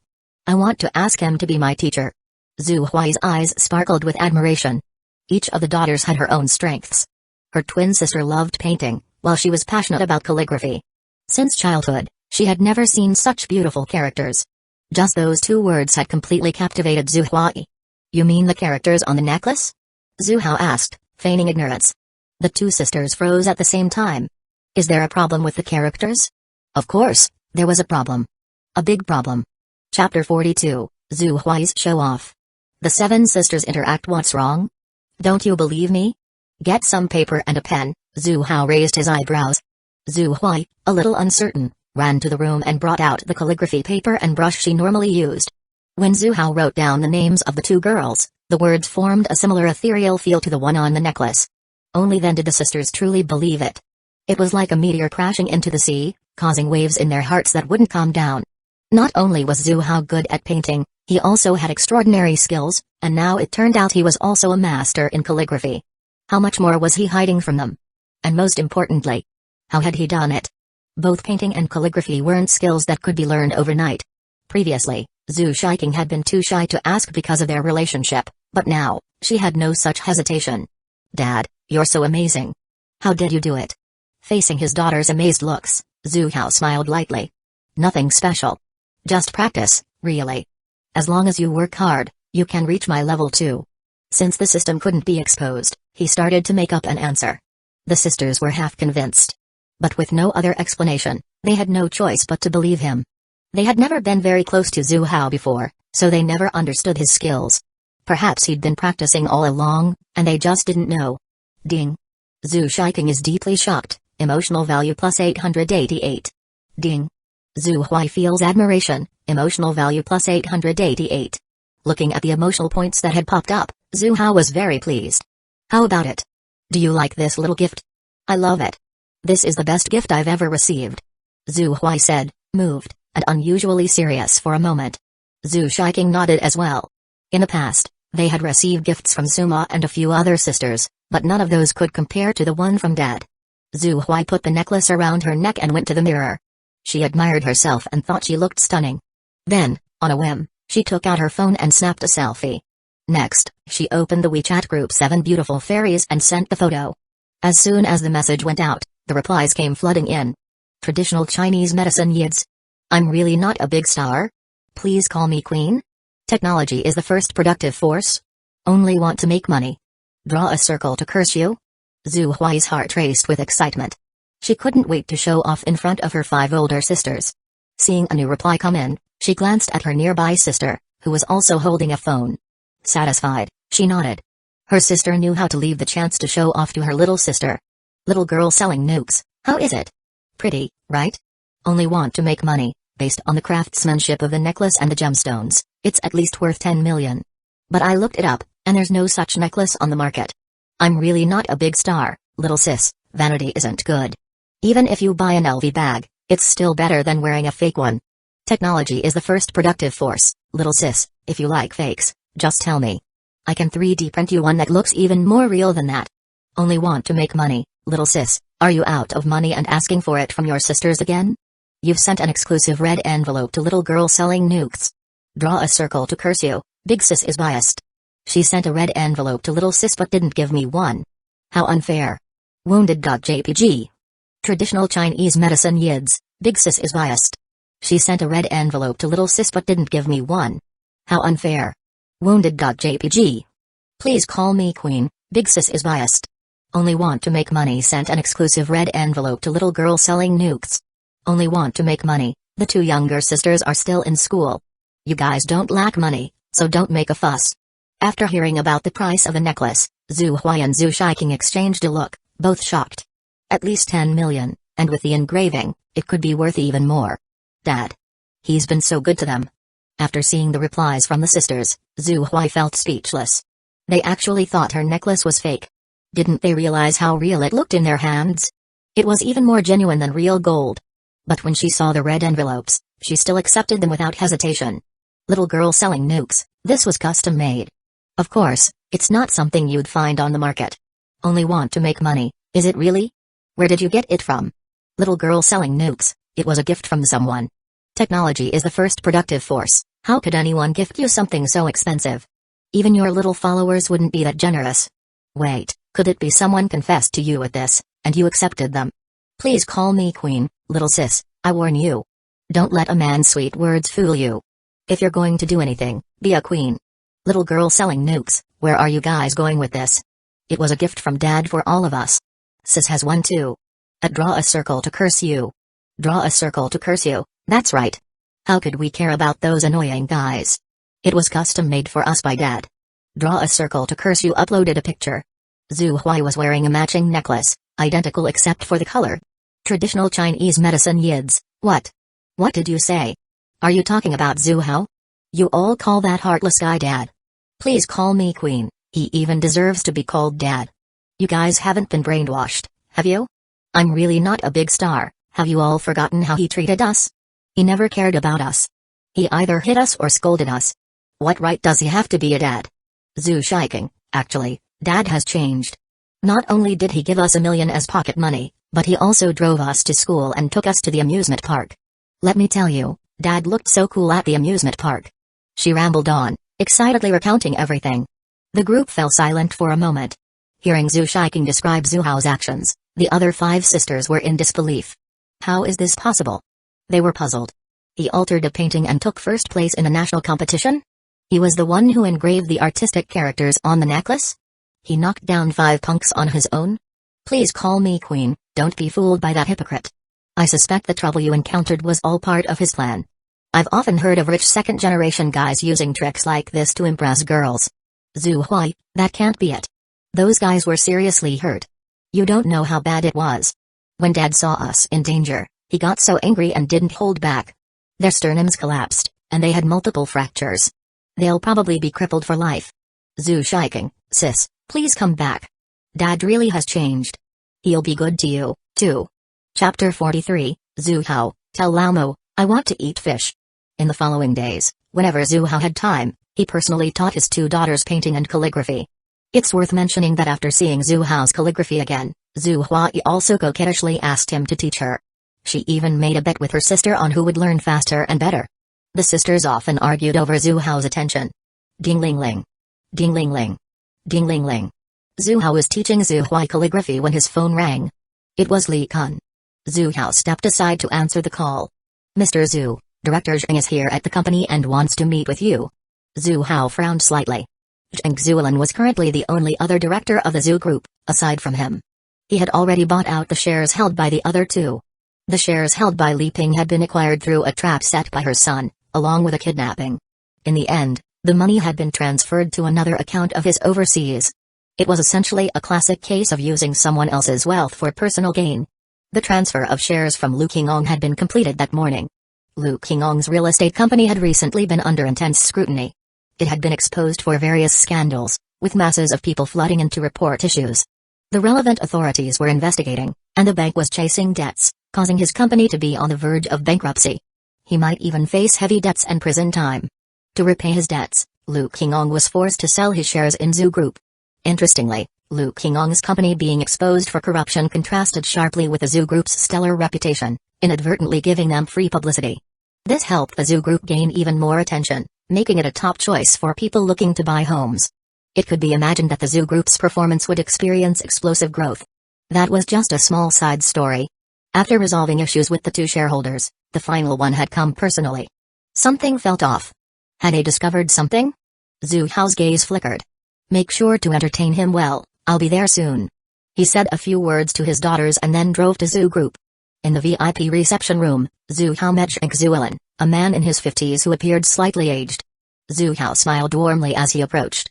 Brother Xuying, if you wanted to see me, you could have just called. I would have had someone from the company pick you up. Sitting down, he noticed the teapot and empty teacups in front of him and immediately began pouring tea. Let's talk slowly, let's have some tea first. We don't need tea or wine. Let's talk about the share transfer, Xuying said, looking at him with a deep, serious gaze. Zhu Hao could tell something was wrong from his tone, but he still kept his expression neutral, pretending to be confused. Share transfer? What are you talking about? Xuying sneered, his eyes filled with sarcasm. Don't pretend, Zhu Hao. Didn't King Ong and the others already transfer their shares? I should have done the same earlier. Otherwise, I fear I might end up with the same fate as them. He had been following the situation with Lu Qingong's company for several days. He and Lu Qingong had a good relationship, often having tea together. He knew a bit about his company, and it was completely legal and compliant. The rumors circulating online were all false. But when Lu Qingong called him in the morning to say that his company was about to go bankrupt and that he might face jail time and huge debts, he decided to sell his shares in Zhu Group to repay some of the debts. Normally, it would have been just a friendly conversation, like usual. But Xuying, being paranoid, began to think about something after hanging up the phone. If someone were to benefit from Lu Qingong's bankruptcy, that person would be the real mastermind. During the bankruptcy of Lu Qingong's company, Zhu Group's impeccable reputation played a key role. It would lead to a surge in performance. He then recalled what his old friend had said about selling his shares in Zhu Group to Zhu Hao. He then recalled how Zhu Hao had previously bought out their shares at twice the market price. A connection clicked in his mind. Xuying called Li Ping. After some inquiries, he learned that, in order to rescue his son, who had been framed, Li Ping had already transferred her shares to Zhu Hao. After looking into Zhu Hao before he invested in Zhu Group, Xuying discovered that Zhu Hao wasn't as gentle and amiable as he appeared. The whole situation became clear. The mastermind was Zhu Hao, who had been pulling the strings behind the scenes. He wanted to buy back all the shares. To maintain his good reputation and avoid gossip, he had resorted to kidnapping. He secretly caused people's businesses to collapse, all to achieve his goal. After piecing everything together, Xuying couldn't help but worry. Now that Zhu Hao had acquired shares from two other shareholders, was it his turn next? To protect himself, he decided to go directly to the company and hand over his shares. After all, he had gained a lot over the years. Brother Xuying, what are you talking about? I don't quite understand, Zhu Hao said with a faint expression of confusion, though he was clear in his mind. It seemed Xuying had figured it out, and knew quite a bit. Enough with the act. Don't I know what kind of person you are? Xuying sneered, holding back his disgust. Just transfer the shares already. You go your way, I'll go mine. Xuying coldly snorted. This Zhu Hao is truly good at pretending. On the surface, he appeared harmless, but behind closed doors, he was ruthless. Working with someone like him for too long, you'd never know when you'd be consumed completely. Although I don't understand why Brother Xuying has such a strong opinion of me, since you want to transfer the shares, I'm happy to comply. Zhu Hao said with a hopeless expression and instructed his secretary to handle the paperwork for the share transfer. Once the paperwork was done and the money was in hand, Xuying couldn't wait to leave. Without saying a word, he rushed out in a hurry. Zhu Hao stood by the floor-to-ceiling window in the reception room, watching the car fade into the distance. His face remained expressionless. He turned to Li Kun, who stood nearby, and spoke in a tone devoid of any emotion. Tell Lao Mo, I want to eat fish. Xuying had only dared to come to the company after realizing that Zhu Hao was only interested in reclaiming the shares, and hadn't harmed the other two shareholders. He thought handing over his shares would resolve everything. Had he known Zhu Hao's true nature, he probably would have fled that very night. Unfortunately, there's no such thing as a cure for regret. Chapter 44, Dislikes Trouble. Stirring up the relationship between the female lead and the male lead, a luxurious Bentley smoothly drove along the highway. Xuying was still thinking about his recent meeting with Zhu Hao. He felt disdainful, yet couldn't help but admire. Zhu Hao was indeed a person capable of achieving great things. No wonder he had built such an enormous empire in such a short time. People like Lu Qingong, who stuck to honest business practices, had remained mediocre. Now, Lu was facing bankruptcy and potential jail time. All Zhu Hao had to do was follow his lead, and wealth would come effortlessly. However, how could such a person let you take advantage? He was the kind who could share in adversity but would never share in success. Suddenly, Xuying snapped out of his thoughts to find a large truck in front of him slowing down. Without thinking, he swerved the steering wheel. As he successfully changed lanes, he saw another truck dangerously close. It was too late to brake. He had no choice but to turn the wheel sharply. With the car going too fast, the sudden turn caused it to flip over, crashing through the highway guardrail and rolling several times before coming to a stop. Xuying was covered in blood. He wasn't completely unconscious yet, still clinging to a feigned awareness. In his dazed state, he saw someone walk up to him, squat down, and say in a voice only the two of them could hear, "Mr. Zhu asked me to tell you. Next life, watch your eyes." Xuying's pupils widened in shock. His head tilted, and he lost consciousness completely. In his final moments, Zhu Hao's gentle smile seemed to appear before his eyes. Like the smile of a devil. After confirming that the target was completely finished, Lao Mo quickly disappeared from the accident scene. "Mr. Zhu, it's done." Li Kun stood before Zhu Hao, respectfully reporting the message Lao Mo had relayed. Zhu Hao nodded. Why? Xuying had already transferred his shares, yet Zhu Hao still had him killed? Xuying knew too much. If he were to reveal the truth to Li Ping or Lu Qingong, it would bring him to more enemies for no reason. If he exposed it online, Zhu Hao's carefully crafted image would crumble instantly. He was a ticking time bomb. Keeping him alive would only bring trouble. Zhu Hao disliked trouble. So he solved the issue once and for all by making him disappear. As for Xuying's family seeking revenge, investigations revealed that Xuying had only one son, who had gone missing when he was very young. Xuying was alone. Who would seek revenge for him? The person handling the body might not even exist. Not long after dismissing Li Kun, Xuying arrived at the office. Looking at Zhu Hao, who was reading documents at his desk, Xuying wore an expression tinged with grievance. She hadn't seen Zhu Hao for several days. Zhu Hao looked up and noticed Xuying's unusual mood. Raising an eyebrow, he smiled. Sigh.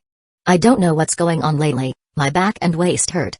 King, come help me with a massage. Without your massages these days, I feel so uncomfortable. Xuying wasn't upset by Zhu Hao's request.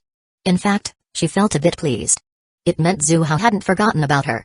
She obediently moved behind him and gently began to massage him. King, your skills are getting better. Zhu Hao sighed in relief, letting out a comfortable hum. Xuying smiled slightly.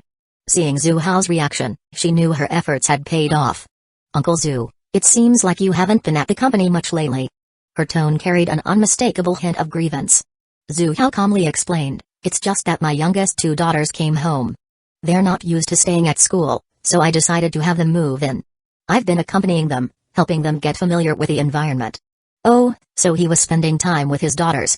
Xuying's mood lightened a little, but she still pouted slightly. I thought you were on a date with Teacher Wang. Since the last time Chen Mo had mentioned Zhu Hao and Teacher Wang going on a date and hugging each other, Xuying had been feeling a bit uneasy. Although she trusted Zhu Hao and believed he wouldn't do such things, she couldn't help but complain, hoping for an explanation. Ding.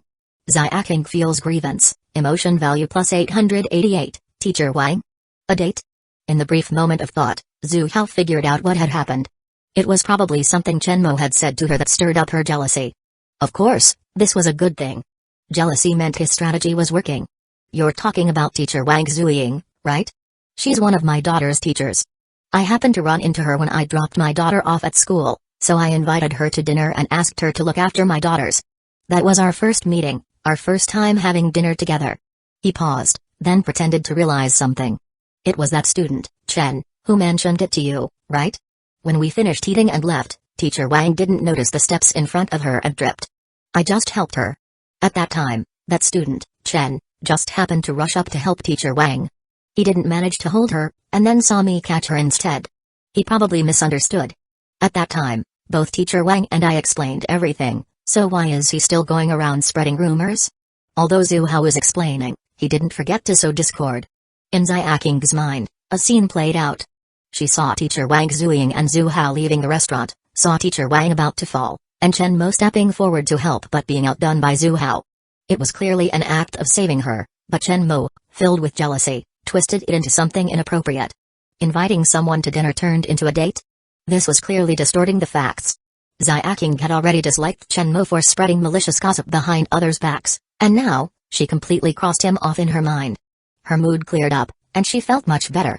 Chapter 45, Zhu Hao, the Smiling Assassin. The urban guardian of flowers. Zhu Hui, are you a pig? Sleeping so deeply that you can't even be woken up. If we're late, let's see how you deal with it. Zhu Shiking scolded her drowsy younger sister while packing her bag.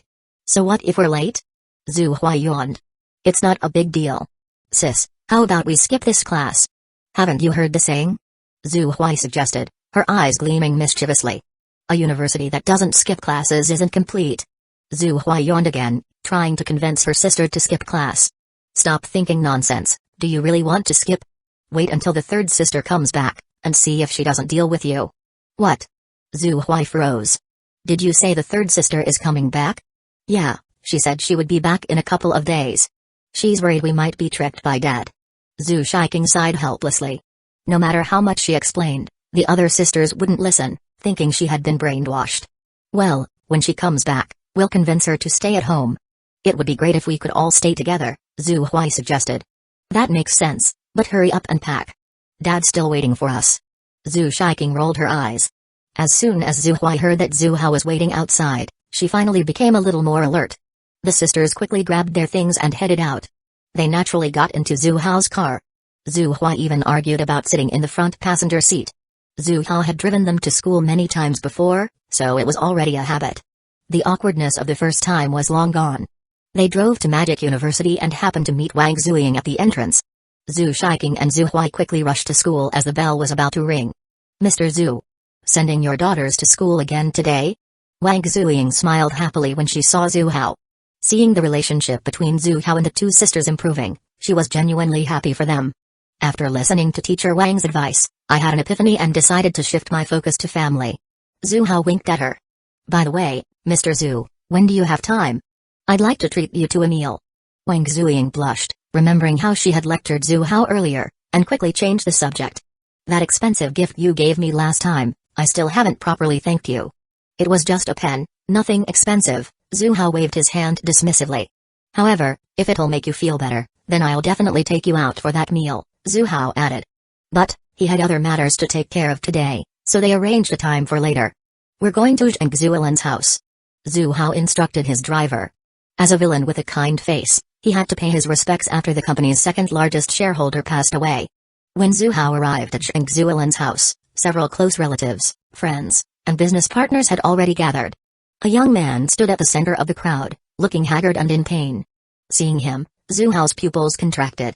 Character: Zhang Fan. Identity: security guard at Yangfan Electronics, leader of the Tanling mercenary group, protagonist of Urban Guardian of Flowers. Charm: 72 out of 100, strength: 110, early stage of internal energy, physique: 83, average person: 10, mentality: 41, average person: 10, affection, -10. Zhu Hao recognized the name Zhang Fan from Zhang Xuelin's profile. He was his long-lost son. Interesting. Solve one problem, and here comes the protagonist. It's well known that when a villain kills the protagonist's parents, the villain's fate is always tragic. The protagonist's attributes are quite impressive, though. Definitely not someone Zhu Hao could provoke at this moment. Fortunately, Zhu Hao had always been cautious, leaving no obvious traces. The protagonist wouldn't easily track him down. But sooner or later, he would. Zhu Hao needed to prepare. "Mr. Zhu, you've come as well?" A voice interrupted his thoughts. Zhu Hao turned his gaze to see an old acquaintance, Li Ping, one of the former shareholders. The major shareholders had a good relationship. When Zhu Hao proposed buying the shares at double the price, they had agreed not to sell. "Brother Xuying was the second largest shareholder in my company. Yesterday, when he transferred his shares, we had a pleasant conversation. I never imagined he would pass away so suddenly," Zhu Hao said with a complex expression, sighing. "Indeed. Chairman Xuying was still speaking to me on the phone yesterday. Life is truly unpredictable." Li Ping sighed. "By the way, who's that young man?" Zhu Hao asked, feigning confusion. "That's Zhang Fan, Brother Xuying's long-lost son. We never heard of him before, but he rushed back after the accident," Li Ping explained, having arrived early and clearly already understanding the situation. She paused, then added with a hint of mockery, "When Brother Xuying was alive, he always hoped to meet this son, but the son never came back. Now that he's gone, the son couldn't wait to come back and inherit the family business." Zhu Hao's heart stirred, but he didn't follow up on her words. Instead, he nodded in understanding and said, "I noticed he looks exhausted. He probably hasn't slept all night. It's just too unfortunate." "Ah. The most heartbreaking thing in life is when a child wants to care for their parents, but the parents are no longer there." Li Ping sighed. After the morning, everyone got busy with their affairs and began to leave. Zhu Hao and Li Ping were also preparing to leave. "You must be Fan, right? I offer my condolences for Brother Xuying's passing." Zhu Hao walked up to Zhang Fan. "I'm Zhu Hao, chairman and CEO of the Zhu Group. Here's my business card. If you need any help, feel free to call me. Although Brother Xuying transferred his shares and is no longer a shareholder of our company, our friendship remains." Zhu Hao added, extending his business card. "Thank you for your concern. Uncle Zhu. Xuying Fan said gratefully, seeing the name on a card. His hearing was exceptional, and he had overheard Zhu Hao's conversation earlier. He couldn't help but feel a bit more favorable toward this charismatic man. Zhu Hao smiled, patted his shoulder, and turned to leave. As soon as he was out of sight, his expression turned cold. He outwardly feigned politeness, but inside he was already thinking of how to destroy him. A smile conceals a dagger. As always. Chapter 46, The tragedy comes too quickly, like a tornado. Unexpected special abilities. Not long after, the entire Xuying family estate was empty. Only Xuying Fan remained. Ah! He let out a sorrowful, screeching cry like a groundhog. Xuying Fan crouched down, his face filled with pain and regret. In fact, he had already been back in the country for several days. Years ago, he was trafficked by human smugglers and, after numerous hardships, ended up in the underground world, becoming a mercenary. He and his best friend, Liu Qing, formed the Danling mercenary group. However, during their most recent mission, they were betrayed and ambushed, resulting in the near-total annihilation of the entire Danling mercenary group. His best friend, Liu Qing, died while protecting him, heavily injured. Before dying, Liu Qing tightly gripped his hand and said that he had a fiancée. He had planned to return and marry her after completing this mission, but he would never see her again. He asked Xuying Fan to take care of her. After that betrayal, Xuying Fan became disheartened and tired of the battlefield. He decided to return to the country to see his father and take care of his brother's fiancée. Upon returning to the Magic City, he first visited his brother's fiancée, who took his breath away. To better protect her, he applied for a security position at her company. Having not seen his father for years, he hadn't decided how to meet him yet, so he delayed his visit. He rented a place near the company and spent his days going to work and watching the beautiful women around him. Yesterday, after work, he received the devastating news. His father had died in a car accident. Xuying Fan was stunned. The tragedy came too quickly, like a tornado. Why? He had returned a long time ago, yet never visited his father. Now, he couldn't even see him one last time. Beep. Xuying Fan feels immense regret, emotion points plus 888, beep. Xuying Fan is consumed by rage, emotion points plus 999, beep. The authorities concluded it was a case of fatigue driving, an accidental car crash. Xuying Fan inspected the scene and noticed many inconsistencies. The steering wheel was turned sharply, suggesting that the car had swerved to avoid something or someone. There was no surveillance footage. Why was there no incident on other roads, but this happened in an area with no cameras, under the claim of fatigue driving? There were too many red flags. Xuying Fan decided that once his father's affairs were settled, he would thoroughly investigate the truth. His eyes flickered with murderous intent, and a chilling aura surrounded him. I hope I'm mistaken. But if I find out there's something more to this, I'll make sure you'll wish you'd never been born. Zhu Hao returned to the company. He stayed alone in his office. His mind immersed in the system, he saw that his emotion points had already reached 150,000. He had been accumulating emotion points for days, preparing for a special draw. Since his daughter moved in, his emotion points had been increasing rapidly. And this was only with 2 daughters. If he gathered all 7 daughters, wouldn't that mean he could have a special draw every day? Today, he met another protagonist, and he was still the one responsible for the death of his father. Zhu Hao was shaken. He desperately needed a draw to calm his nerves. System, let's do a premium draw first. Ding. Congratulations, host, you have won a reward, special ability, teleportation. What the hell? Zhu Hao was shocked. Isn't this supposed to be an urban world setting? You're giving me teleportation? This feels like it's going to defy the laws of nature. A mysterious and inexplicable feeling surged through his heart. Zhu Hao's expression changed as it shifted to one of disappointment. The excitement he felt instantly faded. The teleportation special ability was controlled by mental power. To put it simply, the stronger your mental power, the stronger the ability. Right now, his mental power was only 25, which meant he could only teleport within a 2-meter range. And after teleporting twice, that would be his limit. Any more, and he would exhaust his mental energy, leading to fatigue. Damn. Why does this feel kind of useless? Teleportation is amazing, sure, but it's not useful for him right now. When facing the protagonist, what good is teleporting within a 2-meter range? Wouldn't they just easily take you down anyway? However, he could increase his mental power, which would strengthen his teleportation ability. But based on the difficulty of using teleportation, it would take at least a few hundred points to make it useful. If he had added strength points, he would have been invincible by now. It was genuinely a bit underwhelming. But it wasn't entirely useless. If his strength was comparable to the protagonist, teleporting within a 2-meter range could play a critical role. It's just. Only being able to use it twice is way too weak. He would have to add points whenever possible. With 4 or 5 uses, it would be somewhat reliable.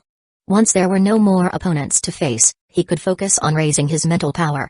He still had over 50,000 emotion points. Let's go for a 5-time draw. Ding. Congratulations, host, you have won a reward, 12 free attribute points, TSK.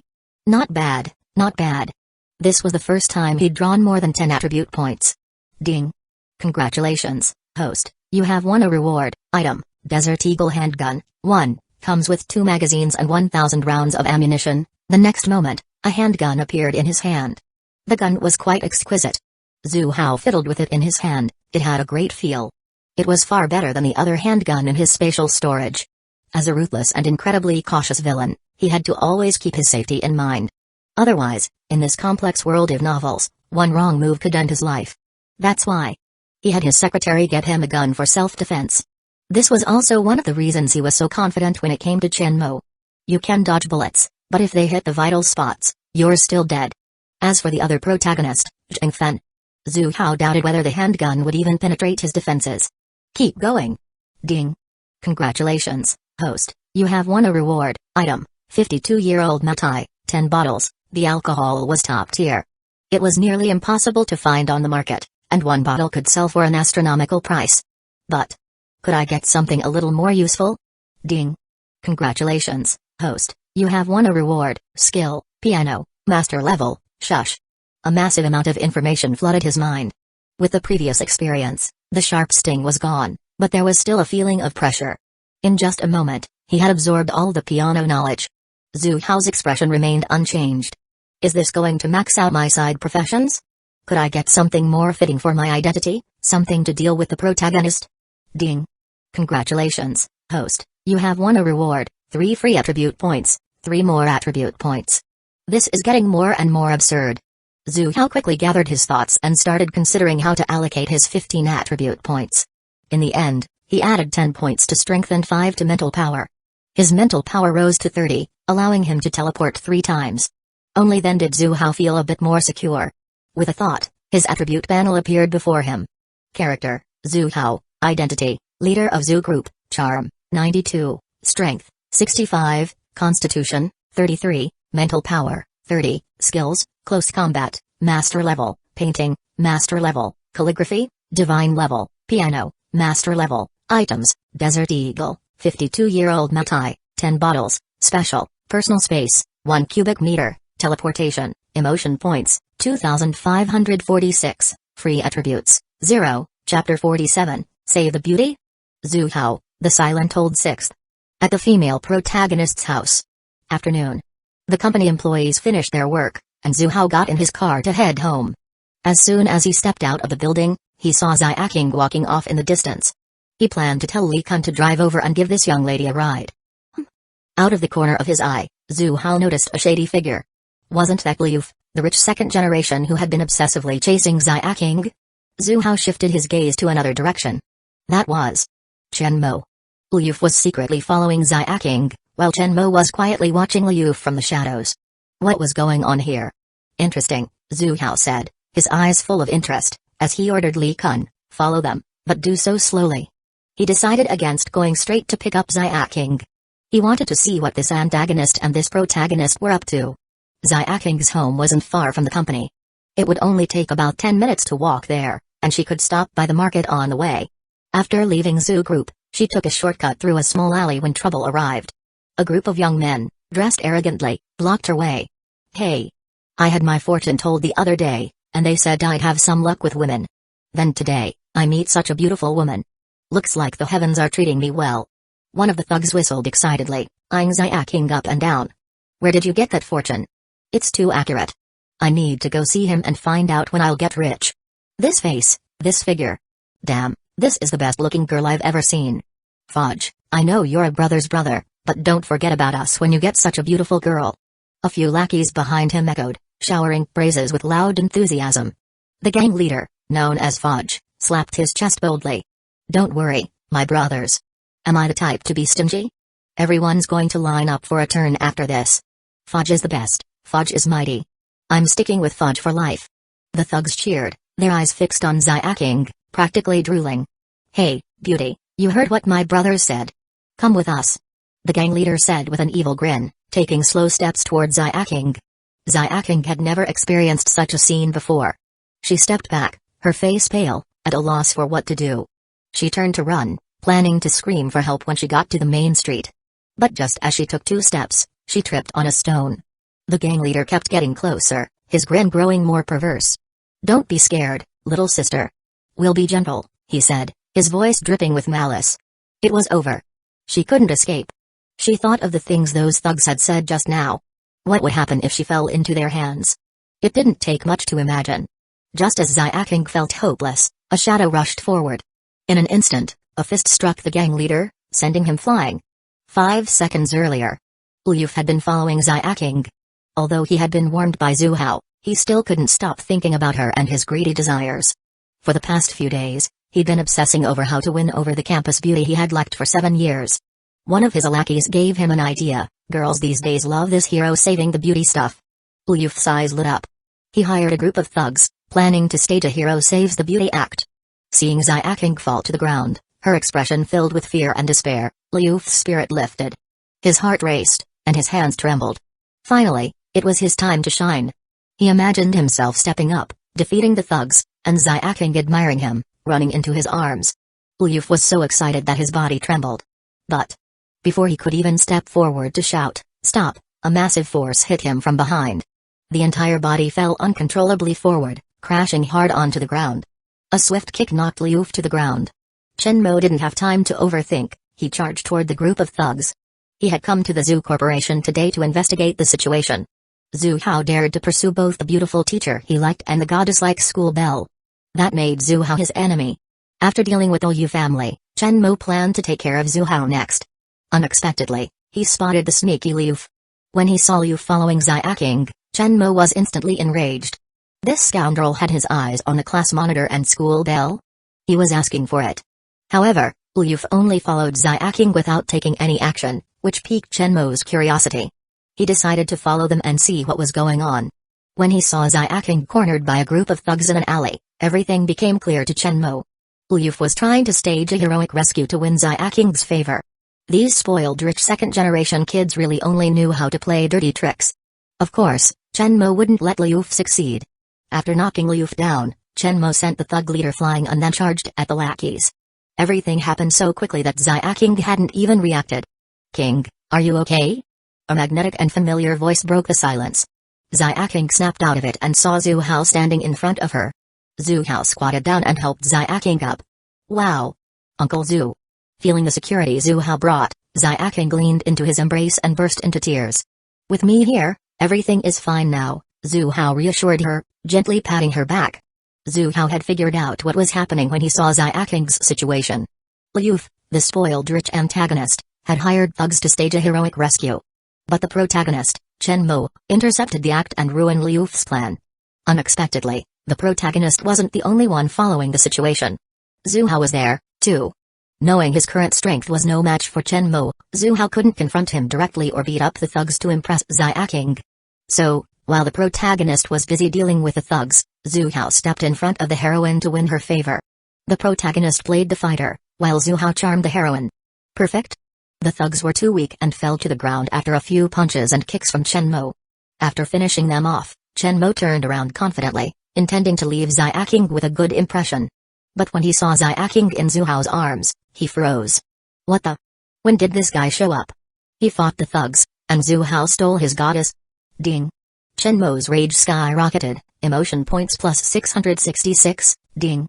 Shenmo's fury burned uncontrollably, emotion points plus 777, Zhu Hao, let go of King.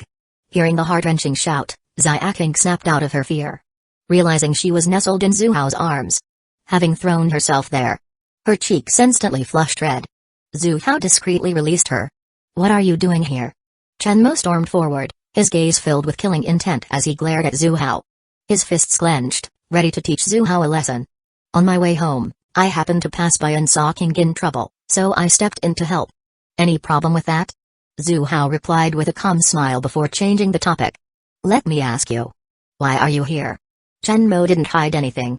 He immediately exposed Liu F's plan to follow Xuying and stage a heroic rescue. Then, he dragged the groaning Liu F over. "Speak. Was this your idea?" Liu flowered his head, refusing to answer. It wasn't Shenmo he feared, nor did he care about embarrassing himself in front of Xuying. He was terrified of Zhu Hao. Zhu Hao had warned him before, and now he had schemed against Xuying again. If Zhu Hao got angry, the consequences would be unimaginable.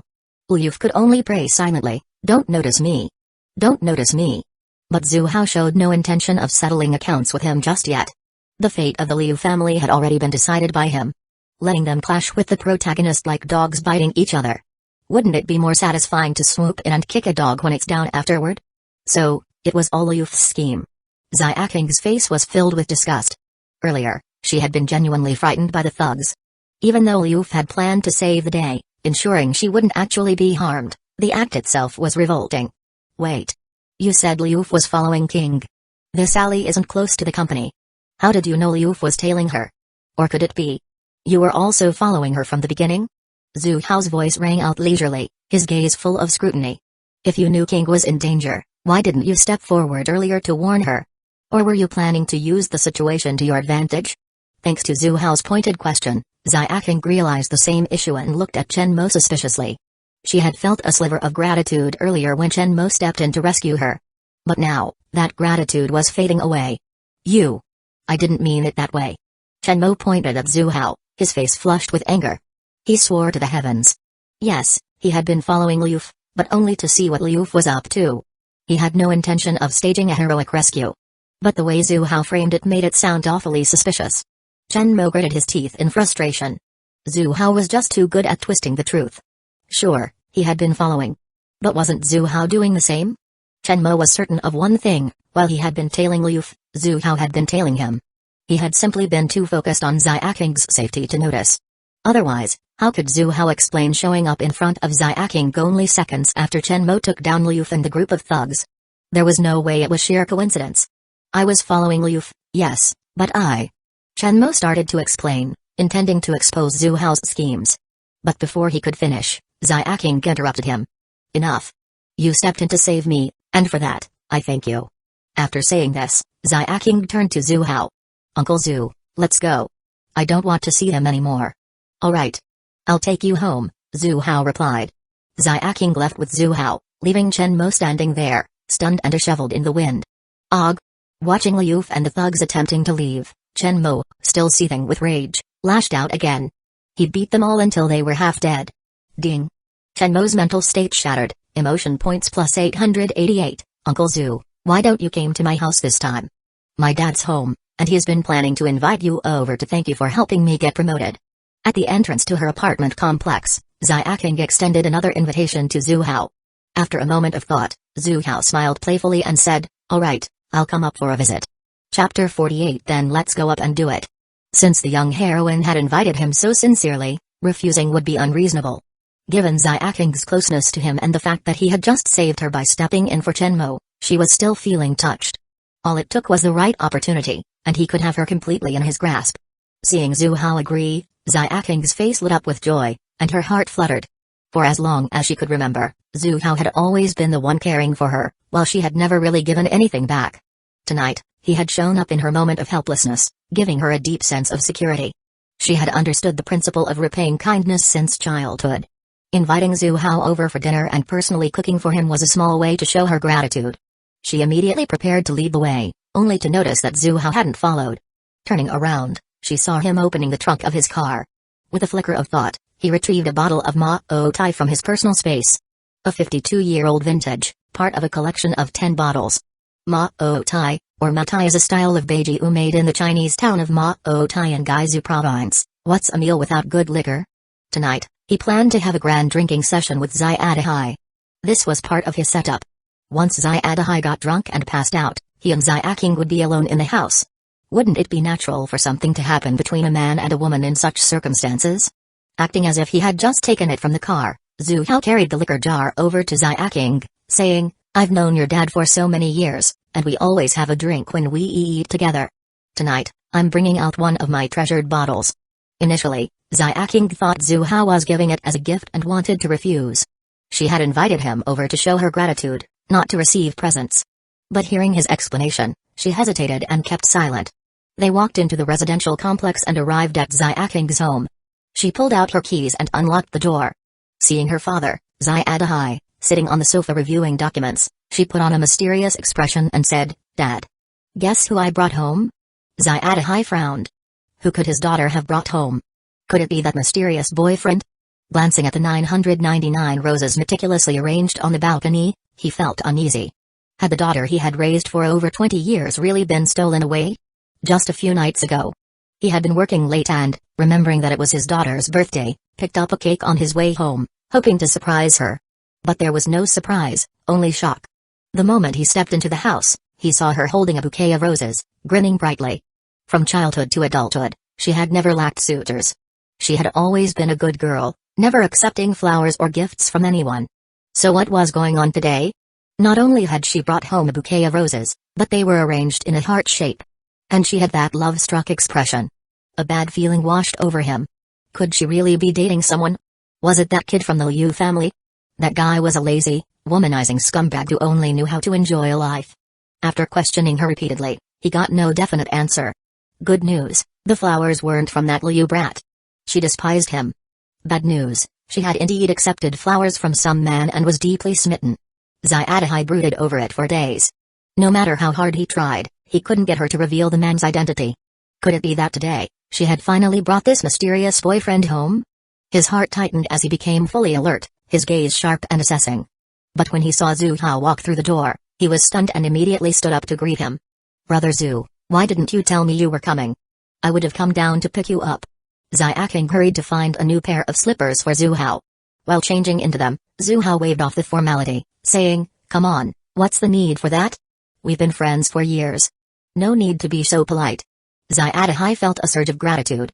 Having a friend as cultured and down-to-earth as Xu was truly a blessing. Noticing the liquor jar in Xu's hand, he quickly said, "Brother, there was no need to bring a gift. You're overthinking it. This isn't a gift. I brought it for the two of us to drink together later." Xuying took the jar and, upon a closer look, was startled. Goodness! A 52-year-old Maotai. Since it came from Xu, there was no doubt about its authenticity. This single bottle could easily fetch tens of millions at an auction. And they were just going to drink it like that? That was next-level extravagance. Leading Xu inside, Xuying reciprocated the gesture by bringing out his own treasured tea leaves. He set up the tea set and began brewing tea for him. Meanwhile, Xuying left to buy groceries. She wanted to showcase her cooking skills in front of Xu. As they leisurely sipped tea, Xuying couldn't help but marvel at Xu's youthful appearance. "Brother, have you been taking some kind of miracle elixir? We're all getting older, but you're looking younger." Xu chuckled and waved it off. "What miracle elixir? I just live a carefree life and keep a positive mindset." But deep down, he knew Xuying had hit the nail on the head. It really was a miracle elixir. The Suidan. Of course, he wasn't going to admit it. Xuying didn't dwell on it either. Considering Xu's billionaire status, it made sense. He had no stress, exercised regularly, and lived a relaxed life. Unlike him, an overworked corporate employee, constantly weighed down by responsibilities, aging rapidly. "By the way, Brother Xu, I wanted to ask you something." As soon as he thought about his daughter being in love, Xuying's expression turned conflicted. "What?" Xu cast a curious glance. Xuying immediately recounted the story of his daughter grinning foolishly while holding a bouquet. "I wanted to ask, big brother. Have you noticed King getting particularly close to any male colleagues at the company? After all, she only accepted those flowers after joining Xu's company. There had to be some connection." Xu pretended to ponder, but inwardly, he laughed. That mysterious boyfriend. Wasn't it just him? It seemed that King had been truly moved on her birthday. Which meant tonight's chances were looking even better. He appeared to think for a moment, as if searching his memory, before shaking his head. "King gets along well with her colleagues, but I haven't heard of her being particularly close to any guy." "Really?" Xuying looked disappointed. The two continued chatting idly as time passed.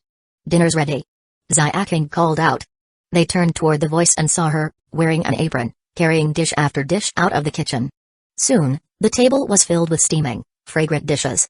Setting down their teacups, the two men walked over and took their seats. Looking at the lavish spread, Xu couldn't help but remark, "You're lucky man, little brother. Having such a capable daughter. Unlike my own, who have no sense of gratitude. Oh, not at all.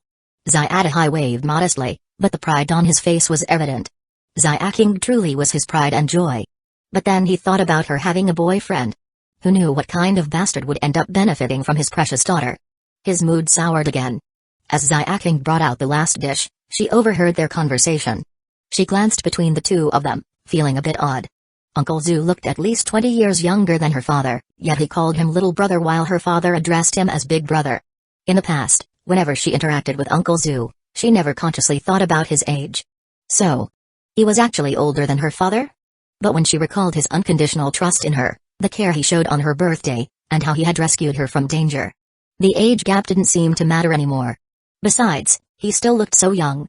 Xu Hao skillfully opened the bottle of liquor and poured both himself and Xuying a full glass. Big brother, don't pour so much. This bottle is worth millions. Liquor is meant to be drunk. Tonight, we drink to our heart's content. Hearing that the bottle was worth millions, Xuying was stunned. Just one bottle? That expensive? Her curiosity piqued, she grabbed an empty glass and held it up to Xu Hao. Uncle, I want to try some too. I gave you some last time, remember? Who was it that swore they'd never drink again? Xu Hao teased with a playful smile. Xuying's face flushed. But this time, she wanted to drink to express her gratitude. It didn't feel right for Xu Hao to drink while she only had juice. And she was curious. Surely this expensive liquor had to taste better than the last one? King, don't be ridiculous. This liquor is too precious for you to waste.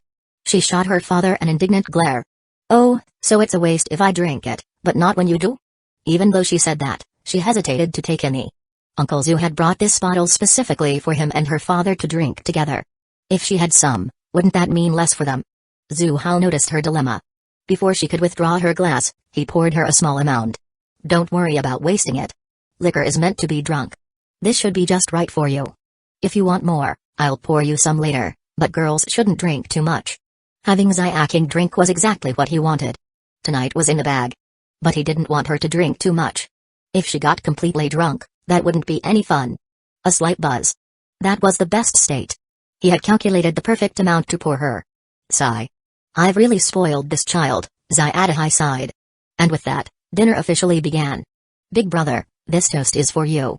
Thank you for taking care of King. She had barely started working at his company, yet she was already promoted to supervisor. That had shocked Xuying. Judging by this trend, Xu Hao's previous mention of making her a manager wasn't just talk. Rising respectfully, Xuying raised his glass toward Xu Hao. It's nothing. My company has many vacant positions, and I've personally observed King's performance. She's fully capable of being a supervisor. If she keeps this up, once she's more familiar with the work environment, I'll promote her to manager. Xu Hao attributed the promotion entirely to Xuying's abilities. It was all her own merit. Father and daughter were deeply moved. They knew very well. No matter how capable someone was, promotions didn't happen this fast. Who joins a company and immediately becomes a supervisor?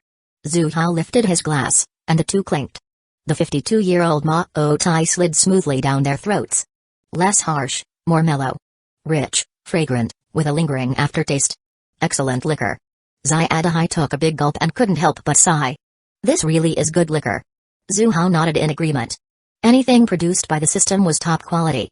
Remembering that drinking should be followed by food to balance it out, Xuying quickly picked up some dishes and placed them in Xu Hao's bowl. Xuying cast a resentful glance at his daughter. He had raised her for over 20 years, yet she had never shown him this level of devotion. After eating for a while, Xuying's eyes flickered with an idea. The timing felt just right. She picked up her glass and, putting on a serious expression, said, Uncle Xu, I'd like to toast you. Thank you for showing up in time to save me this afternoon. Because of what Xu Hao had said earlier, she completely disregarded Chen Mo's so-called rescue, convinced that he had ulterior motives. She gave all the credit to Xu Hao instead. Xuying, who was in the middle of eating, froze. He immediately looked up and asked, what happened? Xuying recounted how Liu had hired a group of thugs to stage an act. Xuying's face turned pale with fear. Thank goodness Xu Hao had arrived in time. Otherwise, that bastard might have actually gotten away with it. Damn it. Having such a beautiful daughter was both a source of pride and constant worry. The world was full of bad people, and he was always afraid someone would take advantage of her. Big brother, I'll drink to you as well. Xu Hao raised his glass, his expression dark.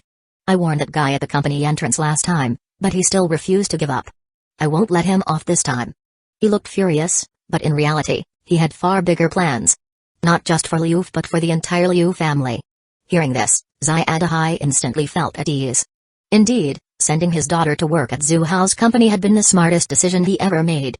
Xuying took a small sip of her drink, and her eyes lit up. As expected, this liquor tasted far better than the last one.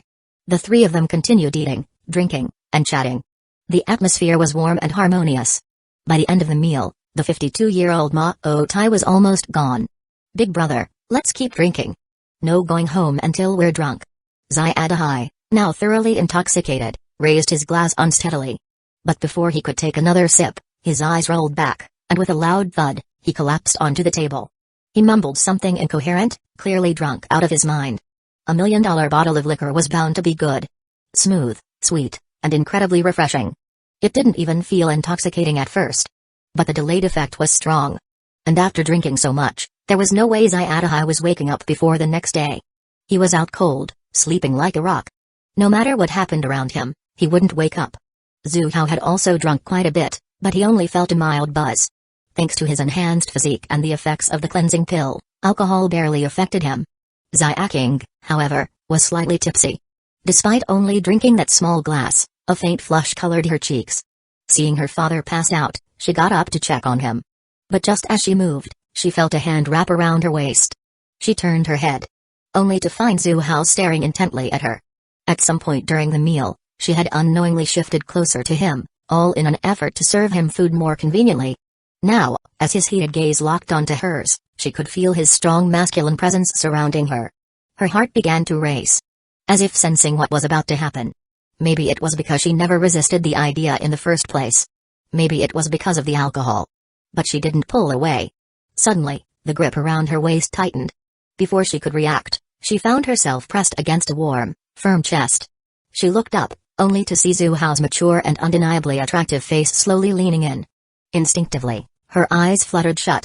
Chapter 49 Ding. Xuying feels uneasy. Emotion value plus 666. Ding. Xuying is afraid. Emotion value plus 777. Ding. Xuying is conflicted. Emotion value plus 888. Ding. King, I'm sorry. I never expected this to happen. Zhu Hao feigned guilt, wearing an expression of deep remorse. It's not your fault. Seeing Uncle Zhu's guilty face, Xuying hurried to reassure him, lowering her head in embarrassment. I did this willingly. Indeed. Although she was slightly tipsy earlier, her mind remained clear. She could have pushed Zhu Hao away, yet she didn't. In other words, deep down, she did not reject this. Afraid that Zhu Hao wouldn't believe her and that he would blame himself, Xuying hesitated before blurting out, actually, I like you. This was a confession from the depths of her heart. If not for what had happened, she would never have said it aloud. Thinking about how Zhu Hao had cared for her, surprised her on her birthday, and even appeared in her most desperate moments. Unknowingly, this mature, steady, and elegant man had already made his way into her heart. King? Are you serious? I like you too. Zhu Hao looked at her with excitement, but then his expression darkened. But I can't give you a proper title. Here it comes. The classic scumbag line. I like you, I want to be with you, but we can't get married. Zhu Hao sighed inwardly. Even after reincarnating into a billionaire, he still ended up using the same tricks from his past life. Xuying knew Zhu Hao's status. Not to mention that he was already married and the father of 7 children, admired and respected by countless people. But their age gap alone would never be accepted by society. It's okay. I don't care about that. As long as I can be with you, that's enough. Although she felt a pang of disappointment at not being able to stand beside him openly, she quickly composed herself and met Zhu Hao's gaze. She had already came to terms with it. There was no other choice. If she couldn't accept this, she could only leave Zhu Hao. But after finally being brought together by fate, she didn't want to leave. King, don't worry. I will never let you down. Zhu Hao's voice trembled with excitement. In truth, everything had gone exactly as he expected. In novels, unless the heroine had a strong personality, she would always stay by the protagonist's side once she fell for him. That was the key to building a harem. And thanks to this mindset, he had gained an advantage. What followed next was an electrifying night of passion. The next morning, Xuying groggily woke up. Stepping out of his bedroom, he saw his daughter tidying up the house. Last night, he had been so drunk that Zhu Hao had to carry him back to his room with one hand.